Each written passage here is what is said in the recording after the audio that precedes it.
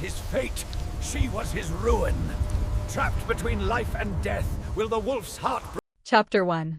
The market was always crowded, the bustling rush of bodies slipping from stall to stall in search of the best price.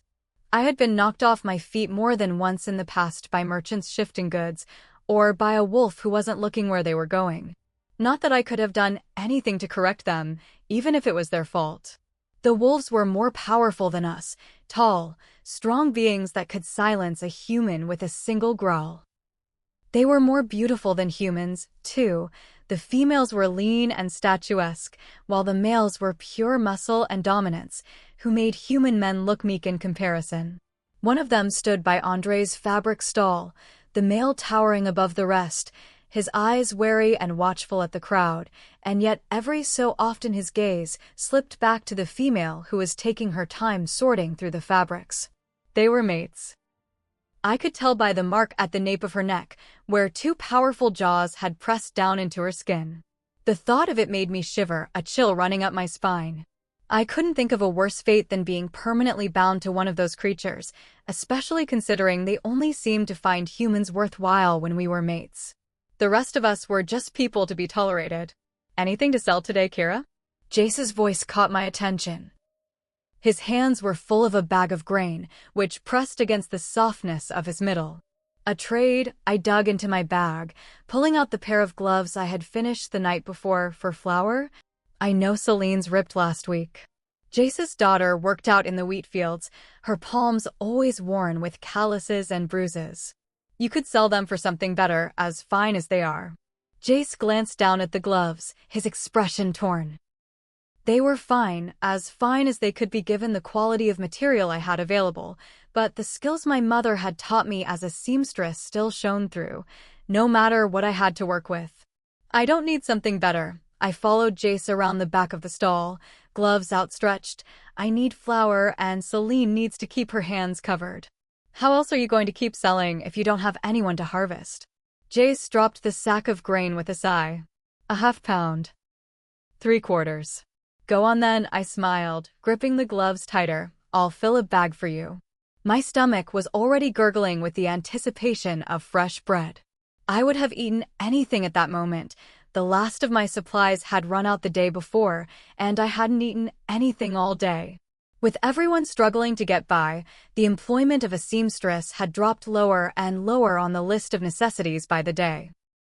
People couldn't afford new clothes and had learned to mend them themselves.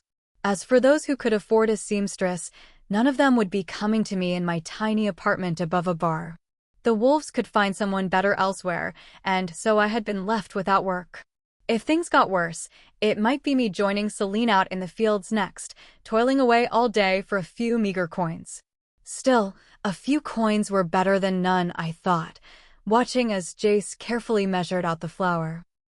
Pleasure doing business with you, I said with a smile, trading the gloves for the flour bag. Tell Celine I said hello. Will do. I rolled the top of the bag tightly, sealing it with a loose length of twine, and stuck it in my bag. I didn't want to risk it spilling, not with it being as precious as it was.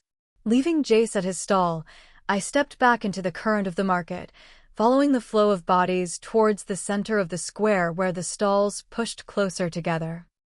A shout rang out from the middle of the stalls, the bodies coalescing into a circle.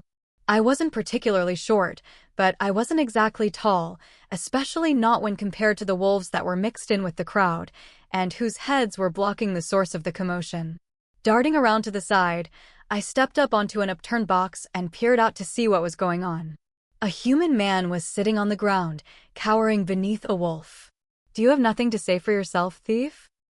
The wolf snarled, his eyes flashing black, as the man held his hands up in surrender. What's going on here? The attention of the crowd turned as the Lord's head guard pushed the crowd aside.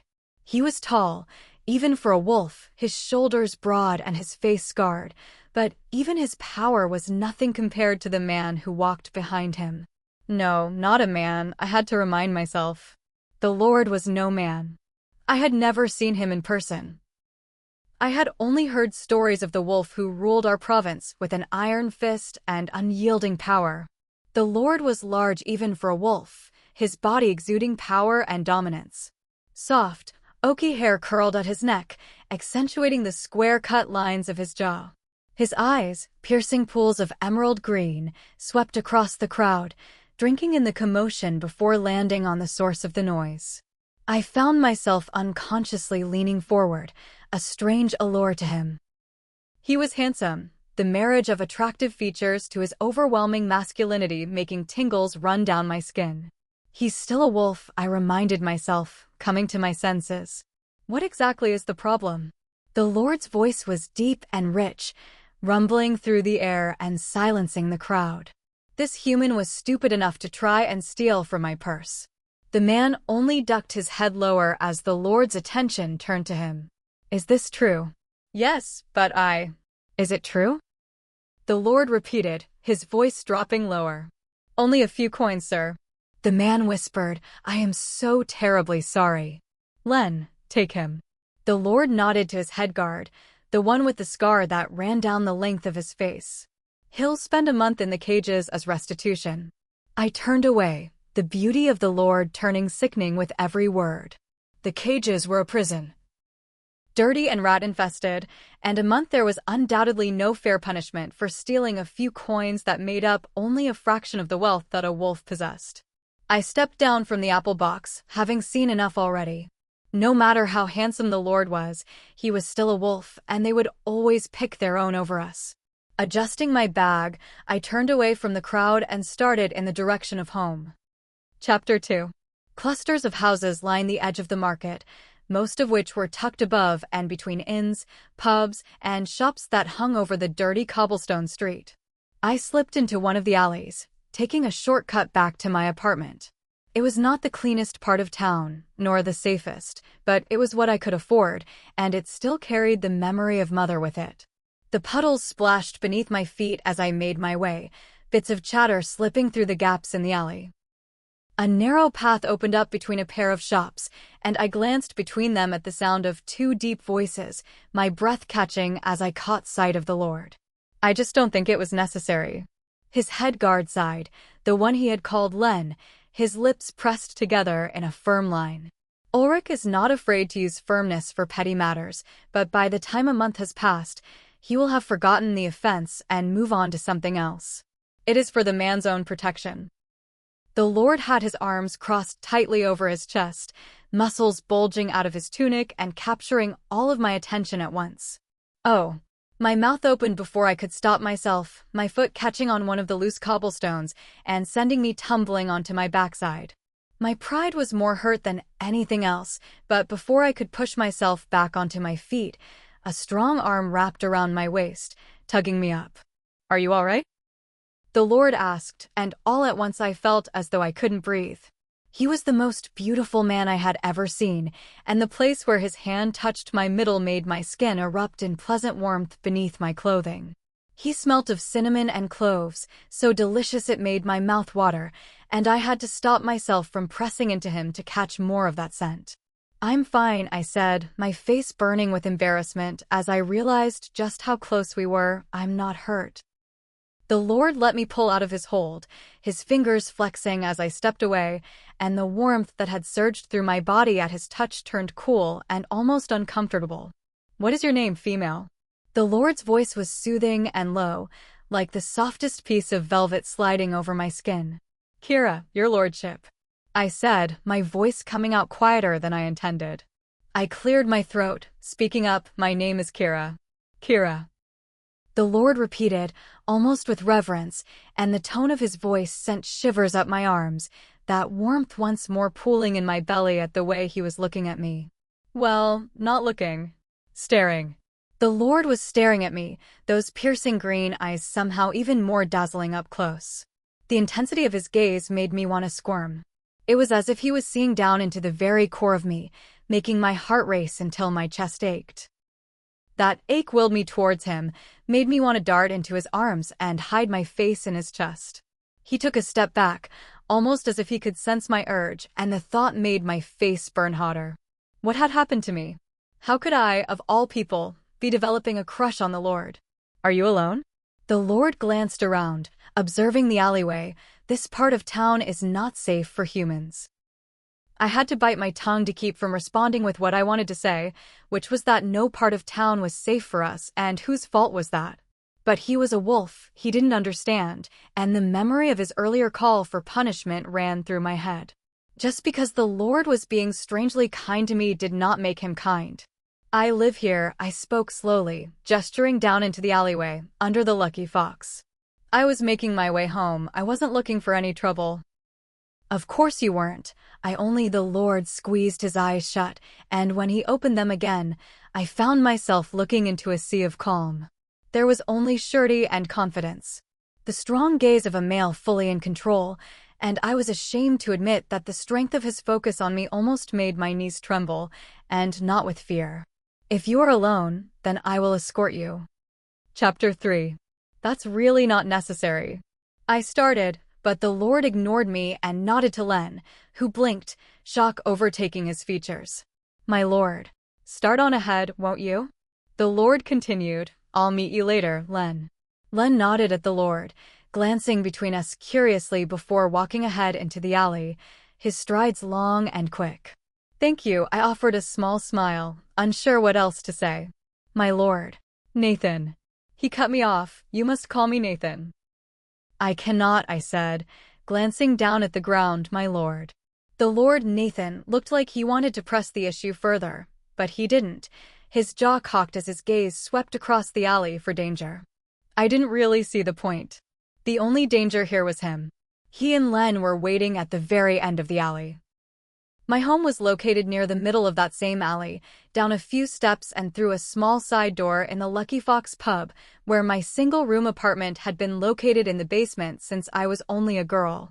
Here, I said, stopping in front of the worn steps, this is where I live. Here. Nathan glanced around the corner, where the midday drunkards were already well on their way to unconsciousness. The noise isn't too loud. Not when you're used to it, I dared to tease, shrugging my shoulders and making my way down the steps. It can be comforting even, like a rainstorm of boots. It would drive me mad. Nathan mumbled, following me down. Well, thank you very much, I appreciate your concern for my safety. I gave an awkward laugh, unsure of what else to say and eager to put some distance between myself and Nathan's far too enticing presence. Pulling open the door, I waved a hand at Nathan before ducking inside. Have a pleasant day. His hand caught the door before it could swing shut, pushing it open further with the pads of his fingers. His gaze caught on the bundles of fabric on the workbench in the far corner. You're a craftswoman? Nathan's lips quirked down into a frown as he took in my apartment. It was only a single room, my small bed tucked in the corner to free up enough space for my workbench, which was piled with all manner of fabrics, threads, and my weaver's loom. I'm a seamstress, I shifted aside as Nathan pushed into the room, having to crouch down to make it through the low doorway. Somehow, the space felt even smaller with him inside of it, and the proximity of his body to mine was doing nothing to quell the warmth that had overtaken my body. Now there was no escape, no open air or sky, only that tiny room with him standing close enough to touch. Nathan's nostrils flared, and he turned away from me, gripping the fabric so tightly his knuckles turned white. Had I done something to offend him? I panicked, glancing around the room before stepping closer. My lord.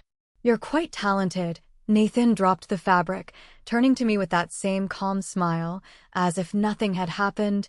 Did you teach yourself? My mother taught me, I said. She passed away last summer. I am so sorry to hear that. Nathan's voice was tender, as if he genuinely meant it. It reminded me of the kindness my mother always showed others, a kindness that made the world a better place, even for a moment. Do you work for a shop in town? Nathan asked. No, I'm afraid not. You're self-employed then? That's a generous way of putting it.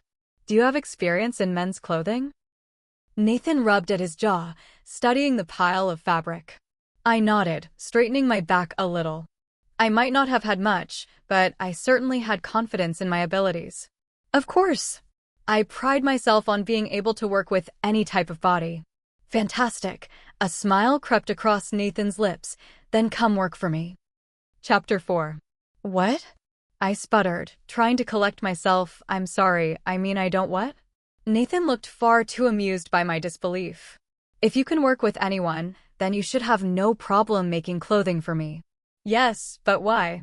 You could have any seamstress or tailor in the province that you wanted. I could, Nathan mused, glancing around at the tiny space before his eyes landed back on me, but I want you. My face flushed at his phrasing, the suggestive nature of those words sending my mind into overactive territory where I had no intention of letting it linger. His scent didn't help. That intoxicating mix of cinnamon and cloves was overtaking the room, and I knew that it would linger well after he had left. I would spend the night wrapped in it, unable to get the images of him out of my mind. I quickly dismissed that thought, as ridiculous as it was, and focused on the proposition before me. What exactly would this work entail? Do you need new clothes, tailoring, patterns? I tried to keep my voice professional, or at least as experienced as I could with the distracting thoughts racing through my mind. All of it. I would have you be my personal seamstress. Nathan took a step forward, and I wondered if he could hear the quickening of my heart. Wolves had heightened senses, one of the traits that made them feared predators. You will be paid well for your work, rest assured. That gave me pause. The weight of the flour in my bag was a physical reminder of just how much I could use the money. It wouldn't just be money, though, would it? It would be a salary, thereby lifting the burden of working project to project and client to client. Just the idea of not having to deal with such worries seemed to lift a weight from my chest, one I was not even aware that I had been carrying. It only spoke to the level of stress I had been dealing with since Mother passed. How much? I asked tentatively, trying not to sound too eager. Would 15 silver pieces a week be appropriate? 15. I said, not quite sure I heard him right. Is 20 more agreeable? Nathan said the number so casually, as if it were not the same number I had made in a year. It was an absurd amount of money, only a year's worth of work, and I would have enough to start my own shop if it pleased me. What an idea that was, having the freedom to design whatever I liked for whoever I wanted. It was so incredibly tempting that I could almost forget that it was a wolf making the offer. It could be worth it, though, couldn't it? I knew humans who worked for far less, for wolves who did not seem to possess the same kindness as the wolf lord. Of course, that kindness could be a facade, and he could be completely different once I was in his employment. It was a dangerous bargain, but I was in no place to say no. Danger was nothing new. After all, I had known danger all of my life. However, I had never known danger to be so handsome, so delectably masculine as the danger that currently stood before me.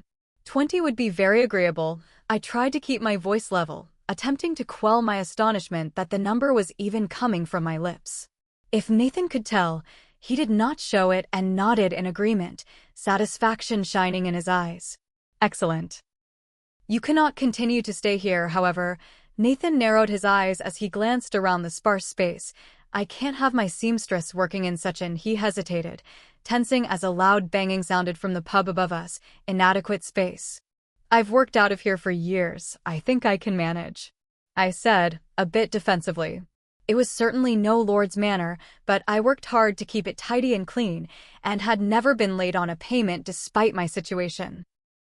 I can equip you with a better space, more room, more light. Nathan gave me a confident smile. The same kind I was learning meant he had come to a decision that would be very difficult to dissuade him from. I employed a tailor at my home a few summers back, and I believe he found the workspace quite agreeable. You want me to work at your manor? It did make sense in a way, if he really was serious about me working for him. After all, the lord couldn't exactly be expected to meander through the town alleys to be fitted for fine clothes. You would have room and board as well. Nathan straightened, his voice lowering, but the tone was more gentle than aggressive, as if he were trying to soothe me with his words. As I said, Kira, this part of town is not safe for humans. No place is fully safe for humans. I could not keep my tongue back that time, not with the strange mix of feelings stirring inside me at his presence. Most wolves do not see us as equals. You cannot deny that to be true. I do not deny it. Nathan's jaw was tight, as if he were holding back an argument. Your kind is generally less physically imposing than ours, and our need to dominate can sometimes cloud our better judgment. By cloud our better judgment, you mean lead to acts of senseless aggression? I crossed my arms over my chest. I shouldn't have been speaking to him like that, so freely and without any regard to his station, but my stubbornness had overtaken my common sense. Yes, we are not humans, Kira. You must always remember that. Nathan took a step forward, towering over me and staring down with the intensity of a protective figure observing his charge. All the more reason for you to move somewhere where your safety can be guaranteed. Guaranteed by whom, exactly? By me. Why do you care? I took a step back as far as I could as he came closer, my legs bumping against the edge of the bed. Will you answer me that, my lord? A ghost of a smile curled across Nathan's lips, and he glanced at the bed behind me before his eyes flicked back to my face. The proximity made my cheeks flush involuntarily. Nathan's smile widened, but he did not offer me an answer. He only turned, opening the door and ducking under the low frame. I will expect you at my home tomorrow morning. Take whatever belongings you will need for the next few days, and I will have someone come and collect the rest. Nathan's gaze swept across the room one last time, resolve settling over his features. I cannot imagine there will be much to pack. With that, the door swung shut and Lord Nathan was gone. Chapter 5. The Lord's home was located on the hill at the top of town, overlooking the bustling streets and rolling hills of the countryside. It was a steep walk up the path, made more difficult by the heavy sack of clothes tossed over my shoulder. Nathan had been right, there wasn't much to pack, and only a small chest was waiting to be collected in my apartment, full mainly of a few books and the bits and pieces Mother had left me. Part of me wondered if this was still a good idea, my anxiety nagging at me to turn around and run back to town and hide myself away. Although considering the Lord's persistence in hiring me, I had no doubt that he would track me down himself, persuading me until I agreed again. Are you Kira? A girl was waiting for me on the front steps of the manor, a human, I noted, with a certain degree of surprise. I had assumed the Lord would have mostly filled his staff with other wolves, thinking humans too clumsy or slow to be adequate for service. That would be me, I said, readjusting the sack on my shoulder. I'm Isabel. She was pretty, her skin dark and smooth, her hair short and curly, ending just below her chin. The Lord told me to expect you. Do you need a hand with that? Isabel slid the sack over my shoulder before I could stop her, heaving it over her own shoulder and darting up the steps like it weighed nothing. She flashed me a smile from the doorway. Are you coming? What exactly do you do here? I asked, drinking in the front hall of the manor. Ornate wood carvings stretched across the ceiling, and the floor was polished marble. An elegant staircase leading up to a second floor, the railing accented with birch boughs and bundles of dried flowers. It was gorgeous, like no home I had ever seen. Not in person, at least. It was as if I had walked into the finest portrait, and the softest hint of cinnamon and cloves lingered in every square inch. It sent pleasant shivers across my skin, the comforting scent easing my anxiety bit by bit as it surrounded me. Myself and Samuel, you'll meet him later, are the Lord's housekeepers, Isabel chattered as she led us through the hallway and down a set of steps. Then there's Patty, she's the cook, and Tom, the gardener. And Tom's son, Marius, lends a hand wherever it's needed, though he's away right now until the end of the month.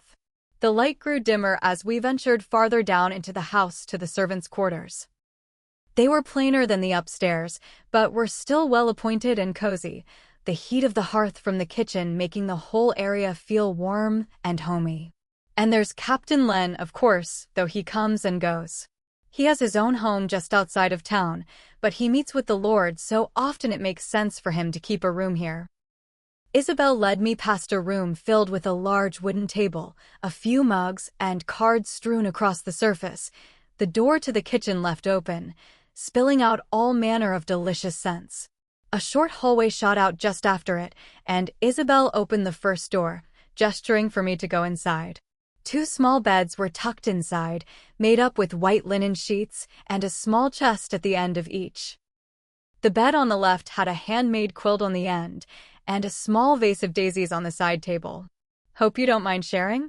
Isabel shrugged the sack off her shoulder, and I took it from her. Not at all, I smiled. It'll be nice to have company. I hadn't shared a space since Mother had passed, and the idea of sleeping with another person in the room brought me a great deal of comfort. And I did not doubt that Isabel would be a good roommate, given how tidy she had kept the room. Good, Isabel grinned, sitting down on her bed. I had a roommate for a while. Her name was Suzanne. She used to help Patty in the kitchens. Did she get hired elsewhere?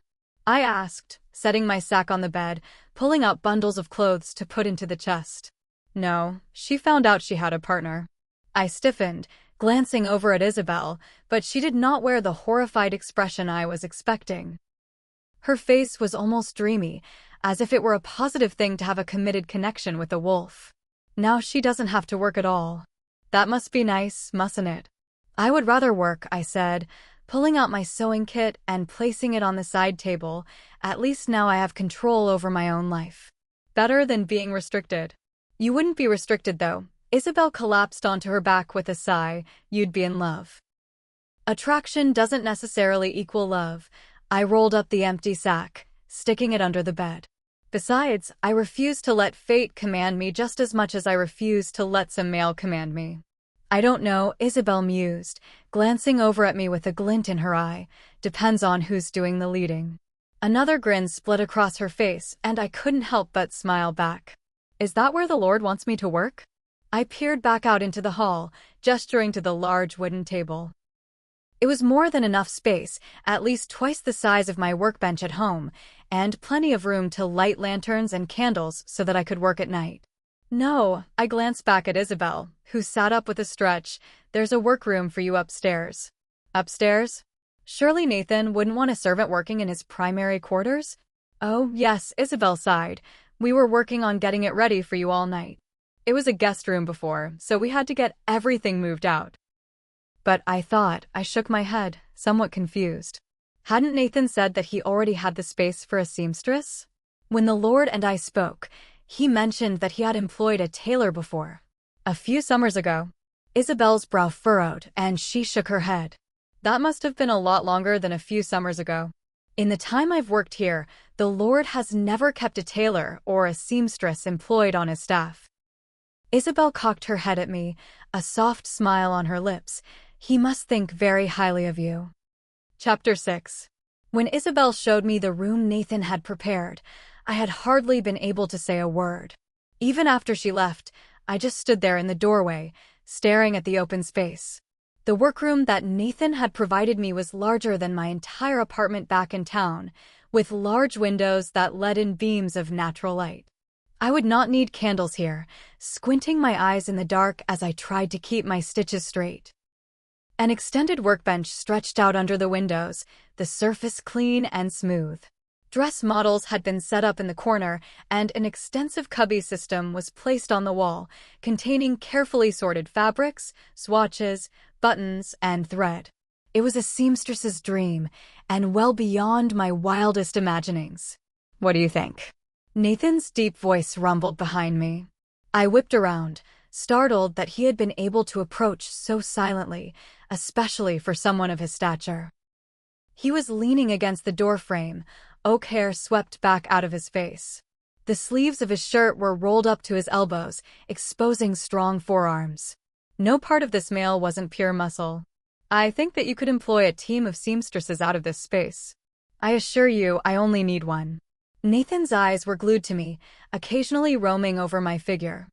I don't know if he thought that I couldn't tell, or if he didn't care, but his obvious glances made me want to fidget. The way his throat bobbed with every swallow, that strong jaw as sharp as a knife, lips soft and full. His tongue flicked out to wet them, and a pleasant sensation started at the idea of his focus. Tell me, I cleared my throat, collecting myself, your old tailor, I spoke carefully, observing him for any reaction, though he gave none. Do you have a copy of his measurements? Measurements? Nathan looked confused, and I bit down on my lip to keep from smiling. For your clothing. I have to know your sizes so that everything fits correctly. Nathan rubbed his hand over his jaw, strong fingers flexing, I see. You might as well just take new measurements, rather than try to dig up the old ones. I studied him carefully, fully aware that there were no old measurements. There was no old tailor. Why had he felt the need to lie? Was it to make me feel more comfortable about him hiring me? The thought was sweet for a moment before it soured. It only aroused another question: why did he care about making me feel comfortable? He did have a surprising number of humans on his staff, so that could have been part of it. Perhaps he felt bad for us, for me specifically, after seeing how I lived. That was a somewhat practical explanation, even if it went against everything I knew to be true about wolves. They tolerated us, and there were very few wolves in town who had spared as much as a single glance in my direction. I knew that there were humans who, in theory, were treated well by their wolf partners, but that all stemmed from a deep instinct to protect what they considered to be theirs rather than a personal desire to show kindness to humans. And yet, Lord Nathan seemed to treat the humans in his care with a great deal of respect, and from the way Isabel had spoken about him, it appeared that that respect was returned in kind. Yes, Nathan was certainly defying my expectations, and if there was any wolf who I would have thought could do such a thing, the last person I would have picked was the Wolf Lord. "Are you free now?" Nathan asked, drawing me out of my spinning thoughts. "I'm sorry," I said, swallowing as he stepped into the room. "To take my measurements," Nathan gestured at himself, "so that you have everything you need. I intend only to please." Strange to find a lord so interested in the satisfaction of others. I took a pad of paper from the stack of supplies on the workbench, looking around for something to write with. Only the satisfaction of some. Nathan appeared behind me, moving from the doorway so quickly, I hadn't even realized he was there until he spoke. "I think you'll find that I am most adept at the art of providing satisfaction." Nathan looked down at me, eyes darkening as they swept across my face, "and I intend to keep you very well satisfied." Nathan leaned down, close enough that his arm just brushed against mine, sending tingles across my skin. Plucking a pencil out of a box in the corner, he held it out to me, a smirk on his lips. I could only imagine what I looked like, wide-eyed and dry-mouthed from his playful flirting. I need nothing more than this. I clenched my jaw, moving away from him and his enticing warmth. "You have done quite enough, I think. Is this fine to be measured in?" Nathan began to pull up the hem of his shirt, exposing a sliver of bronze skin on his torso. "Or would you rather I disrobe?" "No," I said, a bit too quickly, and a smile pulled at the corner of his mouth. "What you're wearing is perfectly fine. Whatever you need." Nathan dropped the hem of his shirt, the carved lines of his abdomen disappearing behind the cloth.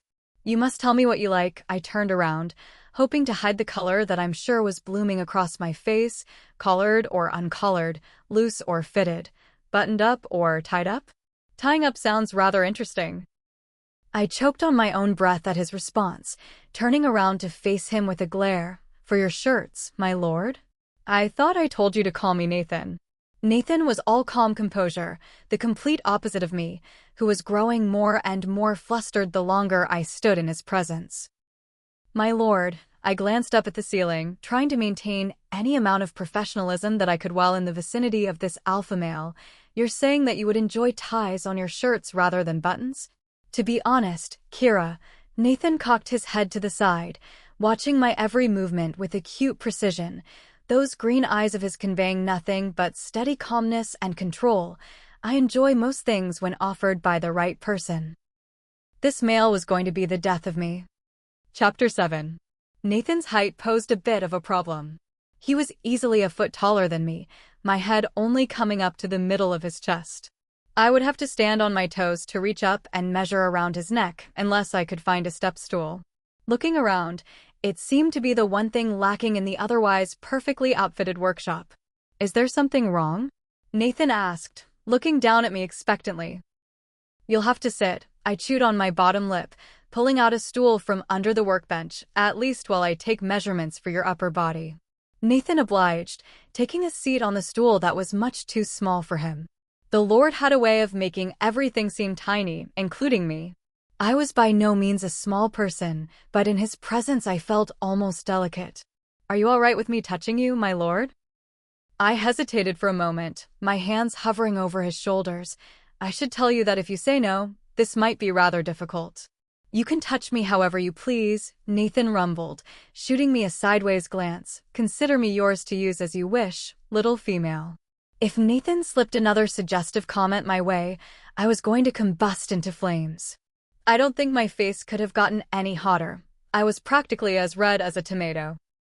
Whatever bizarre satisfaction Nathan got from flirting with me, I hoped he would have his fill soon enough so that I could get to work. It would be torture trying to focus with him around if he kept this up the whole time that I was in his employ. I made quick work of the shoulders and neck, scribbling down measurements on the pad of paper before gesturing for him to stand.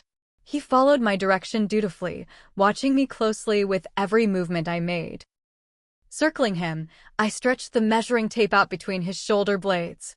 The Lord's back was impossibly broad, and I could feel the complex layers of muscle beneath his shirt. What would he look like without it on, I wondered, before remembering I would have to see him undressed eventually, when his clothes were ready to be fitted. Gods above give me strength for when that time comes. I continued my work, bit by bit, and he stayed perfectly still, continuing his careful study of me. Heat radiated off of him like a furnace. All wolves ran hot. Something in their biology gave them energy like no other being, granting them supernatural strength and speed. Sorry about this, I muttered, not quite meeting his eyes as I circled back to his front. I have to measure your waist. Reaching my arms around him, I practically had to press myself against him to get the measuring tape all the way around. Nathan's whole body tensed, his breath catching as I moved my arms around him. I stepped away as soon as I was able, writing down the measurement on my pad as I gathered up my courage to take the last set of measurements.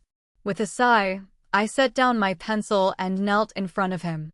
Nathan's eyes darkened in an instant as he took in my position, my face almost eye level with his midsection. I could feel him staring at me as I measured his legs, and when I looked up at him, his eyes were swirling with deep interest. I wondered if the same thoughts swirling around in my mind were also gathering in his at my close position. Did he look at other females the same way? Other servants? Did he flirt with them with the same intelligent tongue he used against me? The idea made me unreasonably angry, my grip tightening on the measuring tape. The very notion of him looking at someone else with interest was infuriating, a strange sense of protective urge taking hold of me, though I had no right to him or his actions. He was the Lord, he could do what he liked, and no silly crush from a human like me would hold any sway over him. Still, it was nice to imagine a world in which he saved those looks just for me. Deep yearning replaced my anger, and I squeezed my eyes shut as thoughts of Nathan overtook my mind. I had to get a hold of myself. No one had ever made me feel this way before, man or wolf. No one had ever made me feel so flustered or invaded my thoughts so thoroughly as this male, with his piercing eyes and air of masculine dominance. And that sent gods above. I tried to focus on thoughts of Mother, the only thing I knew that would stabilize me. On the memories of her sitting in bed, unable to move, unable to get help. Of the countless healers I had gone to for help, all of them were wolves and all of them were unwilling to help a human without the money to pay. All of them are powerful beings looking down their noses at others. That was what I had to remember about Nathan, a fact he had reminded me of himself only the day before. Nathan was a wolf, and wolves were powerful, born to assert dominance over those like me. He was enticing only because he was designed to be, everything about him drawing me nearer so that I could fall into his trap. I was merely a new project for him, and I was sure that by the time he grew bored with me, I would be out on the street again.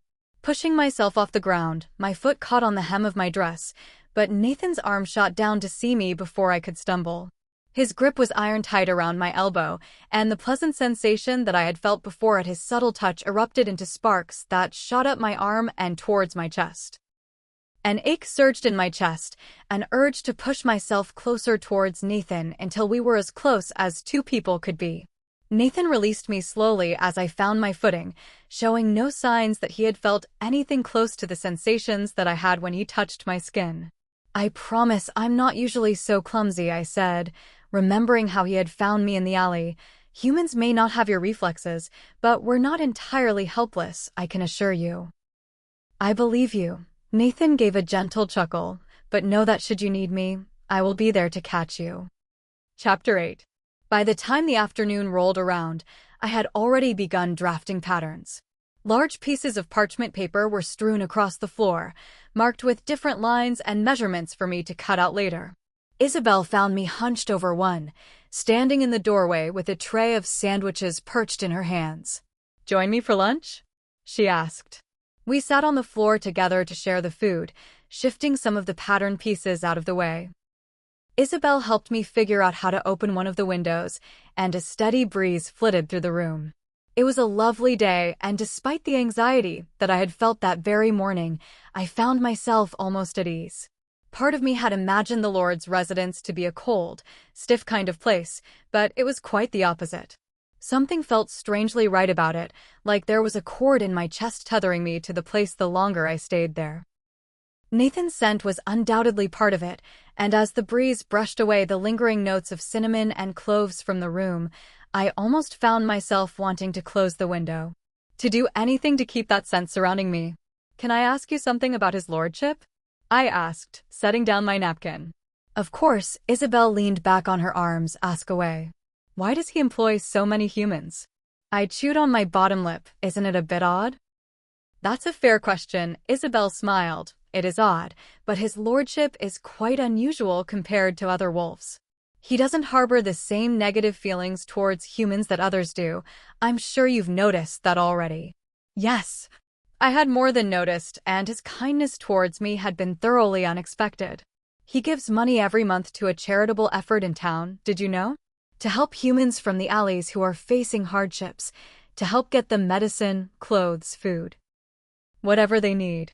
That charity doesn't actually do anything. I clenched my jaw.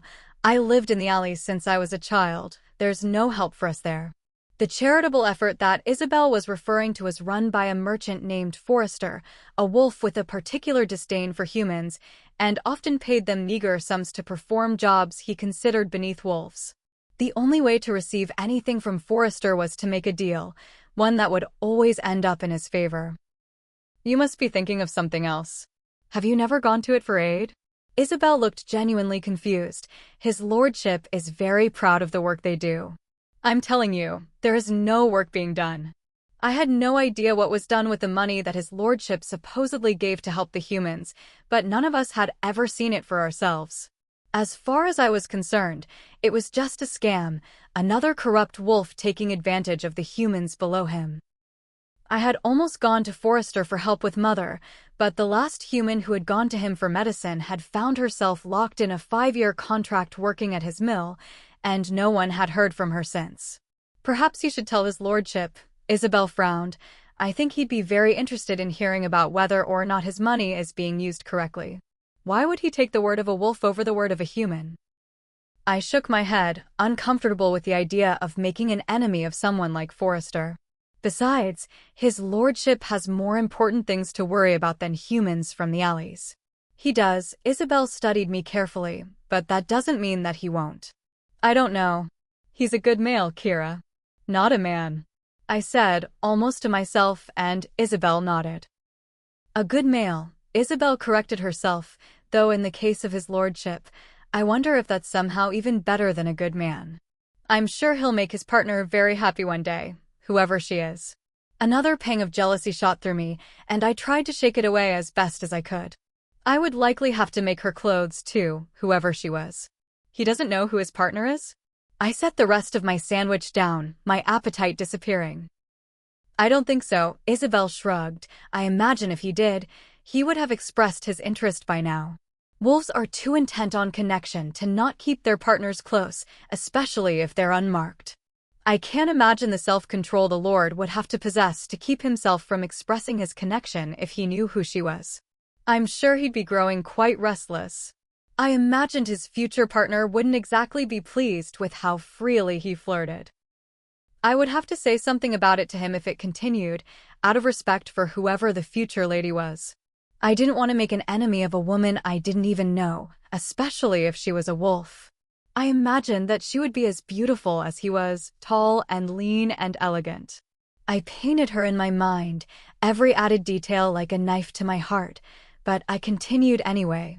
I had no ownership over Nathan, and it was best that I remind myself of that as much as possible. It would make it easier in the end, and I endured the pain of my imaginings until it settled into an uncomfortable ache in my chest. It was a good start, at least, in trying to rid myself of my ridiculous feelings towards Lord Nathan. I'm sure if I told him, he'd burst into laughter at how silly it all was and tell me how many girls showed interest in him all the time. And yet he would have none of them, I knew. Nathan would only have his partner. His lady. Chapter 9. I slept fitfully. If Isabel was at all bothered by my tossing and turning, she didn't show it. She slept peacefully, gentle snores escaping from her every so often. It was nice having someone else in the room, but even the comfort of having her near couldn't soothe me to sleep. There was an itch in my skin, this nagging feeling that something was missing, but I couldn't figure out what. After a while, I tossed the covers back and crept to the door, peering behind me at Isabel. She showed no signs of waking, and as I turned the doorknob, she merely turned over onto her side and buried her head in the pillow. The door clicked shut behind me, and I slipped into the hall. The gentle glow of lantern light flitted in from the standard room, and I found an older woman sitting at the table, a book open on her lap. She was a wolf, I quickly realized, her eyes still sharp and keen despite her age. I'm sorry, I didn't mean to interrupt.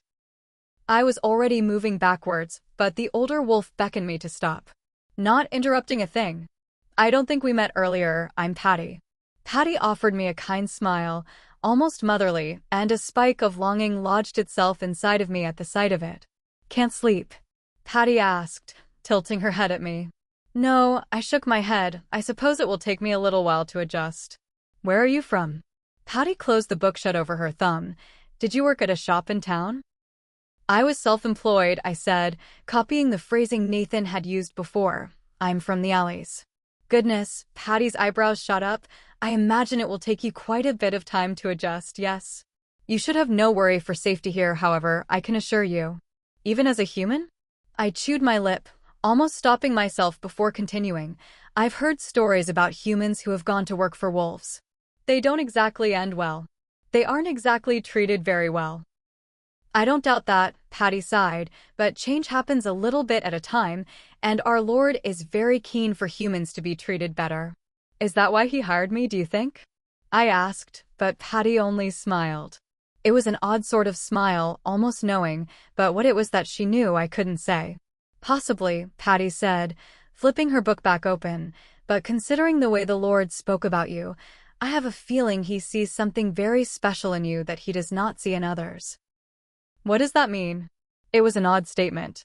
There was nothing particularly special about me, and the skill that I had was a learned skill, the kind that anyone could master given the time and dedication. I'm sure he'll tell you in his own time, or perhaps I'm wrong. Patty turned her attention back to her book, sparing me only a single glance, but I doubt it. An old wolf's instincts are never wrong. Trying to go back to sleep was a mistake. My dreams were cluttered and mismatched, and the only common theme was him. Nathan. His scent wrapped around me tightly, and in my dreams, I imagined it was him, his strong arms curled around me, surrounding me with warmth and the comfort of safety I somehow knew he could provide. In the dream, Nathan's lips pressed to my neck, just lightly scraping his teeth over my skin. His mouth was hot, and yet every movement sent a shiver down my spine. His hands swept across my skin, slipping under my nightdress. When I woke up the next morning, groggy and exhausted, I half expected him to be there lying in the bed next to me. Instead, I woke up alone, with only an ache of restlessness. Chapter 10. I could not look anyone in the eye at breakfast the next morning, as if they were all somehow aware of the intimate dreams I had been having about the Lord. I kept my head down, finishing as quickly as possible so that I could go upstairs to work. My workroom was a lovely safe haven, and I was able to lose myself in the careful details of my stitching and push thoughts of Nathan away. When night came, I went to bed early, but only found myself faced with the same sorts of dreams. His hard body pressed against mine. His hands are on my skin. His breath on my neck. His scent was clouding my judgment. Again, I woke up tired and thoroughly unsatisfied. My week in the Lord's employ followed this familiar pattern. I spent the days working on Nathan's new clothes, and my nights were spent getting to know my fellow employees. Patty was an excellent cook, and the six of us sat around the table each night, enjoying the meal or even a few games of cards if Samuel and Tom were up for it. Tom was older, but Samuel was closer in age to Isabel and me, and was a human as well. "You'll get on well with Marius," Samuel said one night at dinner, putting away food like he was a man half-starved. "You're both handy, he'll like that." As for Nathan, it seemed like he was taking every free moment he had to come peer over my shoulder or linger in the doorway, engaging me with questions about my work, or about myself, or even about the weather if he had nothing else to say. I was sure that he had much more important things to do, a fact I began to tell him myself as I grew more confident in his presence. His questions were not my only distraction, however, especially when he hovered too near, almost close enough to touch. In my dreams, he had no hesitations when it came to putting his hands on me, but the real Nathan still kept himself a few careful inches away. One particular afternoon, he had been lingering for far longer than usual, pacing around the room with his arms threaded behind his back. It was becoming irritating, his heavy footfalls breaking my concentration. I had pricked myself 3 times already with my sewing needle, and I was going to stain the fabric if I wasn't careful. I glanced over in his direction, setting my work down onto my lap. Nathan was looking out the window, his expression pensive. Something was bothering him. It was clear from the look on his face. His brow was furrowed, jaw tight, and shoulders tense. "Anything interesting out there?" I raised a brow, and Nathan looked over at me, confused. "You've been staring out that window for 10 minutes. I would have thought a parade was passing by." Nathan offered me a small smile, shaking his head. It was odd how fast I had grown comfortable around him, but he could make me feel both flustered and completely at ease at the very same time. Caught up in my own thoughts, Nathan sighed. "My apologies. You have a willing ear if you want to speak them out loud," I said, rethreading my needle. I like to think I'm a rather good listener. Nathan considered me for a moment before nodding. "We've been having some issues, to say the least, with a group of wolves living out in the North Cairn forests. That land falls between the jurisdiction of my lordship and that of Lord Dalton." Nathan's jaw cocked, the tendons pulling tight under his tan skin. "Tell me, Kira, from your time in the alleys, did you ever hear stories about that area?" "Stories?" I shook my head. "No, not stories." The truth was that I had heard of the North Cairn forests before, but only because I knew foresters' mills were close by. The same man who supposedly ran his lordship's charitable work. I could practically hear Isabel nagging at me to ask him about it, but a part of me was afraid of knowing the truth, of knowing whether or not his lordship actually cared about what was happening to the humans. Perhaps I was even more afraid to find out that he did care. That he could care about humans. About me. What then, if not stories? Nathan turned his attention to me, his eyes always eager to meet mine, his gaze always sharp and attentive. Only that it's not an area where humans are particularly welcome. Although I looked away pointedly, not many places are. "Dalton's lordship is one such place." Nathan's voice softened as he stepped away from the window. "His strong dislike for humans has caused him to overlook the actions of the wolves in the North Cairn forests, and his particular dislike for me has made it almost impossible to reason with him." "Why does he dislike you?" Nathan sighed at my question, coming close enough to cast a shadow on my work as he leaned over me. "Because I refuse to act without honor, even if I am a wolf. I would never force anything on anyone, no matter who they were, human, wolf, it doesn't matter. Dalton sees the world differently, and if he could, he would absorb my lands entirely." A sick feeling pooled in my stomach at the thought of that. Things were certainly not easy as they were, but the thought of a lord who openly despised humans was a nightmare I could not fully conceive. "He can't take them from you, though, can he?" I said, more defensively than I intended. "Wouldn't the king have to agree to that?" "He can't take them without direct action, nothing that would provoke an intervention from His Royal Highness. But I know Dalton, and he's enough of a problem maker to try and work around it however he can." "Dalton would use anything against me." Nathan's gaze flicked away, "or anyone. For now, I can only try and reason with him as best as I can, and keep him away from what's mine." Chapter 11. Isabel was bustling with excitement all morning. "Marius is coming back today," She chattered away as I helped her fold laundry linens at the table in the common room. It'll be such a help to have him back. We'll finally be able to get that fireplace fixed in the Lord's study. You'll like him, I think. Isabel tucked the stacks of linens into a basket, pushing them down and smoothing them over until they all fit neatly. You said he was off helping Captain Len? I took one end of a long sheet as Isabel took the other, drawing the corners together to fold it. Just with repairs, Isabel set the last sheet on the top of the basket. The Lord has a cabin out by the captain's home. It's very private, and he doesn't allow anyone to go there with him.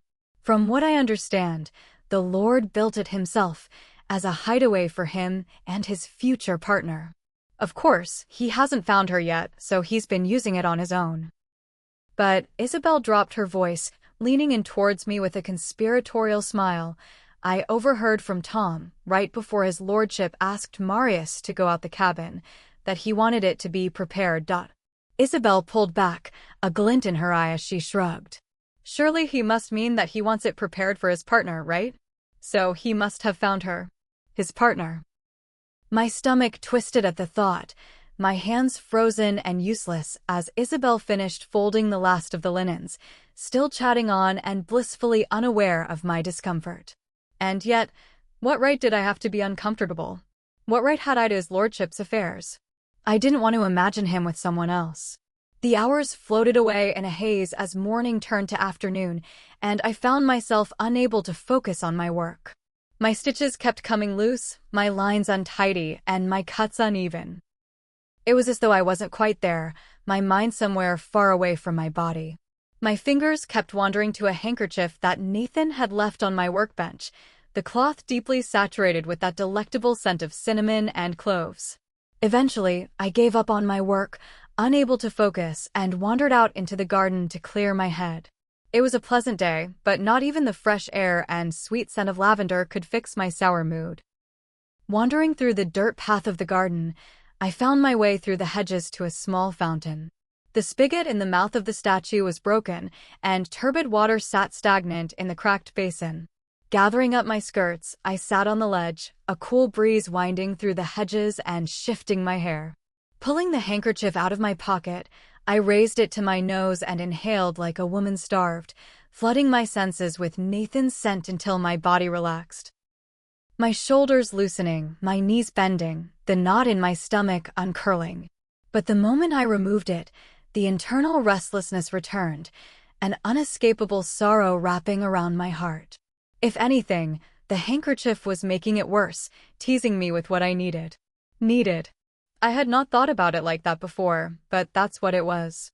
It was a need, a hungry desire to be wrapped so fully in his masculine scent that I drowned in it.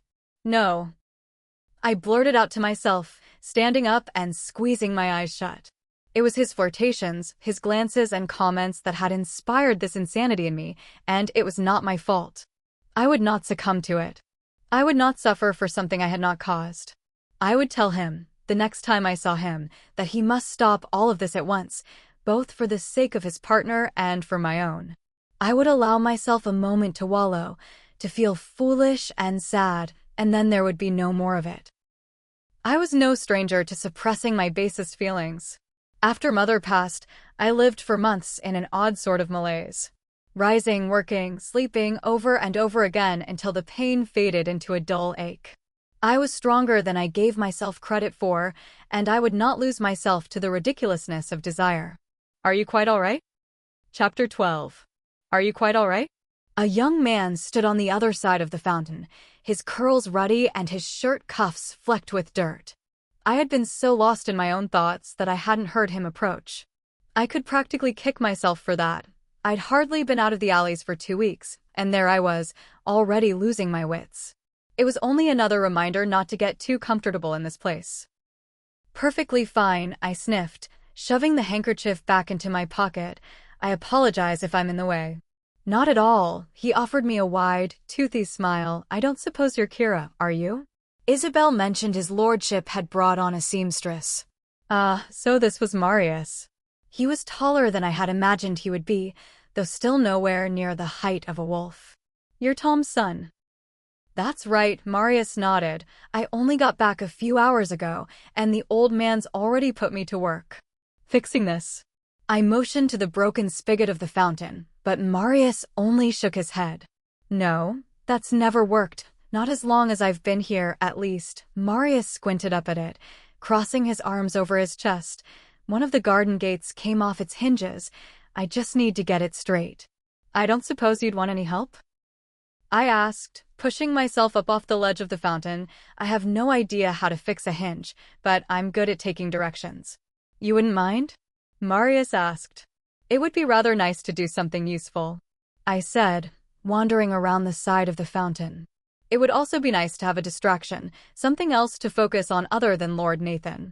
Being trapped in my sewing room all day, surrounded by his scent, his clothes, the sound of him always lingering somewhere nearby. It was all too much. When I was young, I used to wander to the bakery just at the edge of the alleys, torturing myself by staring at all of the sweet pastries and jams. I would linger just close enough to smell them, fantasize about one of its patrons seeing me and offering to buy me one, but they never did. I went home hungry and unsatisfied every time, until eventually Mother caught on and told me to stop going. Said to me that it wasn't fair to tempt myself with something I would never have. Desires are dangerous, especially when they spiral out of your control. They fly out of your reach. Let's see your hands. Then Marius cleared his throat, his smile pulling into a dimple at the corner. Got to see what we're working with here. I obeyed, offering my hands with my palms up. Well, I asked, and Marius hummed in approval at the toughened skin of my palms and the hard calluses on each of my fingers. I take it you didn't come from a fancy dress shop, did you? Marius took one of my hands in his, running his thumb over the scars on my knuckles. I'm from the alleys. Marius's eyebrows shot up at that. How did you manage to end up here then? He looked down at me curiously, letting go as I pulled my hand away. That's a question I've asked myself many times, I sighed, glancing back towards the Lord's manor. I suppose I was in the right place at the right time. A bit of luck, maybe? You're a believer in luck then? More so than fate? Marius motioned for me to follow him, leading me away from the fountain and down another dirt path. That's an interesting question, I said. I don't know if I believe in fate. I think that fate is reserved for wolves, perhaps, and we must only hope for luck. The rest we have to do for ourselves. I learned when I was very young that nothing would ever come to me unless I worked for it. I prodded Marius in the arm. What about you? Which do you believe in? Fate or luck? Both, Marius said after a moment. I've lived too long in close quarters with wolves not to believe in fate. There was another girl who used to work here, Suzanne? I don't know if Isabel mentioned her. She did. I nodded, remembering what Isabel had told me on the day I arrived. Of her former roommate, a maid who had connected with a wolf and was now somewhere off, supposedly living happily as a partner. At the time, the idea had horrified me, but after spending so much time in Nathan's company, no, I could not think like that. I think fate can affect anyone, especially after seeing it for myself. Marius stopped at the edge of the path, where an iron gate stood tilted between two hedges. You're sure you want to help?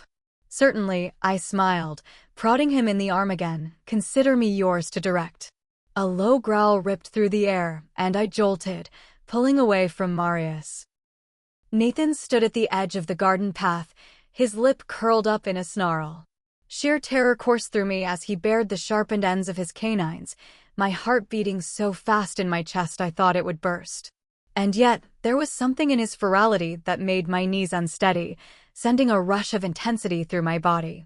I had truly gone mad, to find somehow myself affected by a wolf who looked as though he wanted to express great aggression.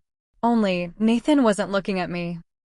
His glare had skipped past me entirely, his growl aimed elsewhere. He was looking at Marius. Chapter 13. Your Lordship. There was the slightest tremble in Marius's voice. Marius, Nathan's jaw was clenched tightly. Don't you have something else to be doing other than distracting my seamstress? He's not bothering me, I said, but Nathan didn't spare me a second glance. Kira was going to help me fix the garden gate, Marius explained. A set of small fingers is always better for the finicky bits. Marius offered Nathan a smile, but it quickly disappeared as he was met only with the Lord's stone-faced irritation. Kira is otherwise occupied. Nathan still wouldn't look at me. He was too busy glaring daggers into Marius's skull. Get Isabel to help you. I am not occupied, actually. I shot Nathan a glare of my own. I've finished my work for the day. I have a shirt that needs mending, Nathan said, narrowing his eyes at me, a bit too much satisfaction swirling in those emerald irises. It ripped this morning, and could use your immediate attention. I bit down on the inside of my lip to keep from re-challenging him. I knew almost for sure that there was no ripped shirt, but I had to remind myself that Nathan was still a lord. He might allow me to challenge him in private, but in front of Marius was another matter entirely. Marius looked thoroughly confused, glancing between me and Nathan with wide eyes. He had taken a few steps back, though whether it was subconscious or not, I couldn't say, an instinct, perhaps, to get as far away from an influential figure as possible. And yet, my instincts had not kicked in, any apprehension I had at Nathan's bizarre act of aggression having settled into simple annoyance. Annoyance at how he was acting and annoyance at how handsome he looked doing it. His frustration had caused his whole body to tense up, biceps bulging through the fabric of his shirt sleeves. Now, if he ripped those, I would say something. Marius would be forgotten entirely. I was a seamstress, not a clerical worker. Well, Marius cleared his throat, stepping back and further separating himself from the glaring contest happening between Nathan and me. I'd better finish this up.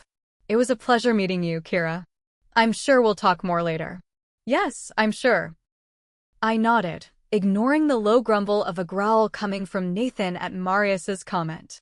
I'll see you at supper. With that, I marched right past Nathan, ignoring him entirely as I kicked up the dirt in the garden path. Nathan caught up easily, his long strides overtaking my hurried ones as he came to walk beside me. His gaze was burning a hole in the side of my face, but I refused to look at him. What an irritating creature he was. That he could inspire such intense feelings on the opposite ends of a pendulum. In one moment, I was willing to cry at the idea of not being able to have him, and in the next moment, I would have been glad to be rid of him forever. Have I done something to upset you? Nathan asked, his deep voice soft but prodding. His tone did nothing to hide the fact that he knew exactly what he had done. He had acted with a strong sense of protective concern. It seemed to be the only word that was an apt enough description for his actions, but the Lord had no reason to feel such a deep protective instinct over me. He had a partner, I reminded myself, and a sharp ache tugged at my chest. Nathan's arm shot out to stop me, fingers wrapping around my wrist. Tingles erupted wherever his skin touched mine, and a blissful feeling surged up through my stomach, washing the pain in my chest away. It had been days since he'd touched me, and I'd almost managed to forget how good it felt when he did. But it was just another thing I would never have. Not his touch, not him. I pulled away sharply, this time daring to look him in the eyes. That was a mistake. His emerald irises swirled with intense focus, his breathing shallow, as if he were fighting to keep control. Nathan breathed deeply, fists squeezing tightly at his sides before he finally spoke. You should be thanking me. Thanking you. I could have hit him. I could have reached up to him right then, but I wasn't sure what would happen if I put my hands on him. Yes. Nathan unclenched his fist casually, stretching out his fingers, that carefully controlled air of confidence slowly returning to him. Why exactly should I do that? I sputtered. You no longer have to deal with unwanted attention. What are you talking about? Was this protective concern then? But protective over what, a simple conversation? If it was, there was no reason for him to be so restrictive with my company that I could not even have a conversation with someone else. And yet, he had never been bothered by Isabel joining me in the sewing room, taking up more of my time than he did on most days. Marius, Nathan spat out his name like it was a curse. You didn't see the way he looked at you. He was showing entirely too much interest. He was being friendly, and besides, what does it matter to you how anyone looks at me? You are both in my employ. Nathan straightened, rolling his shoulders back. It was unprofessional. Unprofessional. I let out a choked laugh. You want to talk about being unprofessional? Shaking my head, I planted my hands firmly on my hips. Do you have a complaint? Nathan quirked a brow, but I could no longer read his expression. It had returned to that guarded, calculated look I was used to, which only served to frustrate me more. Perhaps, I said, already losing a bit of my resolve at the idea of actually having to voice my concerns aloud. Concerns that might also expose my own feelings, and all at once, I realized that I would rather run back to the alleys than have to tell Nathan about the effect he had on me. Very well, Nathan spoke before I could. See me in my study tomorrow, and we can have a conversation about your concerns. I'm sure we will both find it very enlightening. Chapter 14. Nathan. I had managed to keep myself in check that week, though it was a miracle I hadn't lost control entirely.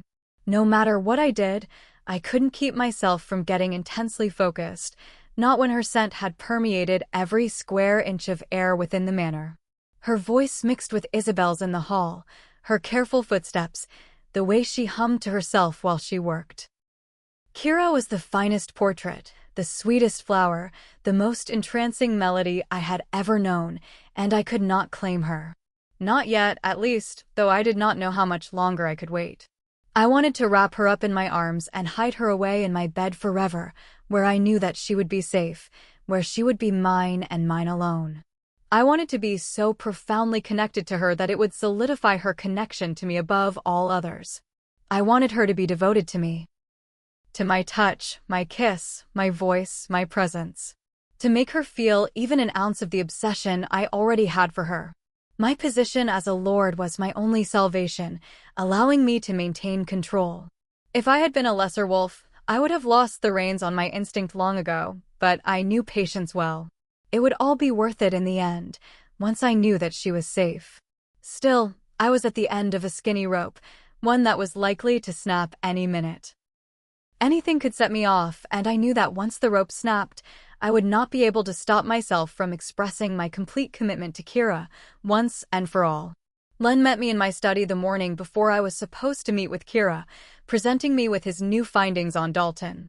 We knew that he had spies in town, but sifting through general agitators and troublemakers versus those who actually wished to do significant harm was no simple task. Every time I got close to sniffing out a ringleader, some other detail was added, some string missing that killed the lead. But I would find them, whoever they were. I had an even greater purpose for victory now, a far greater reward awaiting me at the end of it all. Kira. We've narrowed it down to a group of merchants operating out of Hillside, Len explained, pinning darts in a map we'd laid out on the table. There have been an excess of shipments in and out between your lands and Dalton's. Mostly grain, nothing too suspicious, but while the shipments have increased in the past few months, there has been no increase in goods being sold. So they're hiding something in the shipments?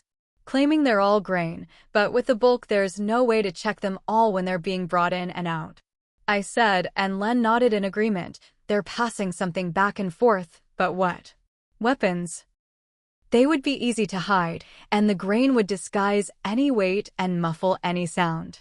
Len's mouth held a firm line as he traced his fingers across the map. But it could be anything. I want every shipment checked that's going in and out of Dalton's lands. I don't care how large it is, and I don't care how long it takes. Len nodded, but I wasn't finished. I want you to spread word of the possibility on a shipment limit for goods crossing the borders. If the threat of losing money won't scare the merchants into letting go off their little plot, nothing will. I'll do it first thing. Len nodded again, but there was something in his expression, the slightest hesitation. If you have something to say, say it. I said, gathering up the papers, a collection of information on the merchants we suspected were working with Dalton. The cabin. I paused, glancing up at Len from under my brow. What about the cabin? It's true, isn't it? You've found her. Yes, I sighed, setting the papers down. After looking for her for all these years, she just fell into my arms. The girl from the alleys? Len asked, crossing his arms over his chest. I did wonder why you seemed so interested. Interested is by no means a big enough word. I sat back in my chair, the wood creaking beneath my frame. You can hear about the partner bond your whole life, see the effects of it for yourself, but nothing prepares you for experiencing it. It's as if the whole world has rearranged itself around her. Nothing else matters except for her. Nothing in this life will be worth living if she is not in it. I hardly know her and already know that I would go to war for her. I would do anything she asked, just to see her smile. But you haven't committed to her? Len asked tentatively. I don't want to risk her safety, I explained. Outing her would put her in danger. Surely you could commit to her without announcing it, Len shrugged, his brow furrowed. It could be beneficial, being able to give her time to adjust before going public. Perhaps, I cracked my knuckles, my willpower is slipping by the day. It's only a matter of time before I end up telling her. It's driving me mad watching her walk around without my open commitment to her. I only wish that I could have a bit more time. Wishes and reality are not the same, Len said. I just know that if it were me, I would have already committed to her. Think about it, Nathan. There is such a thing as being too careful. Chapter 15. I had been standing outside of the Lord's study for the better part of 10 minutes. Every time I gained the courage to knock on the door, another surge of anxiety pulled me back. Kira, are you going to come in or not? I froze as Nathan's voice echoed out from behind the door. Wolves had heightened senses. I had forgotten about that. Had he been listening to me the whole time as I'd paced back and forth outside? Well, at the very least, I didn't have to worry about embarrassing myself. I'd already done that plenty. With a deep breath, I pushed open the door to the Lord's study and stepped inside. It was well-appointed and oddly cozy for such a formal space. A broad oak desk sat pushed against the far wall, and a pair of large armchairs and a matching chaise had been placed in front of the fireplace, now empty from the warmth of the day. Large oak shelves lined the walls, leaving a space for a door at the other end of the wall from the fireplace. I could guess that it probably led to Nathan's bedroom, the most private part of the manor. From what I understood, only Samuel was allowed in the Lord's chambers. I couldn't help but wonder what Nathan's bedroom was like. Was he tidy? Did he prefer dark colors or light? How large was his bed? Surely it would have to be massive to fit someone as tall and broad as his lordship. Kira? My face flushed with heat as I finally noticed Nathan looking at me from the other end of the room. He had clearly seen me staring at his bedroom door, and I cleared my throat, forcing myself to step further into the room. You said you wanted to speak to me, my lord? Speak with you, Kira. Nathan corrected, motioning towards the chaise. I'd rather stand, thank you, I said, smoothing my hands over my skirts. Is there much of a difference in speaking to and speaking with? I think so. Nathan laced his arms behind his back, the motion emphasizing the broadness of his chest as he walked closer. Speaking to someone is a bit like speaking at them, and I wish to speak with you. I want to hear your thoughts, your opinions. They matter to me. My heart fluttered at his words, at what seemed to be earnestness in his gaze. If it was true, I still had to remember that it was my opinion he cared about, and not me. Now, Nathan said, I believe you had a concern to express. Not a complaint, I corrected. It's really nothing at all. It isn't. Nathan quirked a brow. Something's bothering you. Please, feel free to share anything you wish with me. Consider me a channel for your thoughts. If my face could have burned any hotter, it would have. But that was the problem, words like those, thrown around so loosely and innocently, as if he was oblivious to the engaging nature of his comments. Sometimes, my lord, I started, the words lodging in my throat before I could say them correctly. Sometimes I what? Nathan prompted. Sometimes I cleared my throat. You make comments that are overly friendly. Do I? There was no emotion in his voice, no irritation or concern, and he studied me carefully as I squirmed under his gaze. Yes, I looked around the room, much more confident when I didn't have to stare into those glinting emerald eyes of his, and it isn't, you know. No, I don't. Nathan's tone was casual, but there was something underneath it, a tightness at the edge of his words. It isn't appropriate. I swallowed hard as I glanced over at the window, still refusing to look at him. How so? Nathan's voice was a low rumble. Your future lady, your partner, I don't think she would appreciate it. Not to mention, you are my employer, and though I am grateful for your kindness, there must still be boundaries in how we speak to one another. Nathan did not respond, and for a moment I worried that I might have angered him. until I glanced back to see the small smile starting at the corner of his lips, as if what I had said had merely amused him. I didn't care for that one bit. I was no silly girl for him to take advantage of, and did not intend to be treated like one. I am serious, your lordship. My voice was steel, and the smile fell from Nathan's lips immediately. From now on, I would hope that you only speak to me as your employee, and not with unnecessary familiarity. Can we not be friends, Kira? Nathan regarded me carefully. Friends. What mad world had I stumbled into where the Lord wanted to be my friend? Where did a wolf wish to be my friend? And yet, even the notion that he would like only friendship and nothing more, made me ache. It was a good reminder, then, that my request was not only for his sake, but for mine. I had no business feeling anything for this male, this wolf, and the sooner I put an end to my absurd fantasies, the sooner I could get some peace. And some decent sleep. I am your employee, I said. You brought me here to be your seamstress, not your friend. So that is what I will be. Kira, Nathan sighed, and the sound of my name coming from his mouth made a pleasant shiver crawl down my spine. That is not the only reason I brought you here. No, I brought you here because you are special. I'm not special, my lord, I am no one. That's not true, you are mine. Chapter 16. His. What a ridiculous notion that was. I am your employee, I swallowed hard, but I am not yours, my lord. In an instant, my back was against the wall, my vision swimming from how fast I had been moved. I could feel every inch of Nathan's hard body pressed against mine, his hands a steel cage that pinned my arms back against the wall. Do not. Nathan was breathing heavy, his dark pupils dilating as he stared down at me, say that. His words disappeared into a growl, the noise reverberating in my ear and down through my body until my knees buckled. Nathan didn't let me fall, one arm loosening its grip to catch me around my waist, pressing me impossibly closer. Heat radiated off of him. The pleasant sensations I had felt from only the light touches we had shared had erupted into sparks, searing flames where his skin pressed to mine. My lord. No, Nathan cut me off, leaning down to run his nose over the crown of my head and inhaling deeply.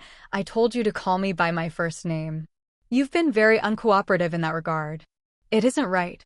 There would be nothing more right in the world than hearing my name come from your lips. My lord. Kira. Nathan growled into my ear, his teeth just nipping at the lobe. I gasped, pushing back against him, but I wasn't going anywhere, not with the whole of his bulk pressed against me. There was no escape from him, or from his delectable scent. I was wrapped up in the heady smell of cinnamon and cloves, so masculine and warm. Nathan, I said, and Nathan's growl turned into a purr. He ran his nose over the shell of my ear, his breath hot against my skin. Say it again, my darling. Nathan, you need to let me go. My mind was at war with my body. Common sense told me that this was a far too intimate a position to be caught in with the Lord, but my body screamed at me to press even closer into him. I can't do that, Kira. Nathan whispered. Why? I already told you you're mine. But my heart leapt into my throat as his lips skimmed over my neck. What does that mean? I'm not your partner. Nathan's movements paused, his fingers pressing harder into my waist. Nathan, I'm not. Don't. Nathan's voice was strained, as if he were barely holding on to himself. If you deny my claim to you again, I will lose control, and I don't want to frighten you. Did that mean that it was true? Elation surged through me at the prospect of him being mine before anxiety overtook it. His partner. A wolf's partner. No, I couldn't be anyone's partner. I couldn't be another human taken and secured by a protective wolf. And a lord at that, an alpha wolf. Once I was acknowledged, I would never have an ounce of freedom again. I would never open my own shop, never travel outside of his lands, never be alone in the company of another male, whether he was a friend or not. And yet, the press of Nathan's body against mine was like nothing I had ever felt before. His scent was intoxicating, his dominant, demanding touches made me want to yield to him. It was an intense compulsion that fought to take me over, to bend to any of his whims if it meant that he never let me go. No, I would not succumb to him. But first, I had to know if it was true. If Nathan truly believed that I was his partner, humans could sense part of the bond, a feeling that grew after acknowledgement, but even then, it was only a fraction of what a wolf felt. Isabel said you were preparing your cabin for your partner, is that true? I asked, eyes fluttering closed as Nathan pressed a gentle kiss to the side of my neck. Isabel is a gossip. Nathan had not loosened his grip on me at all, still holding me tightly against him, but he did release my arm where he'd pinned it to the wall. Not that it would have helped me get away. Nathan was immovable, a solid wall of muscle. You didn't answer the question. My hope was always to bring my partner there. Yes, Nathan pulled back, looking me squarely in the eyes. To take you there. No, my breath caught in my throat, and I was shaking my head before I could stop myself. You're mistaken. I promise you, you've got it wrong. There is no mistaking the bond, Kira. Nathan did not grow angry at my resistance, but his tone was firm. What I feel for you is like nothing I have ever experienced before. You're human, you don't feel all of it, but I know you feel something. That was putting it lightly. Every intense feeling I'd had about Nathan flooded through my mind at once. The memory of just how many mornings I had awoken with a throbbing need. Not to mention the rush of feeling that was currently affecting me that I was sure he could sense. He knew the effect he had on me, I realized. He just wanted me to admit it, arrogant male, as if this wasn't difficult enough. But there were other reasons that he could be having that kind of effect on me, couldn't there? He was attractive, dominant, masculine, an alpha specimen of a wolf. Surely I would have to be blind not to feel attracted to him. Anyone would be attracted to him. A flash of protective impulse ripped through me at the idea of someone else thinking about Nathan in the same way I did. Heavens! This was going to be more challenging to fight off than I thought. Chapter 17. Nathan studied me carefully, as if he could peer straight into my mind and see every thought running through my head. I know you feel it too, Kira, Nathan said. I can sense just how much you feel it.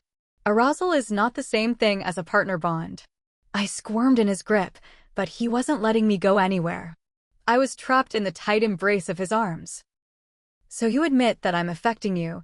Nathan spoke nonchalantly, a wry smile pulling at his lips. That's a good start. I'm not admitting anything, I know that you can. I paused, my cheeks flushing. Sense it already. Yes, but I like hearing you say it. Nathan's eyes darkened. One of the things I admire most about you is your confidence. Your quiet bravery and surety. That's why it is all the more satisfying to know that you yield to me. You can force yourself to be strong for the rest of the world, but you don't need to do that with me. From now on, every worry of yours is mine. Every apprehension you face will be mine to deal with for you. Any whim or wish you desire, I will fulfill for you. I want to take care of you, to spoil you like the angel you are. All you have to do is admit that you are mine. It was an intoxicating fantasy never to have to worry again. To be his. But that's all it was, a fantasy. And what if I don't? I dared to challenge him. What if I don't accept the bond? Then I will have to find other ways to convince you. Nathan leaned down to whisper in my ear, his voice a low rumble, and I can be very convincing. But you won't let me go? My anxiety surged again, my heart fluttering like a bird caught in a cage. You won't let me leave here? I would not suggest running, Kira. Nathan's voice took on an edge. I am a wolf, and I do enjoy a pursuit. There is nowhere you could go where I would not find you. You're a lord, I shook my head, the reality of my situation crashing down on me. You could have anyone else. Wouldn't you rather someone else? You are my partner, there is no changing that, and I would not change it even if I had the power to do so. Nathan raked his eyes over my body eagerly. I was blessed by the gods to be connected to the most beautiful woman I've ever had the honor of laying eyes upon. And your scent. Heavens. I find you completely alluring. I don't feel the same, I said haughtily, and Nathan practically rolled his eyes at me. I don't. Attraction means nothing, not really. No, I agree, Nathan smirked. What we have goes far beyond basic desires. We have nothing. That's a lie, Kira. Nathan's tone sharpened again as I glanced away, refusing to look him in the eye. Our souls are bound. You just need the time to learn to accept it. You can't force me to feel something I don't feel. I spoke through gritted teeth. You do feel it. Nathan squeezed my waist, but I would not look at him. I don't. Really? Yes. Tell me. Nathan gripped my chin between his fingers, forcing me to look up at him. Tell me you feel nothing when I touch you. Tell me that there is not some part of you that aches for me. I tried to pull away, but Nathan held me still, because I am not afraid to admit how I yearn for you, my sweet. From the moment I set eyes on you in the alleys, I knew you were mine. I knew that nothing else in the world mattered as much as you, and I would have— Nathan shook his head, his emerald irises swirling with emotion. I would have changed half the town to get to you. All I wanted to do was keep you in my arms, keep you safe away from where anyone could hurt you. If it is true, I said softly, so close to Nathan that I could feel his breath against my lips, then why didn't you? Why didn't you commit to me? It's your right, isn't it? Not a right that I had ever agreed with or approved of, mind you. The idea that a wolf could involve a human in their life simply by the rule of destiny. But if Nathan was telling the truth, if the intensity I'd felt the past few days was even an inkling of what a wolf felt under the full extent of the bond, I had no clue how he hadn't lost control. Most wolves were unable to be away from their partners for long after they bonded, but at the beginning, I'd heard of wolves not even letting their partners leave their side for a week after they first met. The image of myself beneath Nathan in his bed shot a pulse straight through me, and his pupils dilated immediately. It hasn't been easy. Nathan slid his fingers from my chin down the slope of my neck, especially when you affect me like that. Your reaction is quite potent. His words were engaging, but the idea of him sensing my excitement only made me even more affected. But why then? I said, trying to regain some measure of control over myself. Why not commit to me, if it was so difficult? I wanted to keep you safe. Nathan's touch was featherlight against my skin, soothing tingles dancing up my neck as he traced my collarbone. There are those who would use you against me, or would try to hurt you in order to hurt me, and I cannot let that happen. Dalton? I asked. Among others, yes, Nathan sighed. He has allies in the town. Len's been trying to track them down for weeks now. I was hoping that if I could bring you here, keep you sheltered and safe while we identified them, then I would be able to commit to you once the time was right. That, however, has proved to be a more difficult task than I had previously thought. Finding Dalton's men? It was getting increasingly more challenging to focus on what Nathan was saying, his touch equal parts soothing and enticing. Keeping myself away from you. A playful smirk danced on Nathan's lips. You have proved to be my greatest challenge of all. I have always been a wolf in full control of every aspect of my abilities, but you drive me absolutely mad, Kira. Chapter 18. Nathan's fingers curled around my neck, his hand so large it could almost circle it entirely. I should have been afraid, should have been terrified of a wolf holding me in such a way, but I wasn't. I leaned in almost instinctively, and his grip tightened around my throat. I couldn't tell, I said, and it was true. I thought you were simply teasing me. I was, I suppose. Nathan leaned down, only a hairbreadth away from my lips. I couldn't help myself. Besides, it kept me from doing what I actually wanted to do to you. And what would that have been? My voice was hardly more than a whisper. This. Nathan pressed his lips to mine, slowly and sweetly, and the softness of the kiss made me whimper as I leaned into him. As soon as the noise came out of me, he kissed me harder, his tongue sweeping against my bottom lip, not asking for entrance, but demanding it. Nathan's grip around my neck tightened, squeezing lightly until I opened my mouth for him, and his tongue battled with mine, easily gaining dominance as I all but melted into his arms. Nathan kissed me until my lips were swollen, my breath ragged and uneven when he finally pulled away from me.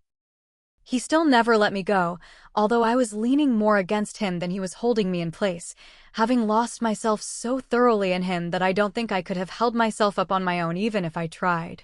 A gentle hand smoothed down my hair, and Nathan moved me away from the wall, pulling me down onto his lap as he sat down on the chaise. Gathering me into him, he buried his nose into the crook of my neck, practically purring as he held me tightly against him. I didn't fight, still half dazed from his kiss, and for the first time, I let him comfort me with his presence. I had not felt this calm in ages, not since before Mother had passed, and I allowed myself a moment of peace as I softened into Nathan's arms. I don't know how long we stayed tucked together like that, the minutes slipping away easily. Time didn't seem to exist in Nathaniel's arms, the world having gone totally silent. Nothing else existed other than those four walls, and there was no one else in the world but he and me.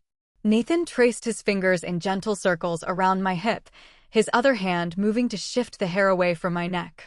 Pressing a gentle kiss to my collarbone, he moved up the slope of my throat before finding the spot where my neck met my shoulder and nipping the skin lightly.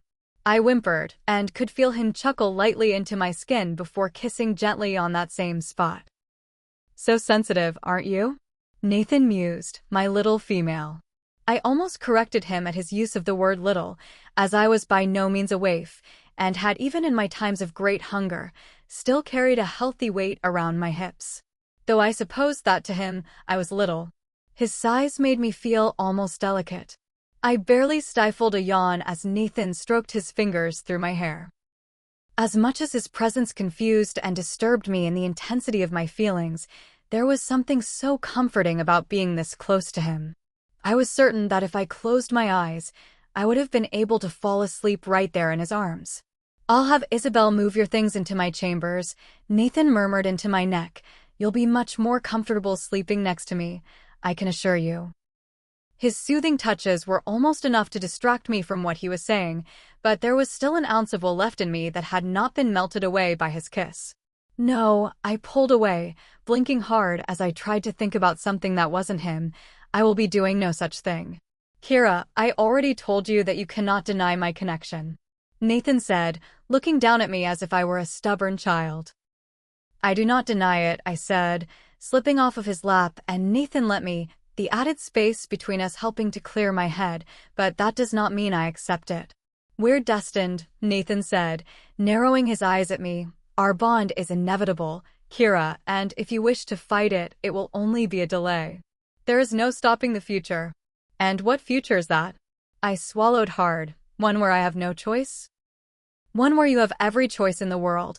Nathan's voice was a rumble, a seductive chord that shot straight through my body, and one where you wake up with my full focus every morning. It took every ounce of remaining will not to run back into his arms, to press myself against him until he secured me. But I would not. Destiny would not control me, and neither would he. "If it is an inevitable future," I raised my chin, taking a step forward to press a finger into his firm chest, "then it will be a very long time before it comes true, if it comes true at all." I swept around him, hurrying to the door before he could stop me. I pulled open the handle, halfway through the doorway, before he appeared behind me, moving so impossibly silently for a male of his stature. "I already told you, my darling."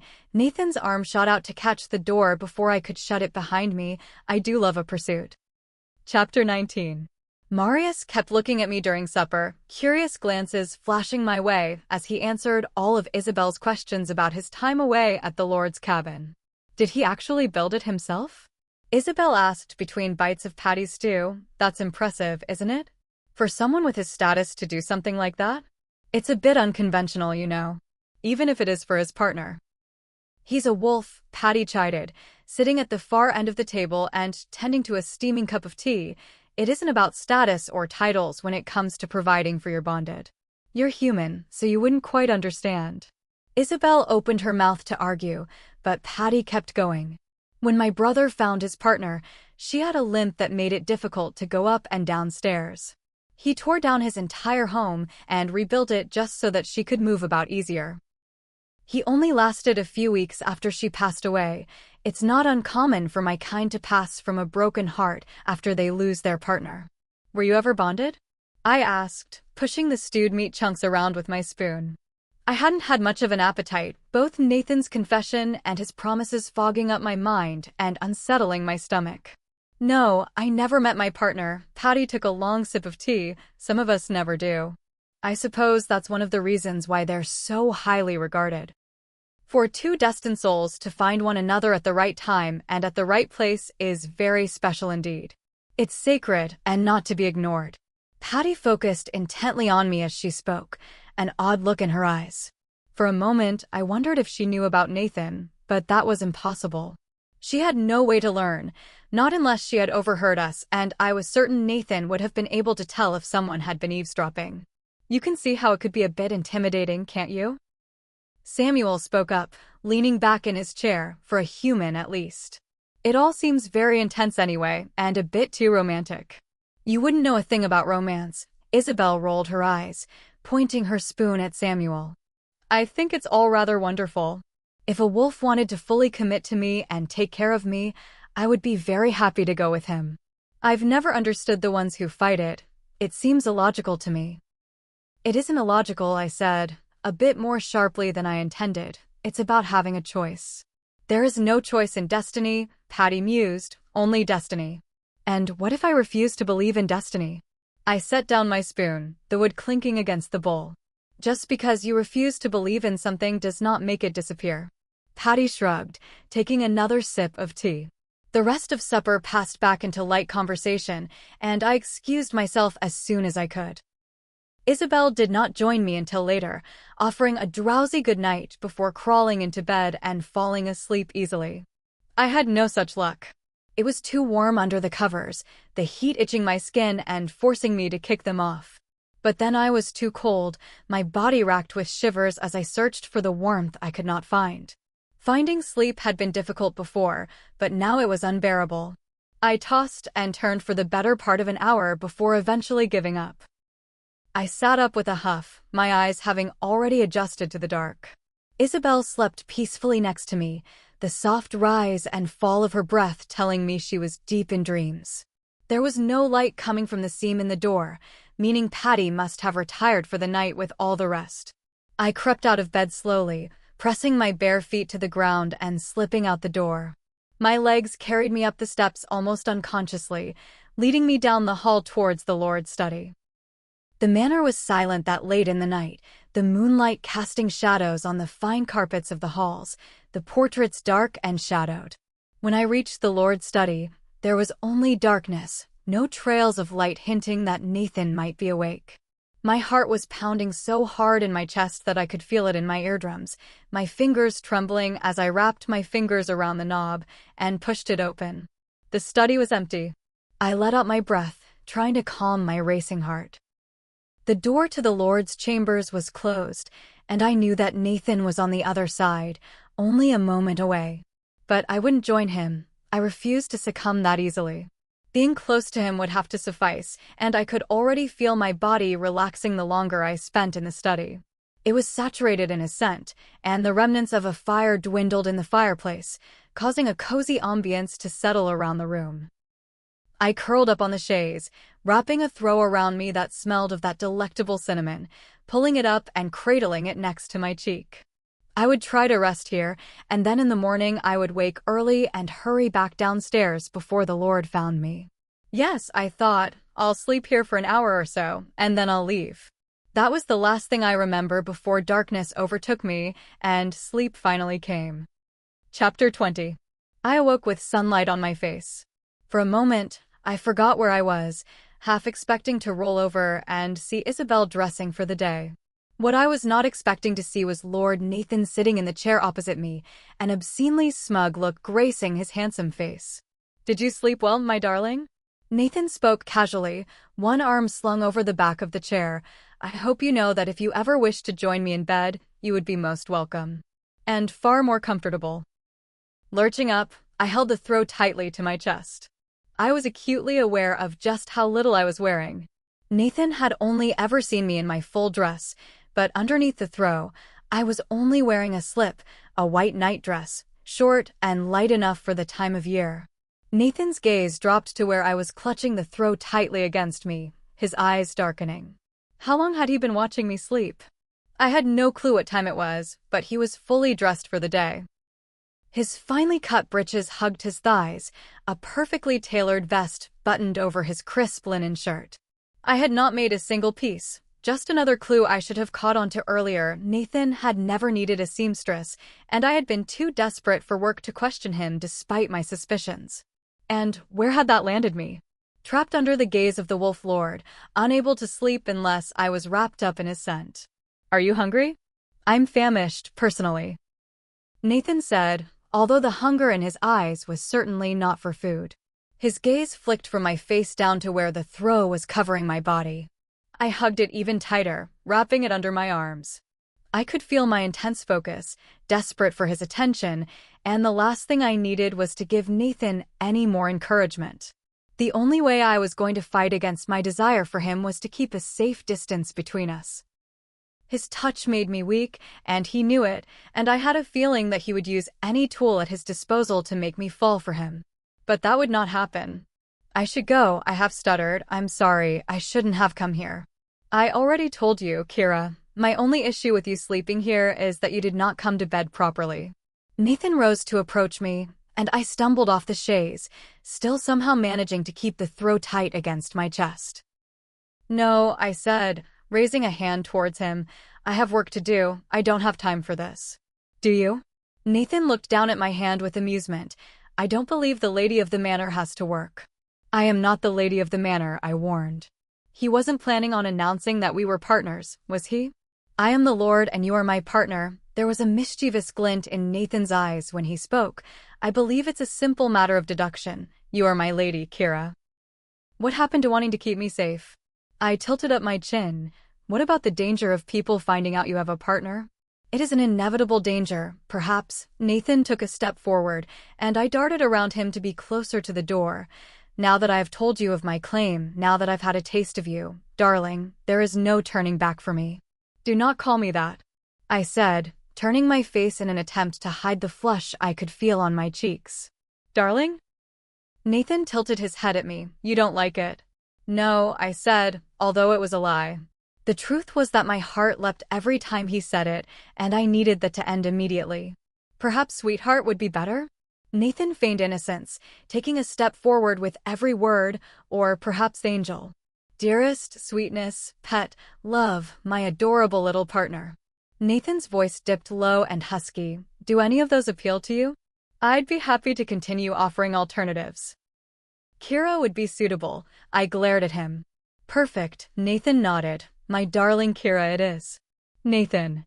I warned. Go on, I do love it when you say my name. Gods, this mail was impossible. You said there was a danger in announcing me publicly as your partner, I continued. That hasn't changed, so don't announce me publicly. Both for the sake of safety and for my own sanity, I'm not ready. The idea of that is terrifying. Nathan's gaze softened, his hands twitching at his sides, as if he were desperate to reach for me. I can wait a bit longer to announce it publicly if it makes you feel better. That does not mean, however, that things will revert to how they were before. You are still mine. Surely there would be no suspicion if I were to continue on as your seamstress. I adored my work, and no ridiculous wolf would be taking it from me. I want to continue to work.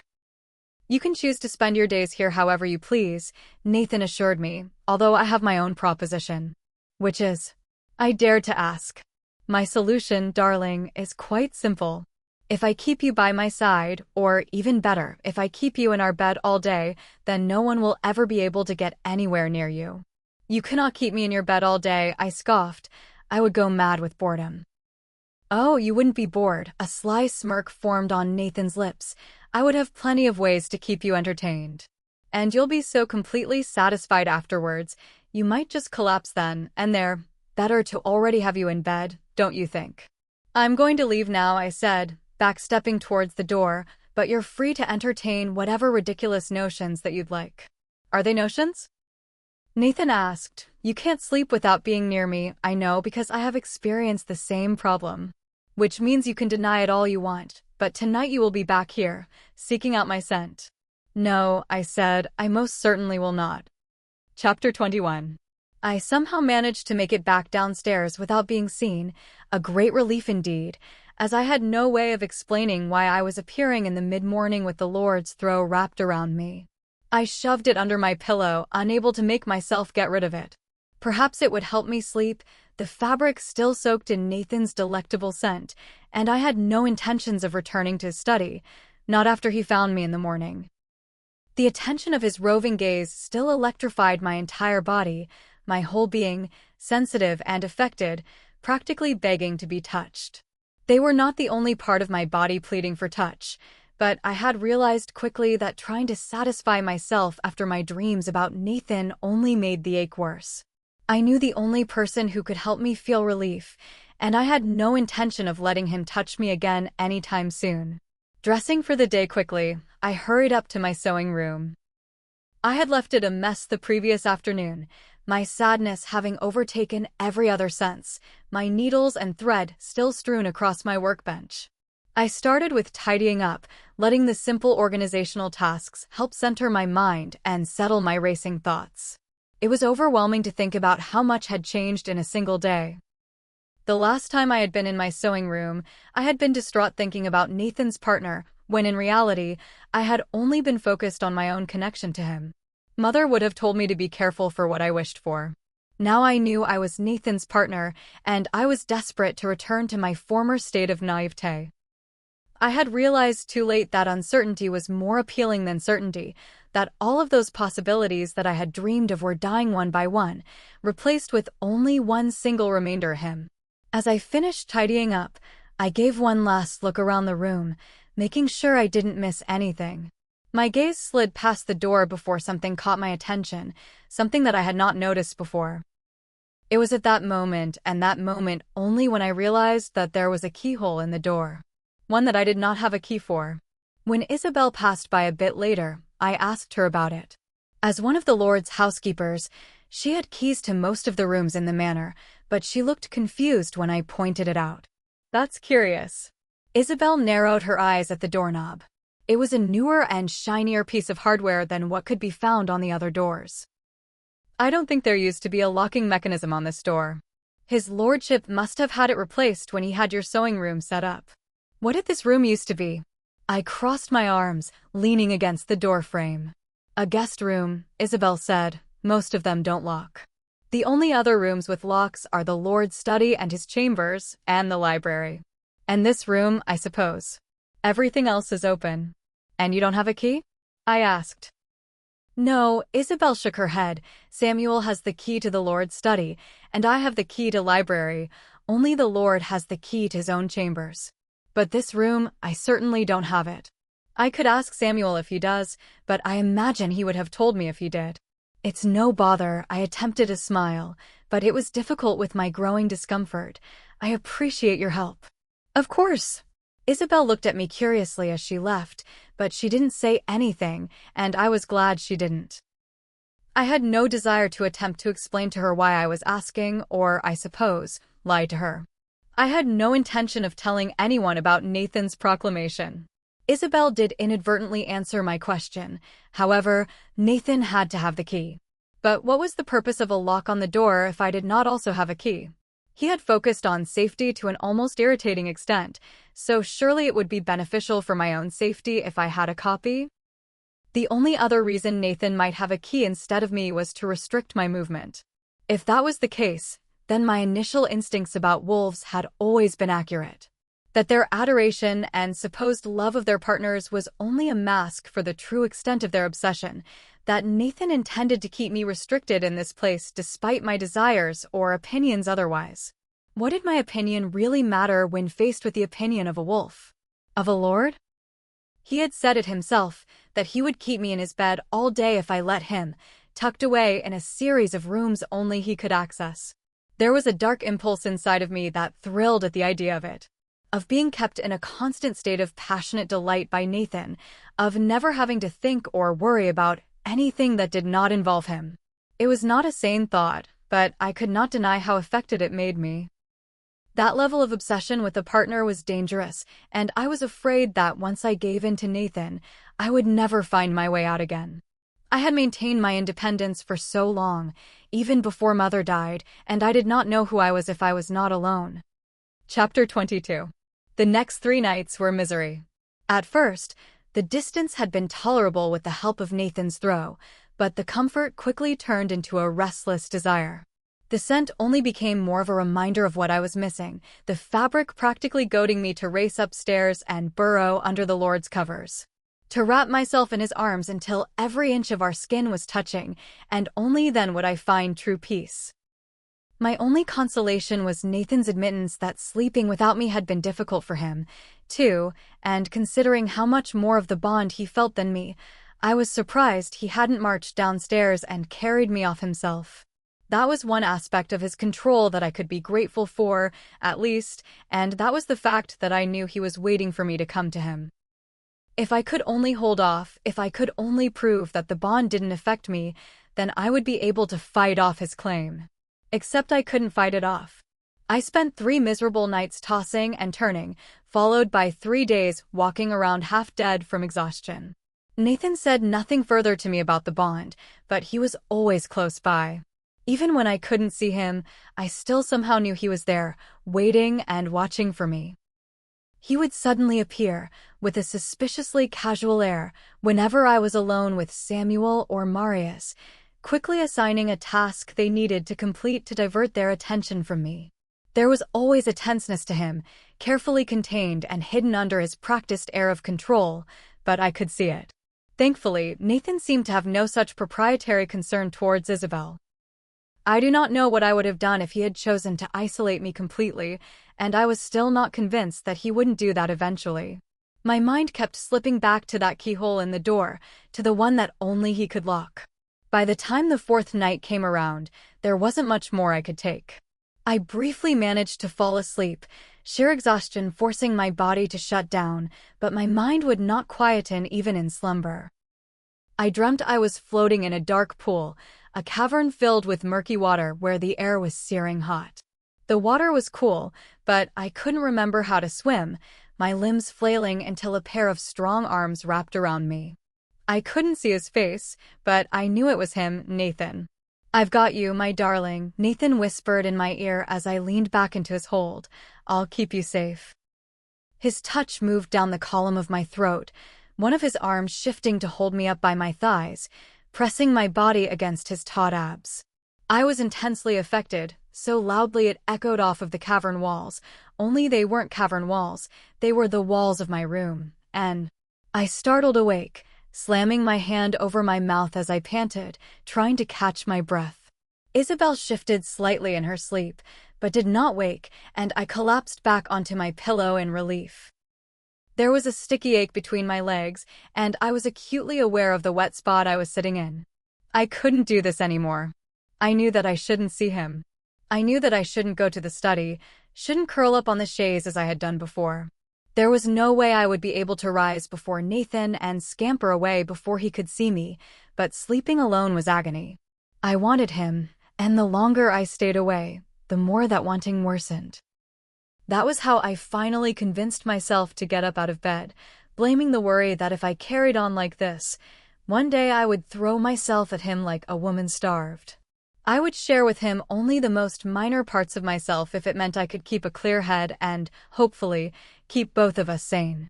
Whereas there had been only darkness the last time I had stood outside of the Lord's study, this time there was a gentle glow of light peeking through the seam. It was soft enough to be coming from the fireplace, and I could only hope that it was the remnants of a fire still burning after Nathan had gone to bed. I was practically trembling as I opened the door, but for what reason I wasn't sure. Desire, exhaustion, anticipation, fear, perhaps a mix of all of them together. Inside the study, Nathan was waiting for me.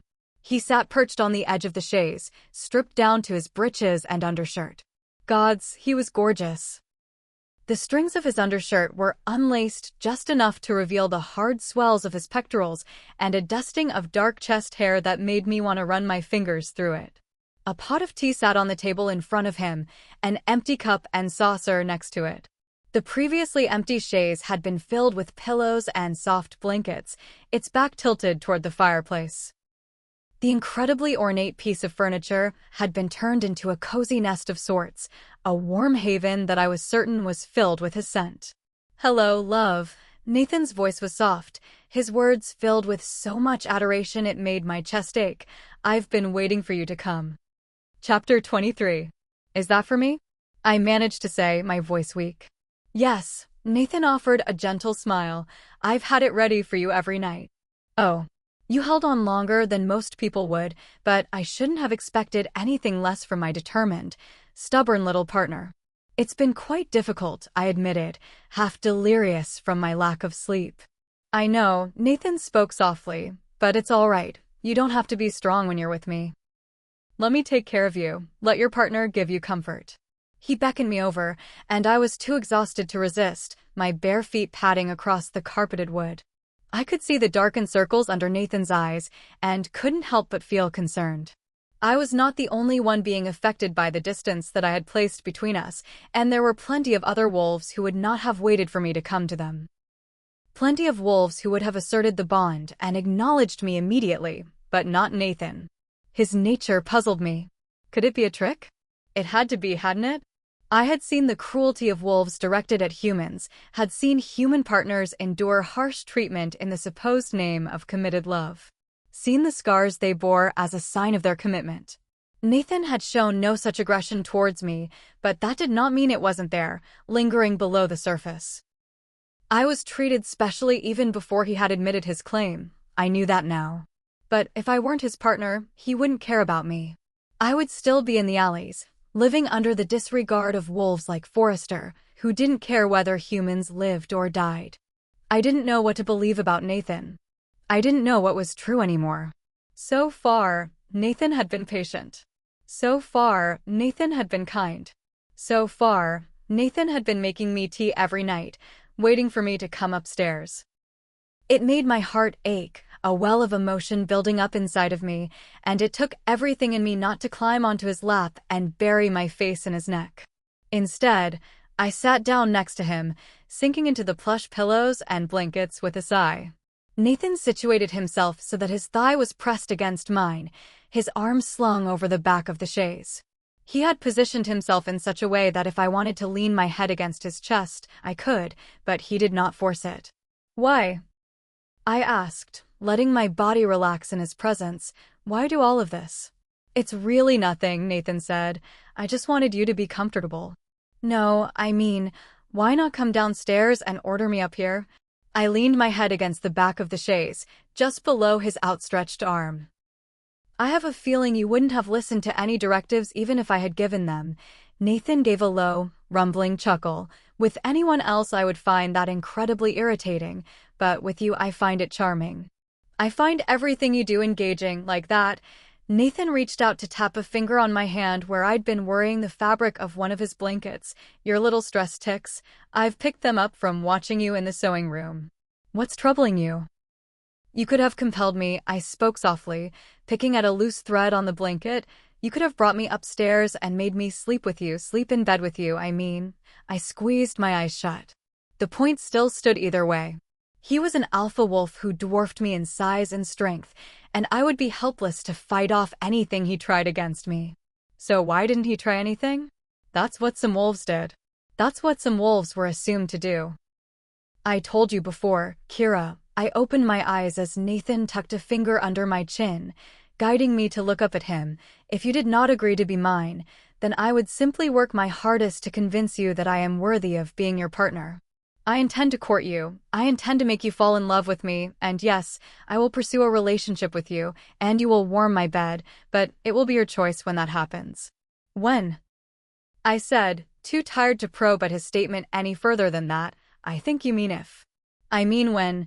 Nathan moved his finger from my chin, stroking it over my cheek, but I promise you, now and forever, that I will never violate your trust.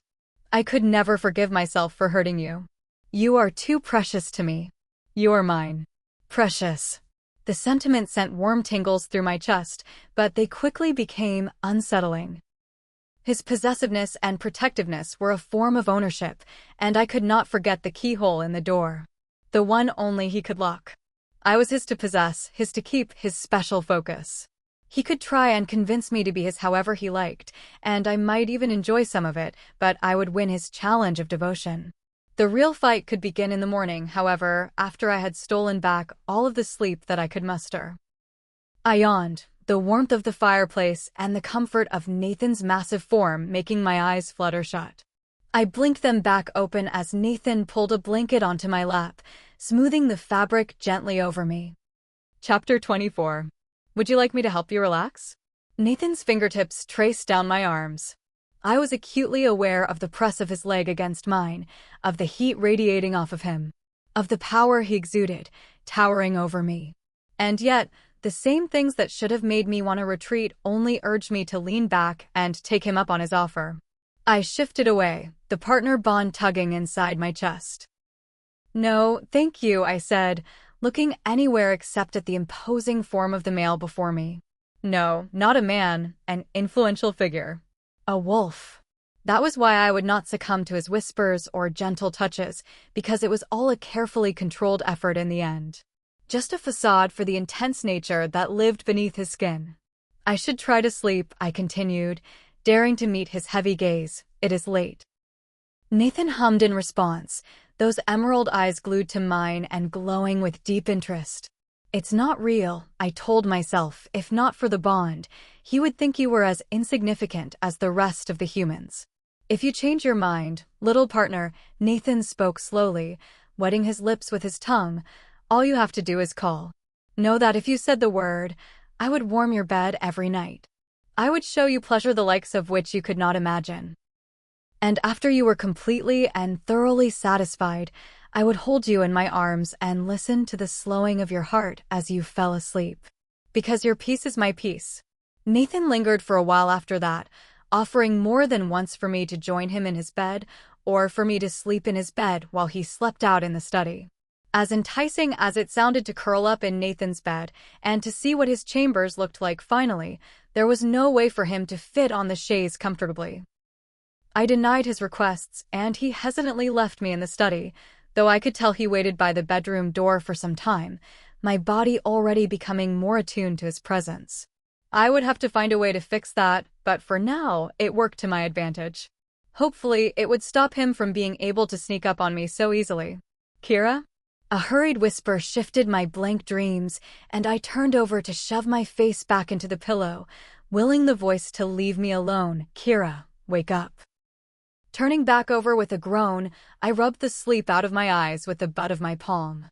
Glancing over, I was ready to object to Nathan for disturbing me. When I saw who it actually was, my heart stopped. Samuel looked down at me, anxious confusion painting his face, his eyes darting between me and the door of Nathan's bedroom. "What are you doing here?" Samuel hissed. "His lordship will be awake soon." I must have. I racked my brain for anything, any reason to give him that would explain why I would be sleeping in the Lord's study, sleepwalking.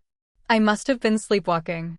Samuel's brow furrowed, glancing down at the nest of pillows and blankets that Nathan had prepared for me.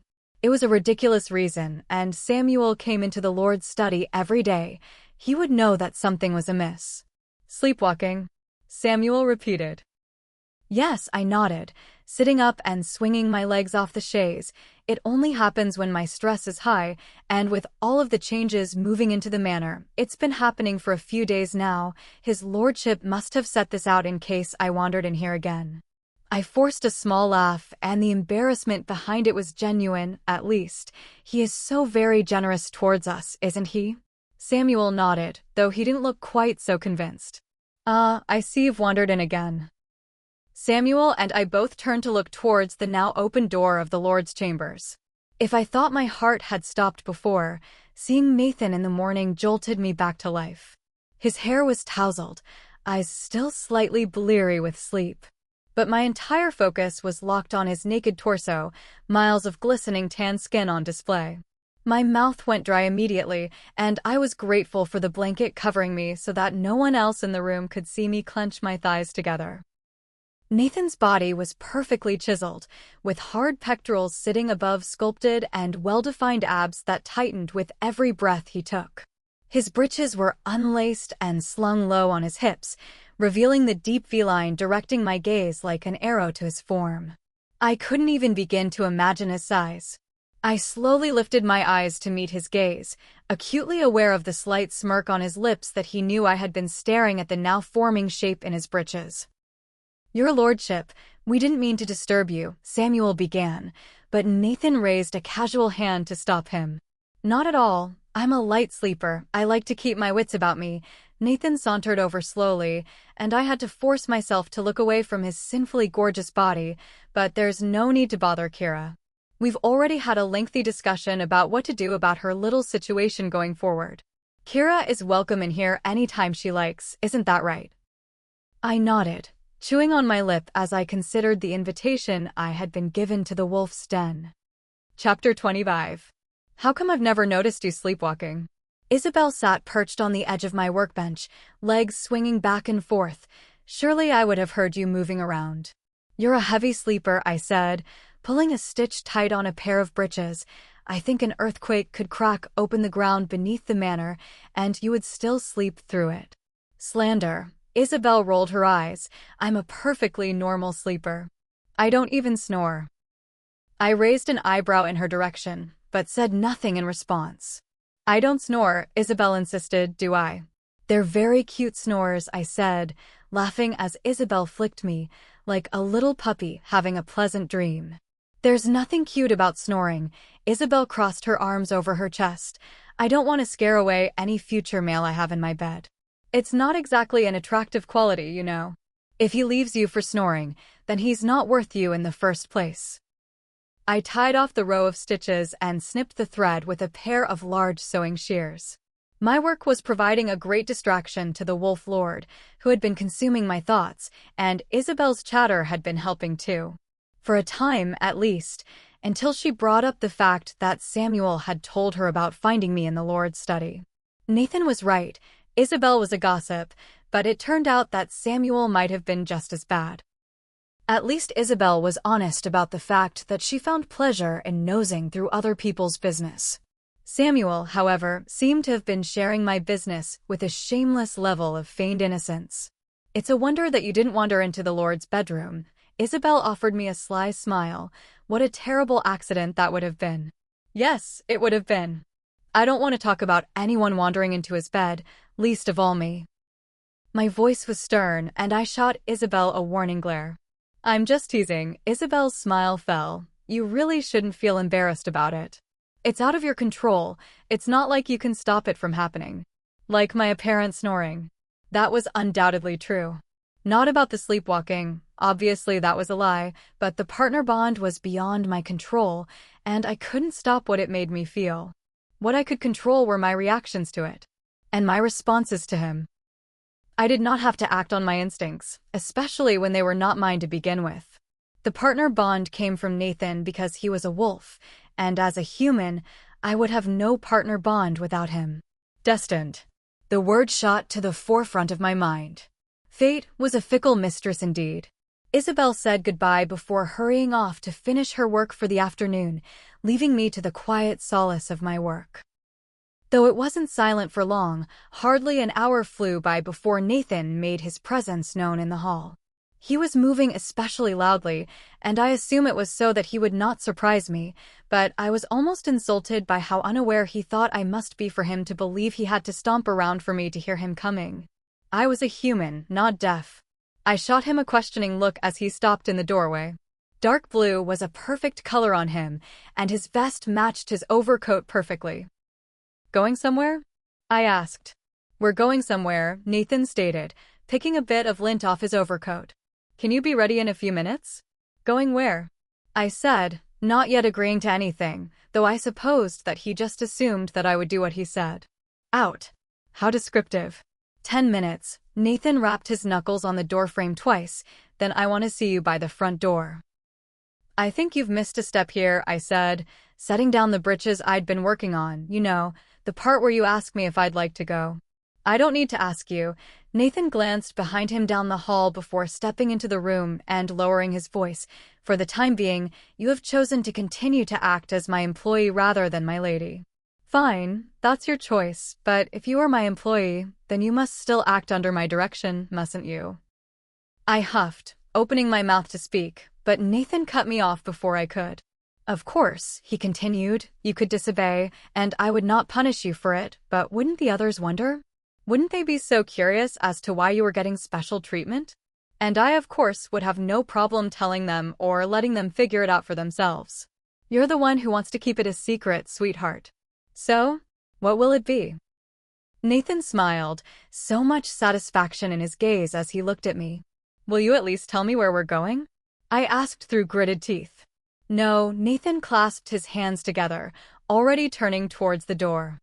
10 minutes, Kira, and then I want to see you by the front door. Chapter 26. I put away my work quickly and threw on a cloak before meeting Nathan by the front door. He was already waiting for me when I got there, his air casual and confident, but there was a hint of excitement hiding in his eyes. I had no clue what it was he was planning, but I very much doubted it would be in line with my own plans, which were to keep as much distance between us as possible. Nathan had said he was going to court me, but I wasn't sure how intense his pursuit would be. "You look as lovely as ever." Nathan's eyes roamed down my body as I descended the steps, as if admiring a piece of land that he owned. But he did not own me, a fact I was prepared to remind him of whenever need be. "You just saw me. I fussed with the clasp at the front of my cloak. I can't imagine I look much different." "I disagree," Nathan shrugged, leaning in closer as I joined him by the front door. "I think you grow more beautiful every time I see you." I flushed, glancing around to make sure that no one had overheard him, but the entryway was empty. We were alone, or at least as alone as we could get in the Lord's Manor. "After you, my dear." Nathan held the front door open for me, and I gladly stepped out into the sunshine. A mare was tied up outside, fully saddled and kit up for a ride. "Are you leaving the manor?" I asked, willing him to tell me that he did not intend for us to ride that horse together. "We are leaving the manor." Nathan offered me a hand down the front steps, but I did not take it. "I want you to get to know me for me. Not as a lord, but as Nathan." "Where, exactly, are you intending to take me?" I looked at the horse warily, acutely aware of just how close we would be pressed together. "My cabin." Nathan stroked down the side of the mare's flank. "It's private enough that you won't be in danger of being seen, and it will give us the alone time we need to get to know one another properly." I had a feeling Nathan's idea of getting to know one another went far beyond a few late-night conversations. It would be much more difficult to avoid the bond when we were in such close quarters, tougher, which I'm sure was Nathan's intention. I'm sure he was positive that if he could get me alone, then he would be able to fully engage me easily, but he should have figured out by now that I was no simple quarry. I had no intention of making this easy for him. And what will the rest of the household think? I crossed my arms over my chest. Surely us disappearing off together will raise some questions. As far as they are aware, we are visiting Len. Nathan gave me a thoroughly satisfied smile. He's in need of some new clothes, and I am so generous a friend and lord that I have offered him the skills of my personal seamstress. Incredibly generous. I do like to think so. Nathan went to offer me his hand again, but I stepped back. "If there are two of us," I began, as I had no intention of letting his little scheme to force us onto a horse together go unchecked, "then why is there only one horse?" "You are full of questions this afternoon, aren't you?" Nathan tugged on one of the saddle straps with a sigh. "I am not compelling you, Kira, nor am I taking you someplace you will not enjoy.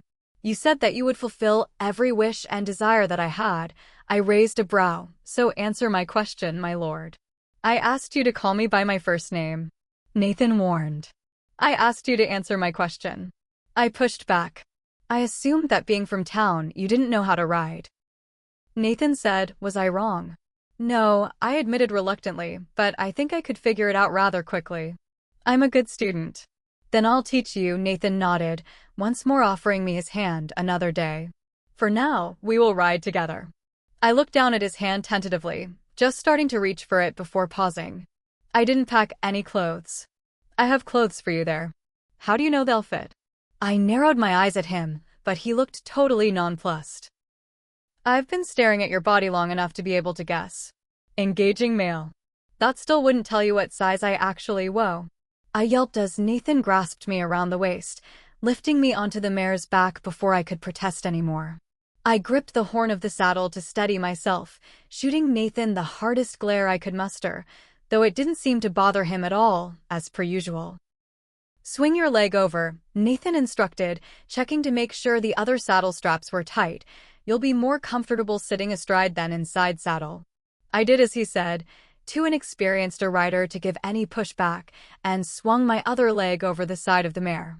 It was a bizarre feeling to be sitting up so high, and my stomach lurched every time the mare shifted, terrified that I might slip right off her back. My legs were not long enough to reach the stirrups, and I assumed that they had been fitted for Nathan's stature, and not my own. Breathe, love. Nathan rested his hand over mine on the horn, rubbing my fingers until I loosened my grip. As much as I hated to admit it, his touch calmed me immediately, my heart rate slowing down as his thumb rubbed circles over my knuckles. Good girl. Chapter 27. Nathan pulled himself up onto the horse with ease, settling himself behind me. I scooted as far to the front of the saddle as I could, but it was difficult to escape the warmth of the hulking male behind me. You'll be far more comfortable if you lean back against me, Nathan said, reaching around me for the reins. I highly doubt that, I stiffened. Perhaps I could walk instead? The cabin is too far to walk, at least for a human. Nathan tooted and flicked the reins, and the mare started down the hill. Flinching, I grasped at Nathan's forearm instinctively, holding onto him to keep myself steady. How far is it? The shifting of the mare beneath me was incredibly disconcerting, and the sooner I could get off, the better. Isabel said it was near where the captain lived. Somewhat, Nathan's forearm flexed beneath my hand, and if it hadn't been for my fear of falling, I would have already let go. It's in the general vicinity, but I try to keep the knowledge of its location to a minimum. Both for privacy, but also for safety. If something were to happen, I want to know that there is some place where I could send you where my enemies couldn't get to you. His words were protective, but also possessive, keeping me where no one could find me, the same way he could lock me behind that door forever. His attention was an intoxicating flattery, but it was still a trap. Affection could take many forms, and I feared that his would become a prison. So, how long of a ride is it? I peeled my fingers away from his arm one by one before grabbing the horn to steady myself. A few hours. Hours. My stomach lurched as Nathan flicked the reins again, and the mare sped to a trot. We should get there just before sundown. Nathan's tone was far too casual. If you get tired, feel free to rest. It's an easy ride. How exactly would I rest like this? My stomach dropped as the mare turned into the tree line of the woods, the ground uneven beneath her hooves. I think I'll be completely worn out by the time we get there. You could lean against me, Nathan chuckled, his breath hot in my ear. Put your head on my chest. I have a feeling you would have no problem falling asleep. Thank you for the offer, but I quite like my personal space, I said, scooting even farther away from Nathan until I was practically pressed up against the horn. You might enjoy it as well. I doubt that very much, Nathan said. Being around you makes me never want to spend another moment alone. The mare's jump over a root bed saved me from having to respond, the sudden lurch squeezing a yelp out of me instead. I held onto the horn as tightly as I could, squeezing my eyes shut to avoid looking as we shifted down a ravine. This male must have built this place in the middle of nowhere. Nathan went quiet for a while, and I was grateful for the silence as I adjusted to the movements of the mare. After a while, the swaying and shifting weren't quite as jarring, and my fear began to dissipate. The tension in my shoulders was only getting worse, as was the sharp pain at the base of my spine. I had pushed myself so far forward away from Nathan that my hips were sitting much further up than they were supposed to, my back rigid in an attempt to keep from touching him. I managed to hide my discomfort for a while, but I should have known that nothing could escape Nathan's notice, at least when it pertained to me. Darling, I jolted as Nathan's hand rested at my hip. While I find your stubbornness delightfully charming, my limit for it ends at your discomfort. I am perfectly fine, I said, stretching my back in an attempt to relieve the pain in my spine, but it did nothing in the way of relief. I'm just not used to riding a horse, that's all. You're not fine, and you're going to hurt yourself if you keep sitting like that. Nathan passed the reins over to his other hand, and with one swift, easy movement, wrapped his arm around my waist and pulled me back into him. That's not necessary, Nathan.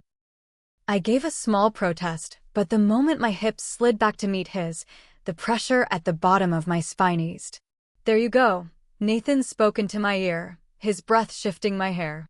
He snaked his hand in the tiny bit of space he had left between us, and his thumb rubbed circles into the spot at the base of my spine. Isn't that better?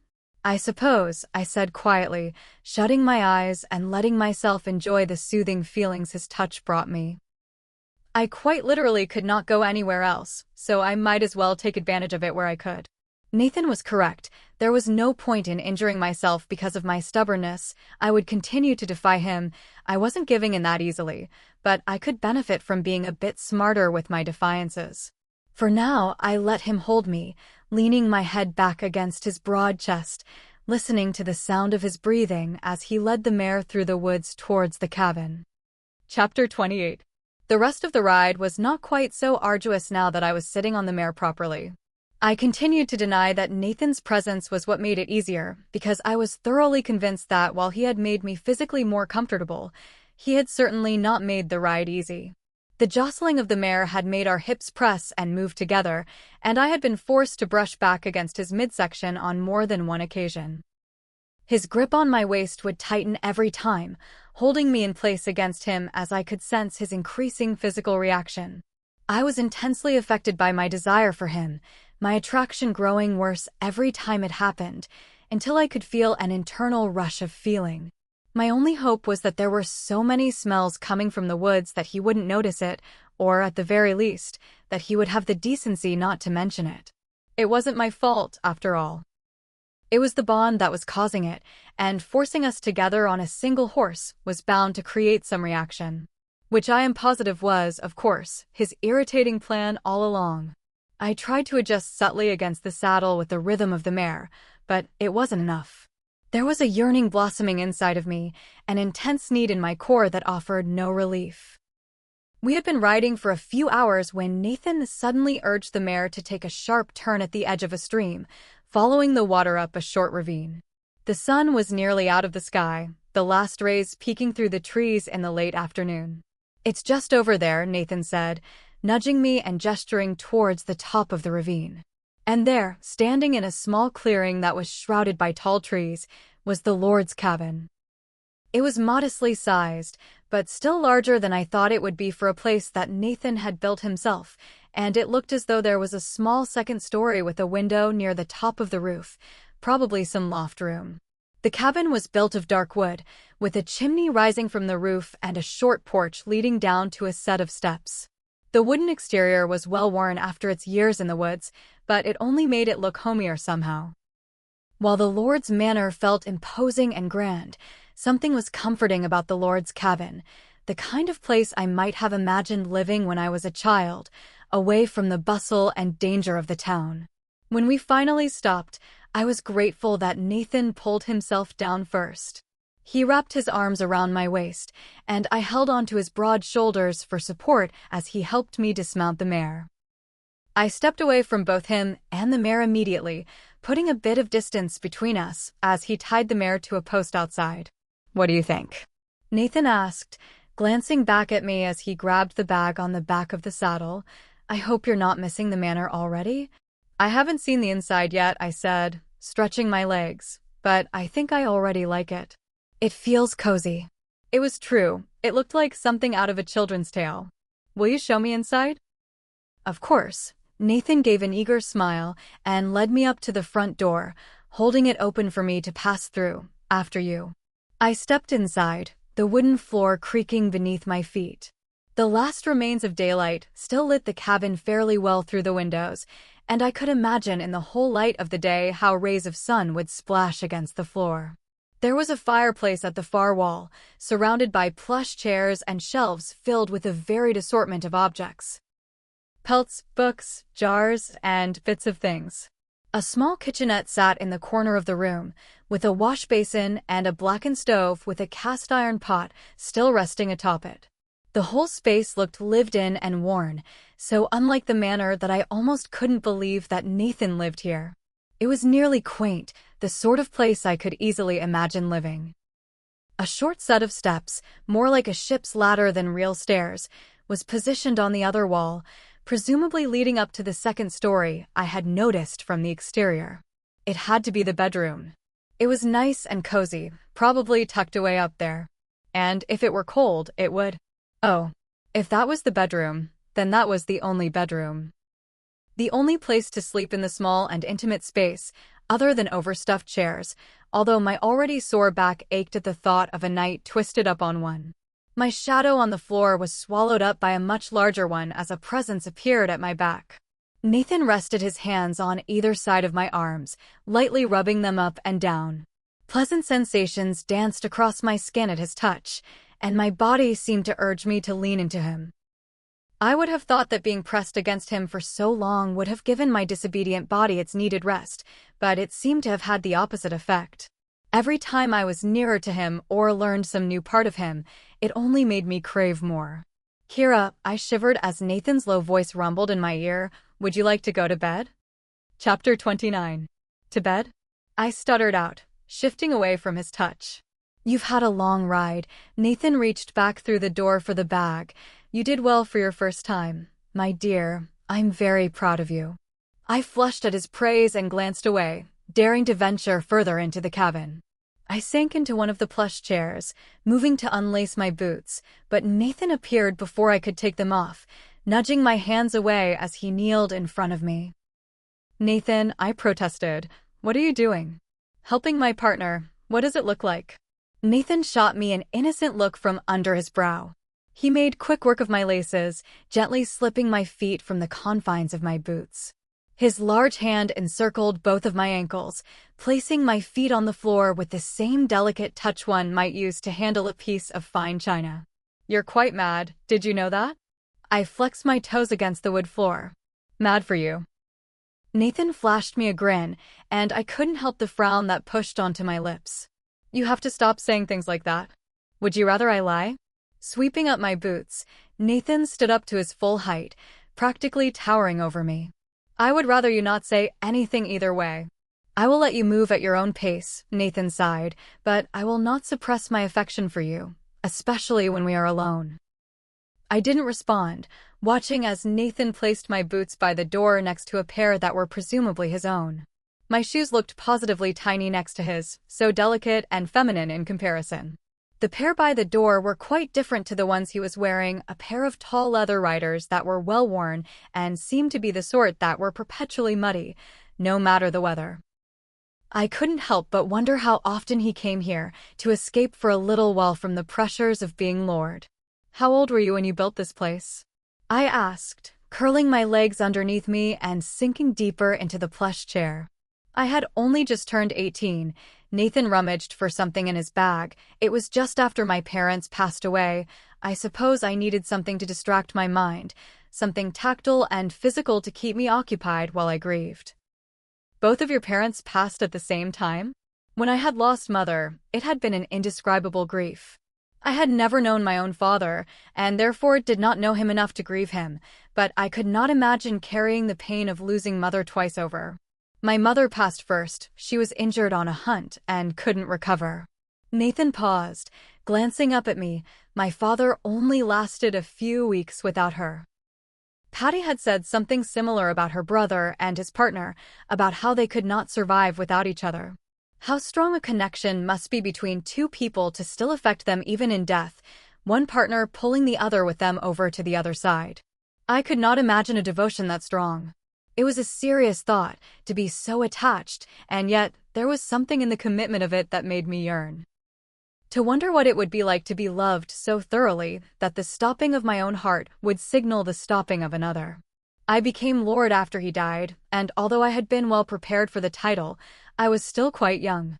Things were difficult, to say the least. I focused my attention on my greatest dream and comfort.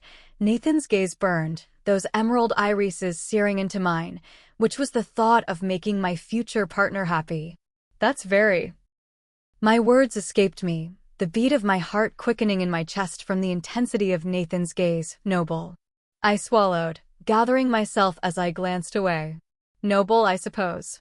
Nathan cleared his throat, pulling a wrapped parcel from the bag. "I brought food from Patty for supper, but tomorrow I will catch us something. I would like to prepare a meal for you." "You can cook?" I asked. "I can do many things, my dear." Nathan shot me a knowing look. "Let me get you fed, and then you can rest. Would you rather bathe tonight or tomorrow? It'll be dark soon." The sun was already half down, but bathing seemed to be the least of my worries. It was the resting that I was concerned about, as I had yet to see the Lord's bedroom. "Tomorrow would be best for bathing, I think," I said. a sudden surge of anxious energy coursing through me. I don't quite feel like tripping around in the dark. I don't exactly have your eyesight. Tomorrow then. Nathan nodded, unwrapped a few hunks of bread and meat, and placed them on plates for us. Do you bathe in the stream? I rose from the plush chair, needing to move after being pinned so thoroughly by Nathan's gaze. I assumed there was no running water at the cabin, but it was a new luxury of the manor that I had already become far too accustomed to. There's a hot spring not far from here. You'll enjoy it. Nathan motioned me over towards a small wooden table tucked against the wall, which was sturdy but straightforward. There are only 2 chairs, I noticed, pulling one out as Nathan took the other. This whole place had been built for the purpose of sharing it with his partner, every detail designed for 2 people. Designed for him. Designed for me. Chapter 30. Nathan and I ate in a comfortable silence. Well, semi-comfortable silence. The thought of going to bed afterwards was still worrying me, but I had adjusted to being close to Nathan on the long ride. There was no awkwardness in our quiet meal, although I did have to keep myself from noticing just how quickly Nathan devoured his food. I had never seen him eat before, and even though his portion was at least twice the size of mine, he finished before I did. I found myself lingering over the last few bites, chewing slowly and methodically, fiddling with the crust of bread still on my plate. The sky had gone dark, and the interior of the cabin was lit only by a few candles and the fire that Nathan had started while waiting for me to finish. He sat patiently across the table from me, a look of pure contentment on his face. Nathan's countenance was striking in the low light, the glowing flames of the fireplace catching at the hard angles of his jaw and the contour of his cheeks. But his eyes, a pair of glowing emeralds that swirled with deep satisfaction as he watched me eat, pleased to wait for as long as I needed. I would have thought he'd be eager to take me to bed, but he did not seem hurried in the slightest. I couldn't quite figure out why he seemed so peaceful. Perhaps being away from the stresses of the manor had put him at ease, or maybe the ride had calmed him, although it had had the opposite effect on me. This place, I took a small bite of the crust. You seem quite content here. I've waited a long time for this. Nathan's eyes glinted with admiration, just to sit and enjoy the presence of my partner. Being with you makes me content, simply having you to myself. The bread turned to tasteless powder in my mouth, and I set the last bit of crust back down on the plate. There was so much sincerity in his voice, his eyes, in his simple actions, it was almost too much. I could not return it. I would not return it. The physical pull between us was one thing, and basic attraction was an influence easily identified. But I had no clue how to deal with Nathan's feelings towards me. As a human, deep, committed affection was something the bond could not force. I would feel lonely without him and safe in his presence. The bond completely influenced simple emotions like that, but commitment was the one thing I still had control over. My physical reaction might win out against my better instincts, but my heart was still mine to guard. I could not commit to him. I would not commit to him. I think I'm done, I whispered, pushing the plate away. Thank you, or thank Patty, I suppose. Nathan smiled warmly, putting the last bit of my uneaten bread in his mouth before depositing the plates in the basin by the window. I'll wash up in the morning. Nathan stretched his shoulders, rubbing at his back. I think we've both earned a bit of rest. Rest, yes. I stood up, fiddling with my dress as I glanced over at the ladder steps on the far wall. I don't mind sleeping down here, I blurted. That chair was quite comfortable, and we would still be close enough to one another that our sleep shouldn't suffer too terribly. Nathan waited for me to finish, a small smile raising at the corner of his mouth. Come to bed with me, Kira. I don't think that's a good idea, I said, eyeing Nathan warily as he approached me, his strides slow and self-assured. I have no intentions of participating in anything intimate. Intimate? Nathan chuckled. There is no need to be so cautious, my dear. I don't know why so many humans view connection as some horrible secret. I think you would find it quite enjoyable, really, especially with the sort of male who gains his own satisfaction by helping you achieve yours. Who wants nothing more than to make you feel good? Nathan. I was blushing deeply at this point. Intimacy is quite natural. Nathan merely shrugged. Perhaps between committed partners, I said, but in case I need to remind you, we are not partners. I only wish to sleep next to you, that is all. It's just a bed.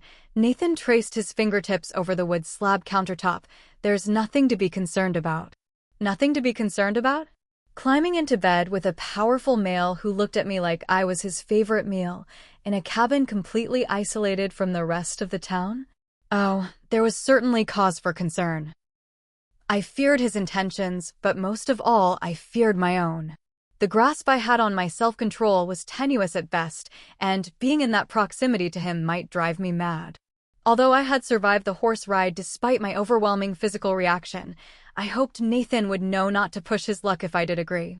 The problem was that agreeing might give him false hope, create expectations that I had no intention of fulfilling.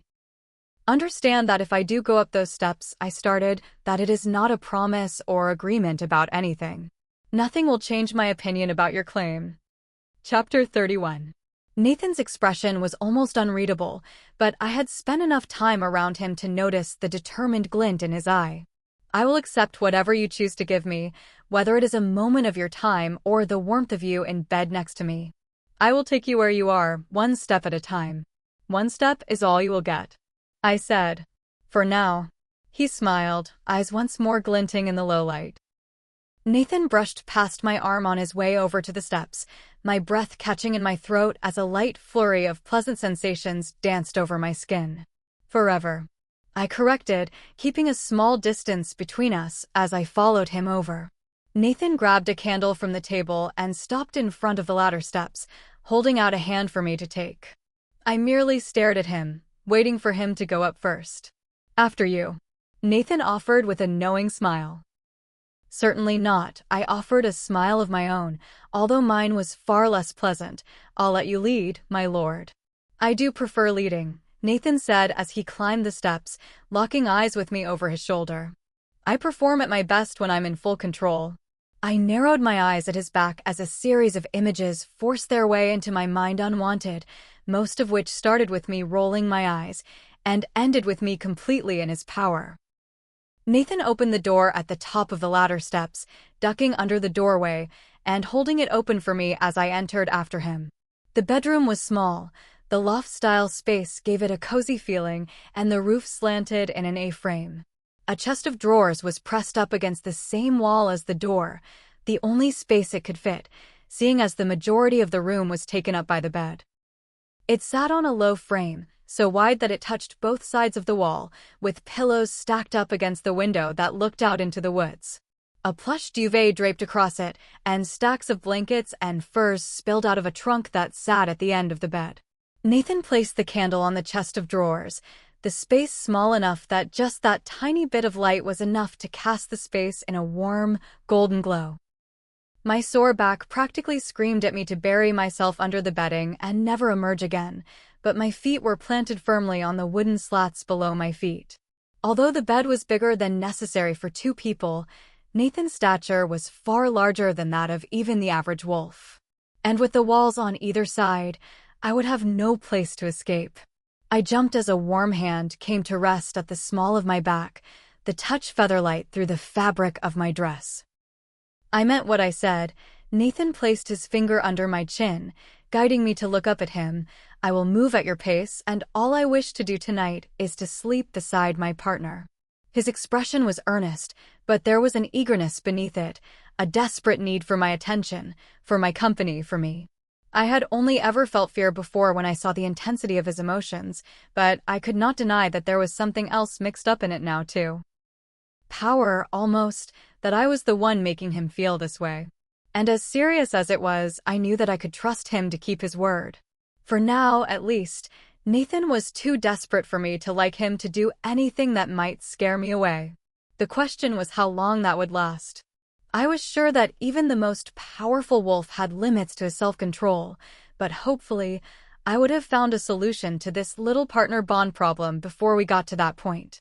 We should get ready for bed, I said quietly, and Nathan paused, almost as if he were waiting for me to change my mind. There are clothes for you in the drawers. Nathan motioned to the chest of drawers. I had Len purchased dresses similar to the ones I've seen you wear before. And night clothes. I asked, sliding open the top drawer and glancing inside. Similar, yes, but they were far nicer than my typical clothes, and the fabrics were of a fine make. I could not see any night dresses, however, and I slid open the second drawer, no such luck. Nathan, did you ask Glenn to get night clothes? I glanced back at Nathan, who looked confused, hands resting on his hips. Night clothes.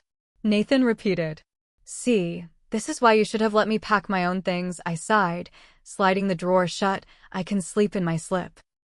It wasn't ideal, as I had been wearing it all day, but if the alternative were sleeping without anything, I would happily take the slip.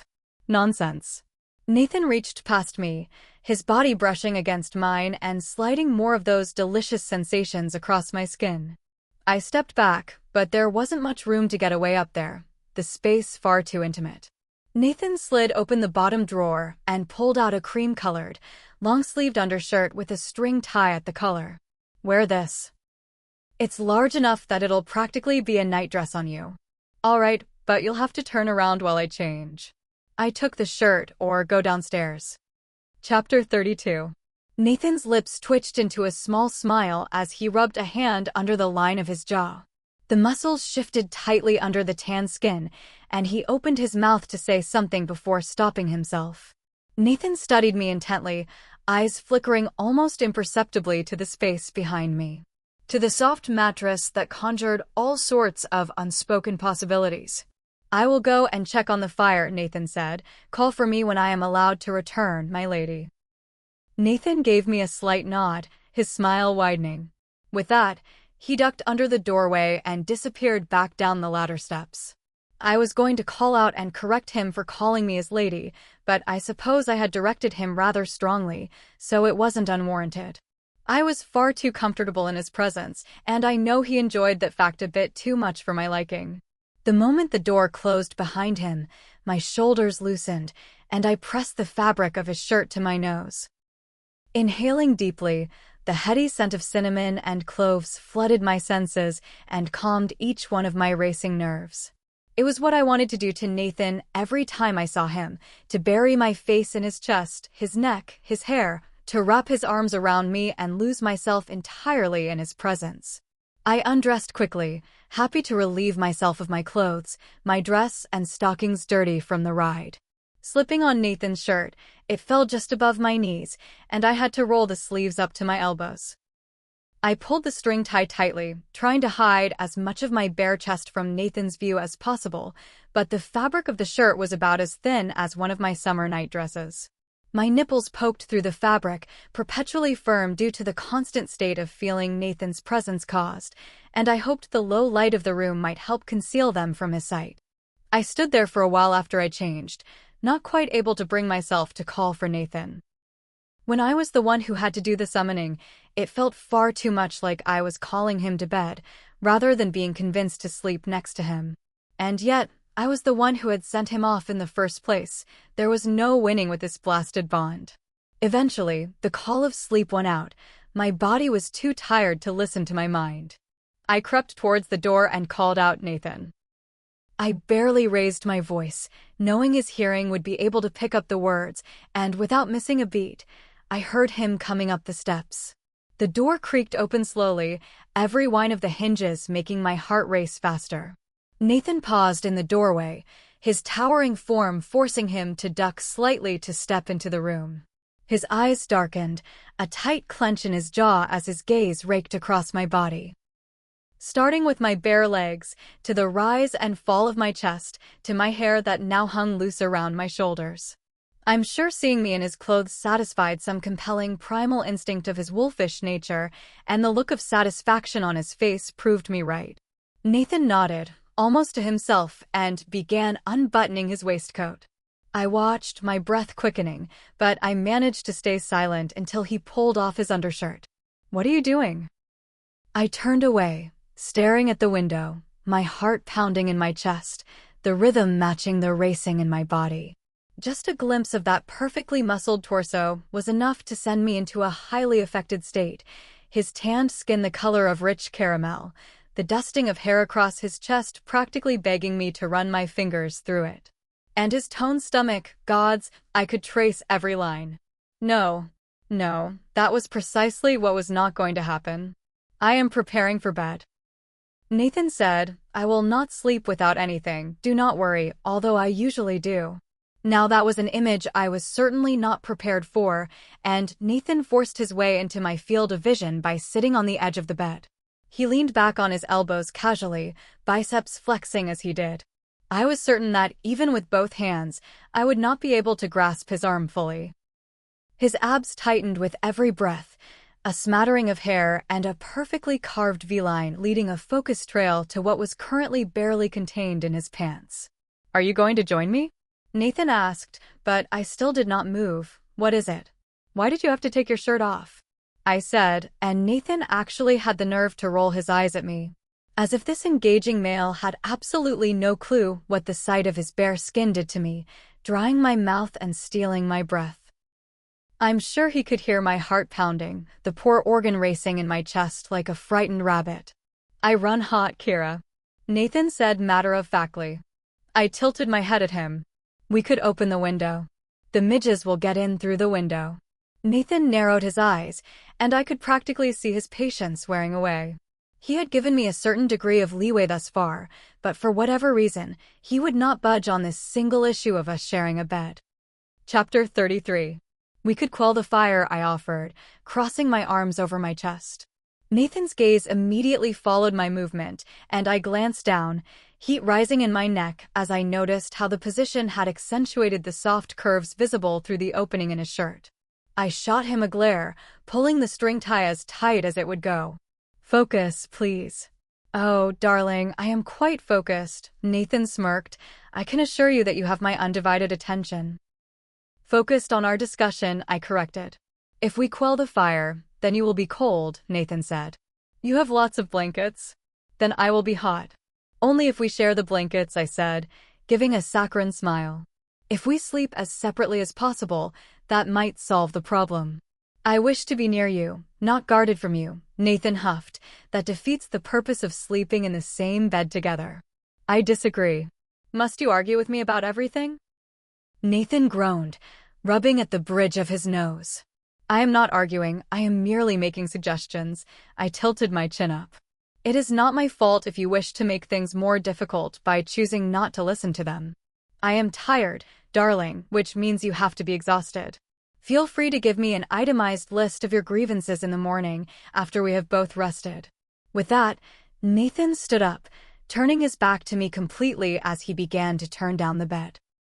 Stiff muscles twisted in his back with every movement, shoulders flexing from only the subtlest shift. It was enough to make my mouth go dry, and I could not help but wonder what it would feel like to run my hands over his tan skin. Nathan took his time lifting the duvet and smoothing the pillows, giving special attention to the side of the bed where I had positioned myself. Do you need more blankets? Nathan asked. I have more in case you are actually feeling cold. I should have already asked, or would you prefer furs? I could prepare you some new ones tomorrow after I go hunting. Nathan, I interrupted, you do not need to prepare me anything. The idea of those sharp canines in hunting activities sent a shiver down my spine, though I could not be sure whether it was one of concern or interest. Perhaps not furs, but is there anything else you need? Nathan's expression was far too earnest, and I glanced out the window to avoid looking at him. And I don't just mean tonight, darling, although I'd be happy to fetch you any water or supplies you might need. But anything you desire, clothes, books, jewels, trinkets, I would enjoy finding and procuring them for you. I have no need for those things, I said quietly. I have spent most of my life getting by on very little. But you don't need to anymore. Nathan paused, a sigh escaping his lips. I know that you are still adjusting, Kira, but you must know that every instinct I have urges me to protect and provide for you. I'm your mate. It is my job to keep you safe and happy and loved, and I can think of no greater calling. And gifts are not so uncommon, even among humans, are they not? He was right, but the issue was that we were not courting. He already believed he had a claim to me, and I refused to accept that claim, so what was the point in pretending that we were courting? Perhaps because he thought that it would give him a chance to win me over, but I did not need anything else to feel guilty about. His devotion was difficult enough to deal with, and I did not need any physical representation of it.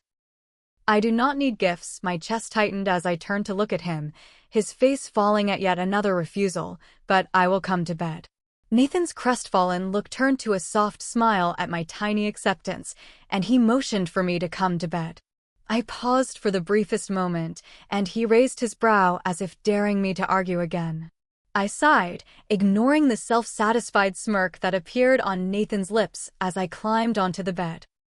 I burrowed under the blankets, laying my head down on the softest pillow I had ever known, sighing as I was finally able to stretch out my legs. The mattress was so comfortable that it made me want to weep, the pain in my lower back easing little by little. Nathan blew out the candle on the chest of drawers and climbed into bed next to me. The mattress dipped, the temperature under the blankets rising immediately from the furnace of a male beside me. I pulled the duvet up under my chin, shifting as far towards the edge of the bed as I could to keep a bit of distance between us, but it still wasn't enough. I was acutely aware of how close his body was to mine, and I could practically feel him staring at me in the dark, even with my eyes closed. I willed sleep to take me as quickly as possible, but just as the first tendrils of exhaustion started to steal me away, Nathan's body shifted on the other side of the bed. Chapter 34. Kira? Nathan's voice was husky and soft. I murmured. "Would you?" There was a pause, and I opened my eyes to glance over at him. It was a mistake. Gods, was it a mistake? Nathan had been respectful in maintaining the distance that I had placed between us, but it was no greater than the length of a single pillow. His tousled chestnut hair was splayed and messy, his eyes half heavy with sleep, his arms slung back behind his head. Nathan had never looked as handsome as he did in that single moment, so vulnerable and beautiful. "Would I what?" I whispered, although there was no reason to keep my voice low. It simply felt right somehow. Being there alone together in the dark, it was as though we were sharing some intimate secret, some hidden space forming between us that only we could fill. But every ounce of comfort that it brought also carried a spike of fear. I do not know if there had ever been a place where I truly felt I belonged, but I had always imagined that I would build one for myself someday. My own little shop somewhere where I could sew whatever I pleased for whomever I pleased. I did not want my sense of belonging to be tied to a wolf, a male, anyone. I deserved the chance to try and do things on my own and be my own person in a world where I did not have to fight every day to survive. And yet, Nathan was the reason I no longer had to struggle for food or warmth. He had given me every small comfort I could have wanted without me ever having to ask him for it. Had I simply been kidding myself, thinking that I was so much stronger than I am, when in reality I was still that scared, hungry little girl from the alleys wishing for mother to come home? I had spent so many lonely nights on my own, lying by myself in the dark, crying myself to sleep and wishing for someone to rescue me. No one ever came, and I had to learn how to rescue myself. Nathan's expression was tender, but eager, like a child desperate to please. "Would you be all right if I held you?" My whole body tensed at his request, and I knew Nathan could tell. Only for a little while, Nathan shifted onto his side, his fingers tracing the edge of the pillow, and nothing else. "I could wrap my arms around you, or you could lie your head on my chest, if that would be better." Nathan's emerald eyes searched mine before squeezing shut. "Every time I see you, I am desperate to touch you. In every way a male would touch a female, yes, but in all the simple ways too. To hold your hand, and stroke your cheek, and play with your hair. To press my hand to your waist, and hold you tight against me." My breath quickened with every word, his low voice rumbling like a confession in the dark of the night. It was not excitement that overtook me there in his presence, but an odd yearning, an urge to relish in the acts he described, to feel safe and warm in his arms. I shifted slightly towards him, and Nathan's breath caught in his throat. Once more I felt it, the power in his desperate need for me and my approval. "I could lay my head on your chest." My words were tentative, but even I could not deny the odd longing that awoke inside of me at the prospect of touching him. Nathan nodded, shifting onto his back, raising a strong arm for me to nuzzle under it. The excitement in his eyes was just barely concealed by his steady gaze, and he looked at me with the hesitation one gives to a frightened deer, as if any wrong move might cause it to run away. I knew that I would have more control lying on his chest than in another position, at least. I did not want to find myself locked between his arms or trapped beneath him. So slowly, painfully slowly, I inched over to Nathan, gently resting my head on the side of his chest, my hand awkwardly hovering above his stomach. "You can touch me." Nathan's voice rumbled in my ear, the low noise vibrating through his chest and into my body, shooting down to my core. One arm came to rest at my waist, holding me against him, and the other claimed my hovering hand, pressing it against his toned stomach. My heart was thundering in my chest, and I desperately tried to calm my breathing. "Your heart is pounding, little mate." Nathan rubbed soothing circles on my back. "You do not have to worry when you are with me. I will keep you safe, I promise. But can you keep me safe from you?" I didn't dare say it out loud, but Nathan's gentle touches did begin to calm me. He moved his hand up to my hair, smoothing and stroking it as my breathing slowed, my shoulders loosening their tension as I relaxed into his chest. Cinnamon and cloves surrounded me, the scent potent and straight from the source. It swallowed me, surrounding me in a wave of calm as I fell asleep in Nathan's arms. Chapter 35. I awoke in heaven. Warmth surrounded me, pulling me from a blissful dream. I could not remember a time when I had slept so well without even waking once, sleeping through the whole night peacefully. Humming, I tried to roll onto my back, but found I could not move. Something was pinning me in place. There was a heavy pressure around my middle, a strong arm wrapped around my waist, holding me close. Sunlight warmed my face, and I let out a small groan, burrowing further into the pillow that smelled so delicious it made my mouth water. Cinnamon and cloves, a delectable scent that spoke of comfort and safety. It was the aroma of my favorite childhood sweet, of the sticky buns Mother would buy me from the bakery every birthday, the pastry soft and delicate enough to melt on the tongue. And that taste, that smell, sweet cinnamon and cloves. Their memory had always carried a deep craving, a desire for something special, just out of reach. I was mere moments away from drifting back to sleep when I realized that it wasn't a pillow beneath my head. It was a bicep, the thick muscle connected to the source of warmth that surrounded me. Blinking my eyes open slowly, my bleary vision focused on the hand resting on the bed next to me, prominent veins sticking out of the tan skin. I stiffened, my stomach dropping as I remembered whose bed I was currently lying in and whose arms enveloped me. I had somehow managed to turn over onto my side, and Nathan's body was curled entirely around mine. I tried to shift in his embrace, but the arm slung around my waist was too heavy to move, trapping me beneath it. Wiggling, I attempted to slide out from under it, but his grip merely tightened, tugging me back and closer into his chest. A murmured sigh escaped his lips, and I felt the soft press of his lips on my neck, his hot breath on my skin as he nuzzled into me. A shiver ran down my back, relaxing my muscles and tempting my eyes to shut once more, but I was too aware now to fall back asleep. "Nathan." I nudged at his chest with my shoulder, but I received only a grunt in response. "Nathan, you need to get off of me." "Go back to sleep," Nathan murmured, his voice husky with the sound of morning. "It's still early." There is daylight, I am not a lord, and was not raised to laze about all morning. I wriggled in his hold, not ceasing until Nathan finally loosened his grip, letting me slip out from under his arm and slide as far to the edge of the bed as possible. The moment my skin broke contact with his, the warmth surrounding me disappeared, replaced by an empty sort of cold. Every instinct willed me to crawl back into his arms, to reclaim the comfort that belonged to me. Belonged to me? Those words had popped into my mind far too easily, a strange possessiveness rising inside as I looked at Nathan's prostrate form. That was new. In fact, the longing that I had felt before in his presence seemed to have doubled. My urge to be near him was stronger than ever before. I narrowed my eyes at Nathan as he stretched, wiping sleep from the corners of his eyes. Perhaps wanting to be near me was not the only reason he desired us to share the same bed. Maybe he had been eager for our nearness so that we might feed the bond, which had already been given more than enough fuel, especially after the long ride we had spent stuck together the previous day. I had given in to another part of the bond last night, allowing him to hold me for hours, and had unwittingly made it grow even stronger between us. "There is a difference, my dear." Nathan leaned up in bed, running a hand through his tousled hair and stifling a yawn in his fist, between lazing and relaxing. "You are not at the manor, and there are no chores or tasks to attend to here that must be taken care of right away. You are more than welcome to lay in with me. Consider me your personal pillow, my love."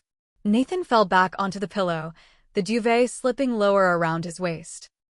The newly strengthened bond inside of me wanted nothing more than to cuddle up into his side, to let him hold me and stroke my hair the way he had done the night before. "I'm sure that I can find something here that can fill my time, my lord," I said, already shuffling my way out of bed. "I can wash the dishes from last night." Nathan squeezed his eyes shut, rubbing at the bridge of his nose with a sigh. "Whatever you wish, little female." He swung his legs over the side of the bed, rising to join me. "You do not need to help," I said, looking everywhere but his bare chest. "I want to help." Nathan peered down at me, close enough now that I could see the stubble on his chin. "If you wish to spend your morning doing chores, then we will do chores. I would much rather spend it curled up in bed with you, but I will follow where you lead, my lady." "That is unnecessary," I huffed. "I do not." Nathan's hand appeared at the side of my jaw, his thumb pressing my lips shut before I could continue. Chapter 36. I blinked, staring up at him as his expression hardened, his sweetness shifting into something far more serious. A different sort of shiver ran down my spine at his sudden change, and I could not say I didn't like it. "You do. Whatever you were going to say, you do and you will." Nathan's voice had grown impossibly deeper. "You are mine, Kira, and whether or not you have chosen to accept that yet does not change the fact that it is true. So if you choose to wash dishes, then I will wash them beside you. If you choose to go for a walk, then I will escort you. And from now on, when you choose to sleep, you will do so my side."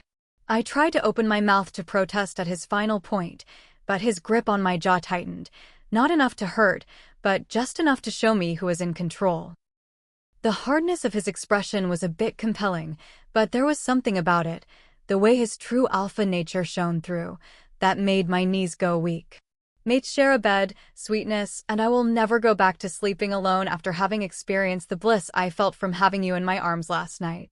I do not care if I have to carry you to bed myself and hold you close in order to make you stay. I will do what needs to be done. I promise to continue to offer you patience, but understand that it is not a choice to accept me that I am granting you, but merely the time to accept the inevitable." Nathan leaned in closer, hot breath fanning across my face. "You are mine, and I am yours, and if you ever attempt to leave me, I will chase you to the ends of the world. No matter where you go, I will find you because you are mine. Do you understand?" I glared at him, motioning to the thumb covering my mouth, but Nathan merely smiled. "Nod," Nathan said, his voice hard and unyielding, his unwavering tone quelling my fury with a single word. I paused, the humiliation of my position willing me to disobey, but Nathan's smile held a warning, and I did not wish to push my luck when he was in this mood. I took a deep breath and nodded slowly, but I did not stop glaring at him. "Good girl," Nathan said, and his praise sent an unwanted rush of pleasure through me. I couldn't help but preen at his words, subconsciously leaning into his touch, and by the time I realized what I was doing, it was too late, Nathan already noticing the effect he was having on me. Nathan tilted his head, studying my expression and surely listening to the increasing rhythm of my heart.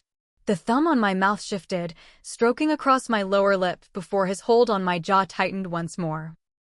He squeezed, forcing my lips open just enough for him to slip his thumb into my mouth, pressing it down onto my tongue.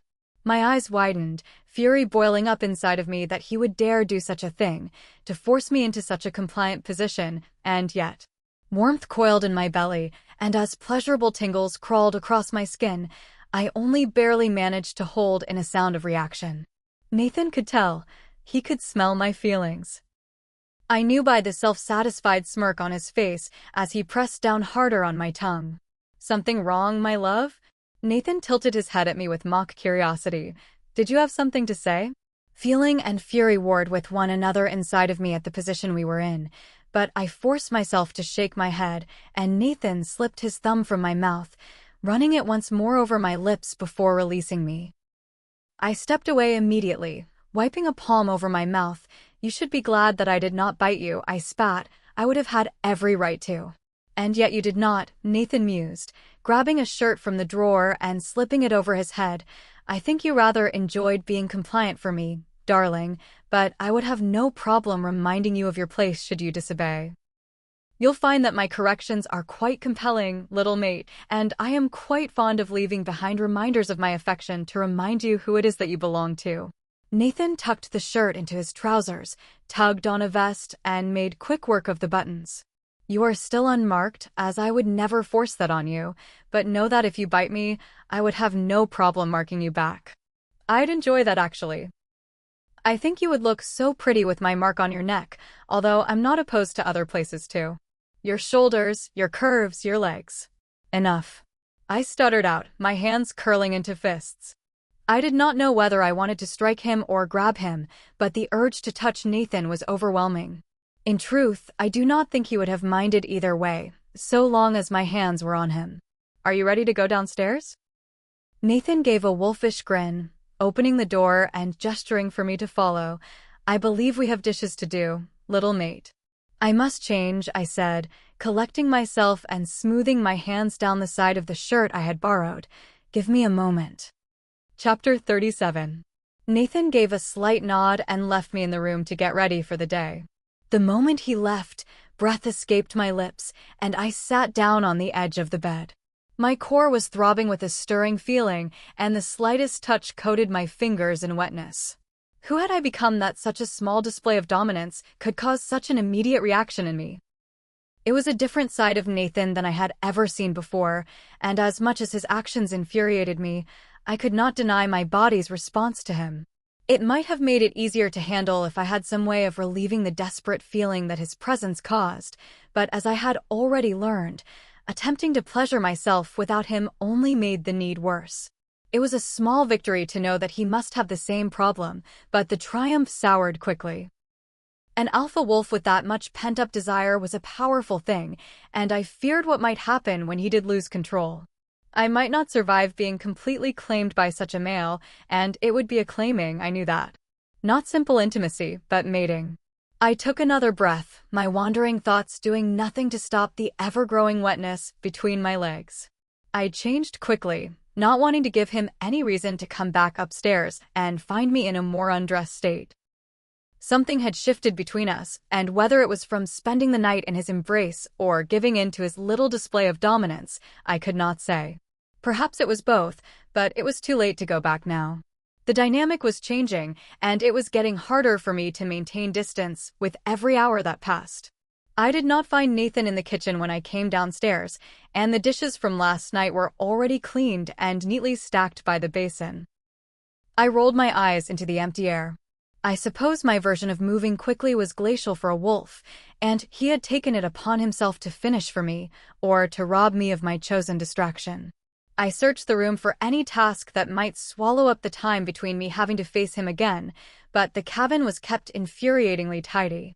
The floor had been swept, the furs folded, the books stacked neatly away. Even his larder was organized, filled with jars of preserved fruits and pickled meats, wax-wrapped hunks of cheese that were free of mold, and pre-filled satchels of an assortment of woody, floral-smelling tea leaves. I had started to search for a mug when a thud sounded from outside, something hitting the soil, and then a loud crack, the clink of steel against wood. I closed the larder, following the sound to the front door, which had been propped open to let in the morning breeze. The air was pleasant and calm, deep in the forest, the wind carrying with it the fresh scent of loam and earth. The place truly was cut from the pages of a children's storybook, only in this version. The wolf and I had somehow ended up in the same bed. It was only a matter of time before I found out whether he would claim me, as his longing glances so often told me he wished to do. It was outside of the cabin that I found Nathan, standing to the side of the dirt path with an axe in his hand. His broad back was turned away from me as he chopped firewood, his muscled arms wielding the axe with the strength of 10 human men. I leaned my shoulder against the open door, crossing my arms around my middle, and allowed myself to watch him, to drink in every detail of his form. As infuriating as he could be, Nathan truly was the ideal specimen of a male. Nathan swung the axe with ease, splinters of wood flying into the dirt with every practiced movement. The wood split like butter, as if Nathan were slicing through water rather than solid oak. Enjoying the view? I startled at Nathan's voice, the male never once having to turn around to know that I was there.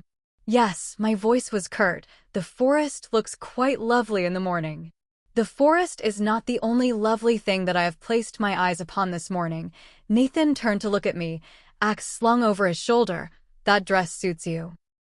It is far too fine for the forest, I commented. I'm afraid that I'll ruin it. The dress was far too lovely to wear at a cabin, though I do not think I would have felt at home in it even at the manor. I was not accustomed to wearing such delicate fabric, nor cuts that accentuated my figure rather than hid it. Not that Nathan seemed to mind, his gaze roving over the curves of my body, my figure fuller now that I had been able to eat proper meals again. That, too, he did not seem to mind, his gaze resting appreciatively at the place where my dress hugged the curves of my body. Then I will buy you another, Nathan shrugged, grabbing another log off the pile next to him. The cost is of no concern to me. Chapter 38. And what of the time of the seamstress? I watched closely as he swung the axe with ease, his forearms flexing with every movement. It takes many days to make a dress, you know?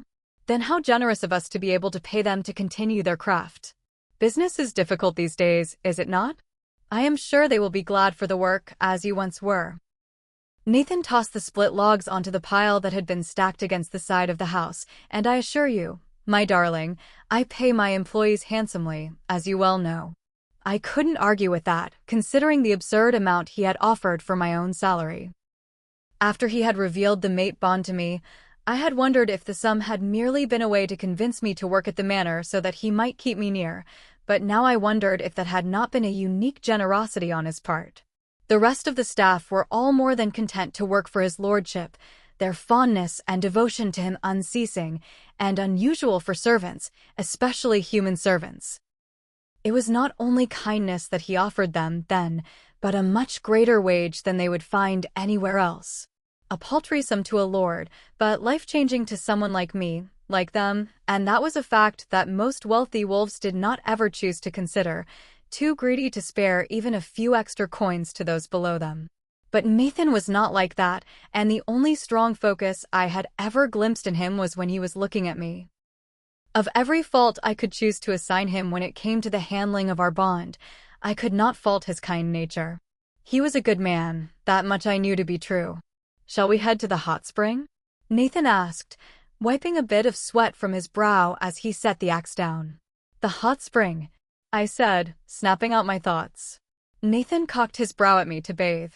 Yes, I had agreed to bathe with him in the hot spring, an avoidant promise made in the exhaustion of the previous night. I had forgotten about that.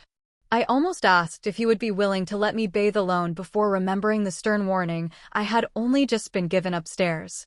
If you choose to go for a walk, then I will escort you. I very much doubted that he would leave me alone while I was still unmarked and unmated, but perhaps if I did not argue with everything that he said, then he might allow me a bit more leeway. I would have to earn his trust that I would not run, his protective nature making him too clingy and vigilant to be away from me right now. Very well, I said, lead the way, my lord. I could not help but add his signifier, but Nathan seemed so pleased that I had not argued with him that he did not even acknowledge it. He smiled warmly and gestured a hand towards the path leading around the back of the cabin. It hovered in the air between us for a moment too long, an offering for me to take, but I did not. Nathan's smile wavered almost imperceptibly before his hand lowered, and I followed him around the side of the cabin. Nathan stayed close to my side as we walked, always sneaking glances at me when he thought I wasn't looking, as if he were afraid that I might disappear at any moment. He was eager to touch me again. I could see his need hiding in the way he looked at me, but I didn't feel too terribly about it, considering our sleeping arrangement. I was sure he would insist we share a bed again tonight, which meant my lord would get his quota of physical touch later on. I suppose I could always fight him on it again. I was not nearly as tired as the previous night, although, begrudgingly, I had to admit that my peaceful sleep had been a result of our proximity. It would be more amusing to push back at him if I didn't know how much my rejection affected him.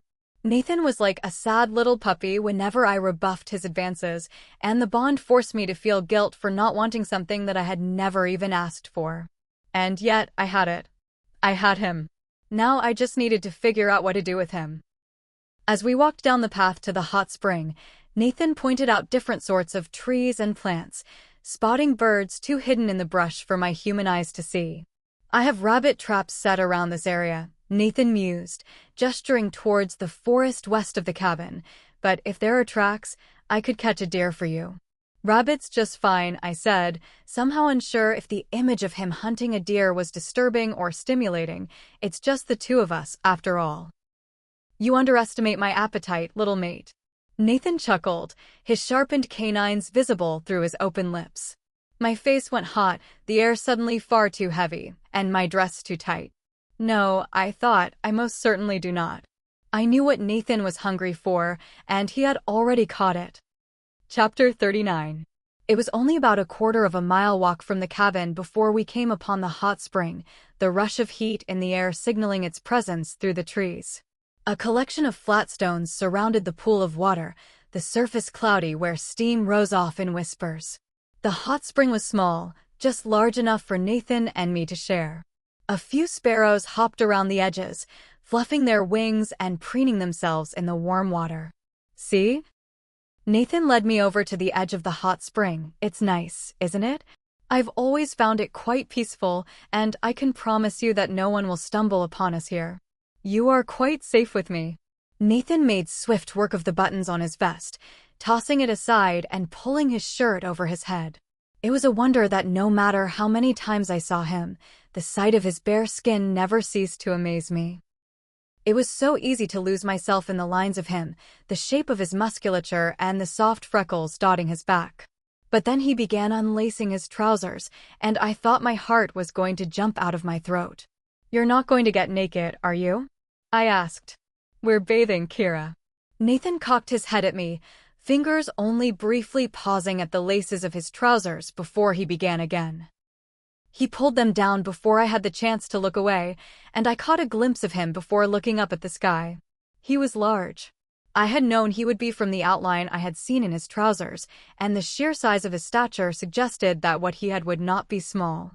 Even still, that single glance had filled me with equal parts desire and apprehension, and I knew it would be a significant physical event if he were able to fit inside of me. A single night with Nathan would surely change me for any other male. But that would not be happening. Wispy clouds had gathered above the tree-line, and I focused on making shapes out of them, following their swirls as I tried to calm my racing heart. There was no need for me even to consider the logistics of how Nathan and I might fit together, so to speak, so why had I let it flit into my mind so easily? I could hear Nathan stepping into the hot spring, the water splashing at the sides, and a deep sigh escaping his lips. When I was confident that he was adequately submerged, I looked away from the clouds and let myself take him in once more. Waist deep in the hot spring, the shadows managed to conceal him reasonably well, but the knowledge that he was naked in there was still making me dizzy. Droplets of water rolled down his skin, and I felt the sudden urge to touch him, tracing down his hard abs all the way until Could I not just bathe after you? I asked, squeezing my eyes shut and doing everything I could not to rub my thighs together. We do not need to be tied at the hip. You can bathe now or wait. Nathan's voice was stern but gentle. The water is nice, little mate. Come enjoy it with me. I'm not getting naked, I said, crossing arms over my chest. You might enjoy showing yourself off, but I will be keeping myself covered. Thank you very much. I only enjoy showing off for you, that I can assure you is true. Nathan tilted his head back in the water, wetting his dark curls.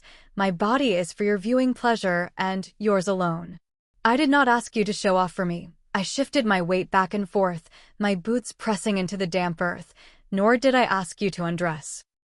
Just because you do not ask for something does not mean that you do not want something. Nathan leaned back against the side of the hot spring, arms outstretched and splayed on the rocks behind him. You do not know what I want, I said, though my voice was not quite as strong as it had been. Neither was my will, to be fair. The truth was that not even I truly knew what I wanted anymore, so how could he? How could Nathan somehow know me better than I do myself? I know precisely what you want. Nathan's eyes darkened, his jaw tightening, because it is the same as what I want. We share the same desires. Our desires are not the same. My breath quickened at the intensity of his gaze. I am not a wolf. I do not feel what you feel. They are the same, Nathan said, tracing his fingers over the water. The difference between us, sweetness, is that you have decided to wage war with your desires, whereas I welcome mine with open arms. Uncovered arms, I mumbled, which I still think is unnecessary. You can bathe in your clothes if you wish. Nathan cracked a smile, although I cannot imagine that will be very comfortable. I chewed my lip, watching as Nathan leaned his head back and closed his eyes, waiting for me to make my decision. I settled on stripping down to just my slip, considering he had seen me in it already on more than one occasion. Chapter 40. Nathan POV. If the fates had ever made a perfect creature, it would have been Kira. I did not know her second name, though I doubted that she had one, and did not want to embarrass her by asking. It was not uncommon for humans from the alleys to use their vocation as a second name, to be identified by their use rather than their family. In some cases, they merely had none at all or chose one to share with a partner. Kira had mentioned her mother, but said nothing of a father or any other family members, and I doubted that she had any. Kira wouldn't have been alone if she had been left to fend for herself in the alleys. It made my heart ache every time I thought of it, my sweet little mate all on her own with no one to care for her. But she wasn't alone now, and she would never be alone again. I would care for her until the day I died, and I sincerely hoped I died first. There could be no heartbreak as unimaginably painful as the thought of losing my little female. My beautiful mate, who still somehow insisted on hiding her body from me, despite the reverence I wished to give it. Kira stood at the edge of the hot spring, gnawing on her bottom lip, arms crossed over her chest in an attempt to hide herself from my view. She wore only her slip, but the light fabric did nothing to hide the shadows of her curves. Holding her in my arms the previous night had been bliss, and getting to touch her, to feel her feminine softness, had brought me a peace like no other. But it had done nothing except worsen my desire for her, her body, her happiness. The sight of her smile pointed at me. Kira so rarely smiled at me. She always looked agitated or confused, battling a struggle within herself that I knew she would never win. Even there, standing at the edge of the water, her brow was furrowed, her jaw tight, her lips complete, tilted into a frown. Kira was inches away from a hot spring on a lovely day with a mate who would dedicate everything to her, and yet she still found a way to make herself unhappy. I only wished I knew a better way to help her, but all I had was my devotion and my patience, and I knew that, in the end, it would be up to her to end her unnecessary resistance to our bond. "Are you coming in, little mate?" I asked, and Kira glanced away, the lightest flush catching at the base of her throat. My sweet female thought she could hide her feelings from me, conceal her reactions to my words and my presence, but they were as clear as day. That knowledge was the only reason I could survive her constant arguments and rejections, because I knew they were false. My concern was less that my mate did not want me, but more so why she was so focused on forcing herself not to like me. It was causing my poor little female unnecessary stress, and it was driving my wolf instincts wild, having to see my mate struggle and not knowing what to do to help her. My unyielding desire for her was not making things easier either. I had not been this internally frustrated since I was a teenager, and no amount of self-gratification could help quell my urges. My only cure was Kira, and I knew once I had her that I would be committed for life. My focus was intensely centered on the thought of getting to feel her, to touch her, to sense her reaction as I knelt near her. Sensing the strong feeling pouring out of her core in the moments just before my focus was entirely on her. I shifted in the water, my body reacting at the very thought of it. "Did you at least bring soap?" Kira muttered, finally stepping down into the pool. "Of course." I immediately moved to help her, to grab her hand to keep her from falling into the water, but she lurched back and squeezed her eyes shut. "Do not move," Kira warned, "please." "I'm sure it is not a mystery to you what I look like uncovered, my darling," I teased, unable to help myself from cracking a grin. I am a male after all. I won't deny that it brought me a delicious sort of satisfaction to know the effect that my presence had on Kira. My little mate's mind might resist the bond, but her body was clearly impacted. Her feeling had been so potent that morning that I could sense it from the kitchen, the powerful scent so strong I'd had to force myself to go outside to keep myself from marching upstairs and claiming her right then and there. I'd had to chop wood just to let out some of that frustration, and I'd actually managed to break the first axe I used after swinging it too hard. "I do not care what you are," Kira said, making a disgruntled sound and waving her hand for me to move back. "Because I have no desire to see you uncovered." A lie. Blatant and obvious, I could tell from the increased rhythm of her heart, the flush that was spreading to her cheeks, and the lightest scent of excitement that fought through the competing smells of the woods. Besides, there would be no need to protest so much if it were actually true. Sometimes I wondered if Kira was even trying to convince me with her arguing, or if she was merely trying to convince herself. Chapter 41. Nathan POV. "Whatever my lady commands," I sighed, leaning back against the edge of the hot spring. "I am ever at your service, little female. Your wish is my command." I would be happy to fulfill any desire, or help ease any of that tension that seems to be keeping you so tightly wound. "My wish is for you to stop making insinuations." Kira cracked her eyes open, peeking at me before stepping further into the pool, "and I am not tightly wound." "Then unclench your jaw." I raised a brow at her, "and relax your shoulders." Kira glared at me, stiffening as her whole body went even tighter. She knew I was right. I could tell by that adorably irritated look on her face. Slowly, she did as I said, lowering her shoulders and unclenching her fists from where she dug her fingers into the fabric of her slip. Good girl. I could help her unwind far more than that if she would let me. I could make her mind go blank with only a few touches. Empty her head of everything but the thought of me, of my voice, my fingers, my presence. "Come." I motioned for Kira to step further into the water. "You'll get cold if you stand half in like that." Kira obliged me, if somewhat begrudgingly, and held down the sides of her slip as she stepped into the hot spring. The water darkened the slip almost immediately, sticking to her skin and outlining every soft curve of her body. It was somehow more compelling to see her like this than to see her completely uncovered, a tantalizing glimpse of what lay beneath. Kira waded closer, her body's response visible through the wet fabric, and I yearned to put my mouth around her, to pleasure her until she begged me to stop. Oh, how sweet my little female would sound when she pleaded for me to. "Nathan." Kira was looking at me, eyes narrowed and hand outstretched. "I asked you for the soap?" Kira said, her free arm quickly wrapping around her chest, the second my eyes flicked down again.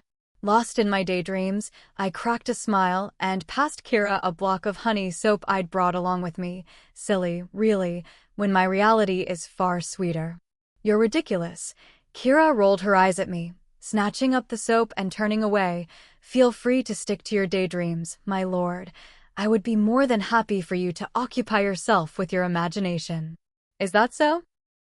I leaned back, admiring Kira as she began to wash herself. "You like the idea of me dreaming about you." "I do not believe that is what I said at all." Kira paused, shooting me a glare over her shoulder. "You have a funny way of twisting my words into what you want to hear. Or perhaps I simply know how to read between the lines, my darling." I said, although it was more than that. I could read her body language, take note of every little way she reacted to me. The way her breath quickened, the tiniest blinks when I caught her off guard, the blood rushing to her face, the way she held her legs tightly together, and the rapid run of her heart. Physically, I knew Kira as well as I knew myself, but understanding her mind was going to take time. I was a patient male, and I would discover her little by little. But she had to learn to let me in and to give up just an inkling of control to me. The fates knew that I could make it worth her while. "I don't suppose you want any help?" I offered, tracing my fingers over the surface of the hot spring. I had allowed her to keep a distance between us in the water, but it would take only the slightest hint that she wanted me nearer, and I would be by her side in an instant. "If you touch me, I swear that I will bite you," Kira said, rubbing the soap into her long locks of dark hair. Gods, I wanted to run my fingers through it, to stroke her hair while she sat in my lap. "Is that a promise?" I said, and Kira shot me a warning glance. "Yes, it is." Kira's words were clipped and short, but I could hear her heart pounding faster in her chest. My little mate liked the idea of marking me, even if she couldn't admit it to herself. That was fine by me. I would let her mark my chest if it pleased her, happy to bear anything she placed upon my body with pride. "It's like you're trying to tempt me, darling." I chuckled, but Kira said nothing. I paused. Was she trying to tempt me? In her own unique way, were all of her rebuffs merely signals for me to try harder, to fight through her facade and show her how much I wanted her? When I had pushed further the previous night by asking to hold her, she had not denied me. When I had asserted myself over her that morning, she had become so affected that I had almost lost control over myself, despite her protests that she hadn't enjoyed it. I would not force Kira into anything, but perhaps it would not be a bad idea to push a bit further, giving her the space to let herself give into the bond. To truly help her unwind. I couldn't help but smile to myself as I watched my Kira dip her hair back into the water, extending her bare neck that practically invited attention. She washed the suds out of her hair, sighing at the pleasant warmth of the hot spring. It was in that moment that I made up my mind, watching those full lips part and her eyes flutter shut. Tonight, I would court my mate. Chapter 42. Nathaniel was making me uneasy. It wasn't anything in particular that he was doing, but rather what he wasn't doing. He was surprisingly normal, his usual clinginess having waned as the afternoon wore on. His eyes had been glued to me in the hot spring, watching every movement with focused precision. I could not say I did play the part of the prey, my heart beating so fast in my chest that I thought it would burst. That male's attention was going to be the death of me, one way or another. After we had returned from the hot spring, Nathaniel had left me to my own devices and informed me that he would be out hunting. "Don't you need a weapon?" I asked him, curled up on the chair in front of the fireplace, a crossbow or something? I had pilfered through the small collection of books Nathaniel kept at the cabin and had managed to find one about the native plant life of the region. Not enthralling, but it reminded me of my mother and her strange little cure-alls that she would make with whatever herbs and plants she could find. Why would I need a weapon to go hunting? Nathaniel asked me as he laced up his boots. To kill the animal, I closed the book, my thumb caught on the page I was reading, unless you intend to catch it with your bare hands? How else would I catch it? Nathaniel straightened, peering over at me. His natural scent had grown stronger since washing, all the smells of the woods falling away, leaving me surrounded by cinnamon and cloves. It goaded me, making me itch for more. Nathaniel was usually close enough to touch, consistently placing himself within my reach, but for whatever reason, he had put himself on the opposite side of the room. He had let me dress without following me upstairs, had let me sit by myself, and had not even fussed over me when I went to fix myself a cup of tea. Nathaniel's gaze had never left me. I could still feel it searing into me, but there was something different, almost, about the way he was looking at me. That insistent eagerness had changed, settling into something else. What it had settled into, I did not know, but I could not tell whether it was an improvement. I did not trust him, that was for sure, and despite his relaxed air, I could not help but feel as tense as ever. "I won't be gone long," Nathaniel said. "Do not leave the perimeter of this cabin. You're safe here, but there are beasts deeper in the woods, my darling." Yes, I opened my book again with a sigh. Don't get eaten, I understand. I will try my hardest to stay in one piece until you return. I glanced up at Nathaniel with a tight smile, It's not like I've survived on my own for who knows how many years. I don't doubt your confidence, but it would mean very little against a hungry bear. Nathaniel's gaze flicked down my face, tracing over my form with approval. I won't be long, Nathaniel said, walking towards me casually. I nodded, looking up at him, half expecting him to hesitate in front of me as he so often did, waiting for me to touch him first. But Nathaniel did not hesitate.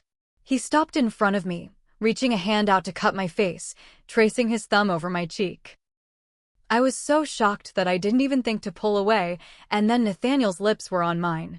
Nathaniel kissed me, softly and sweetly, sweeping his lips gently across mine.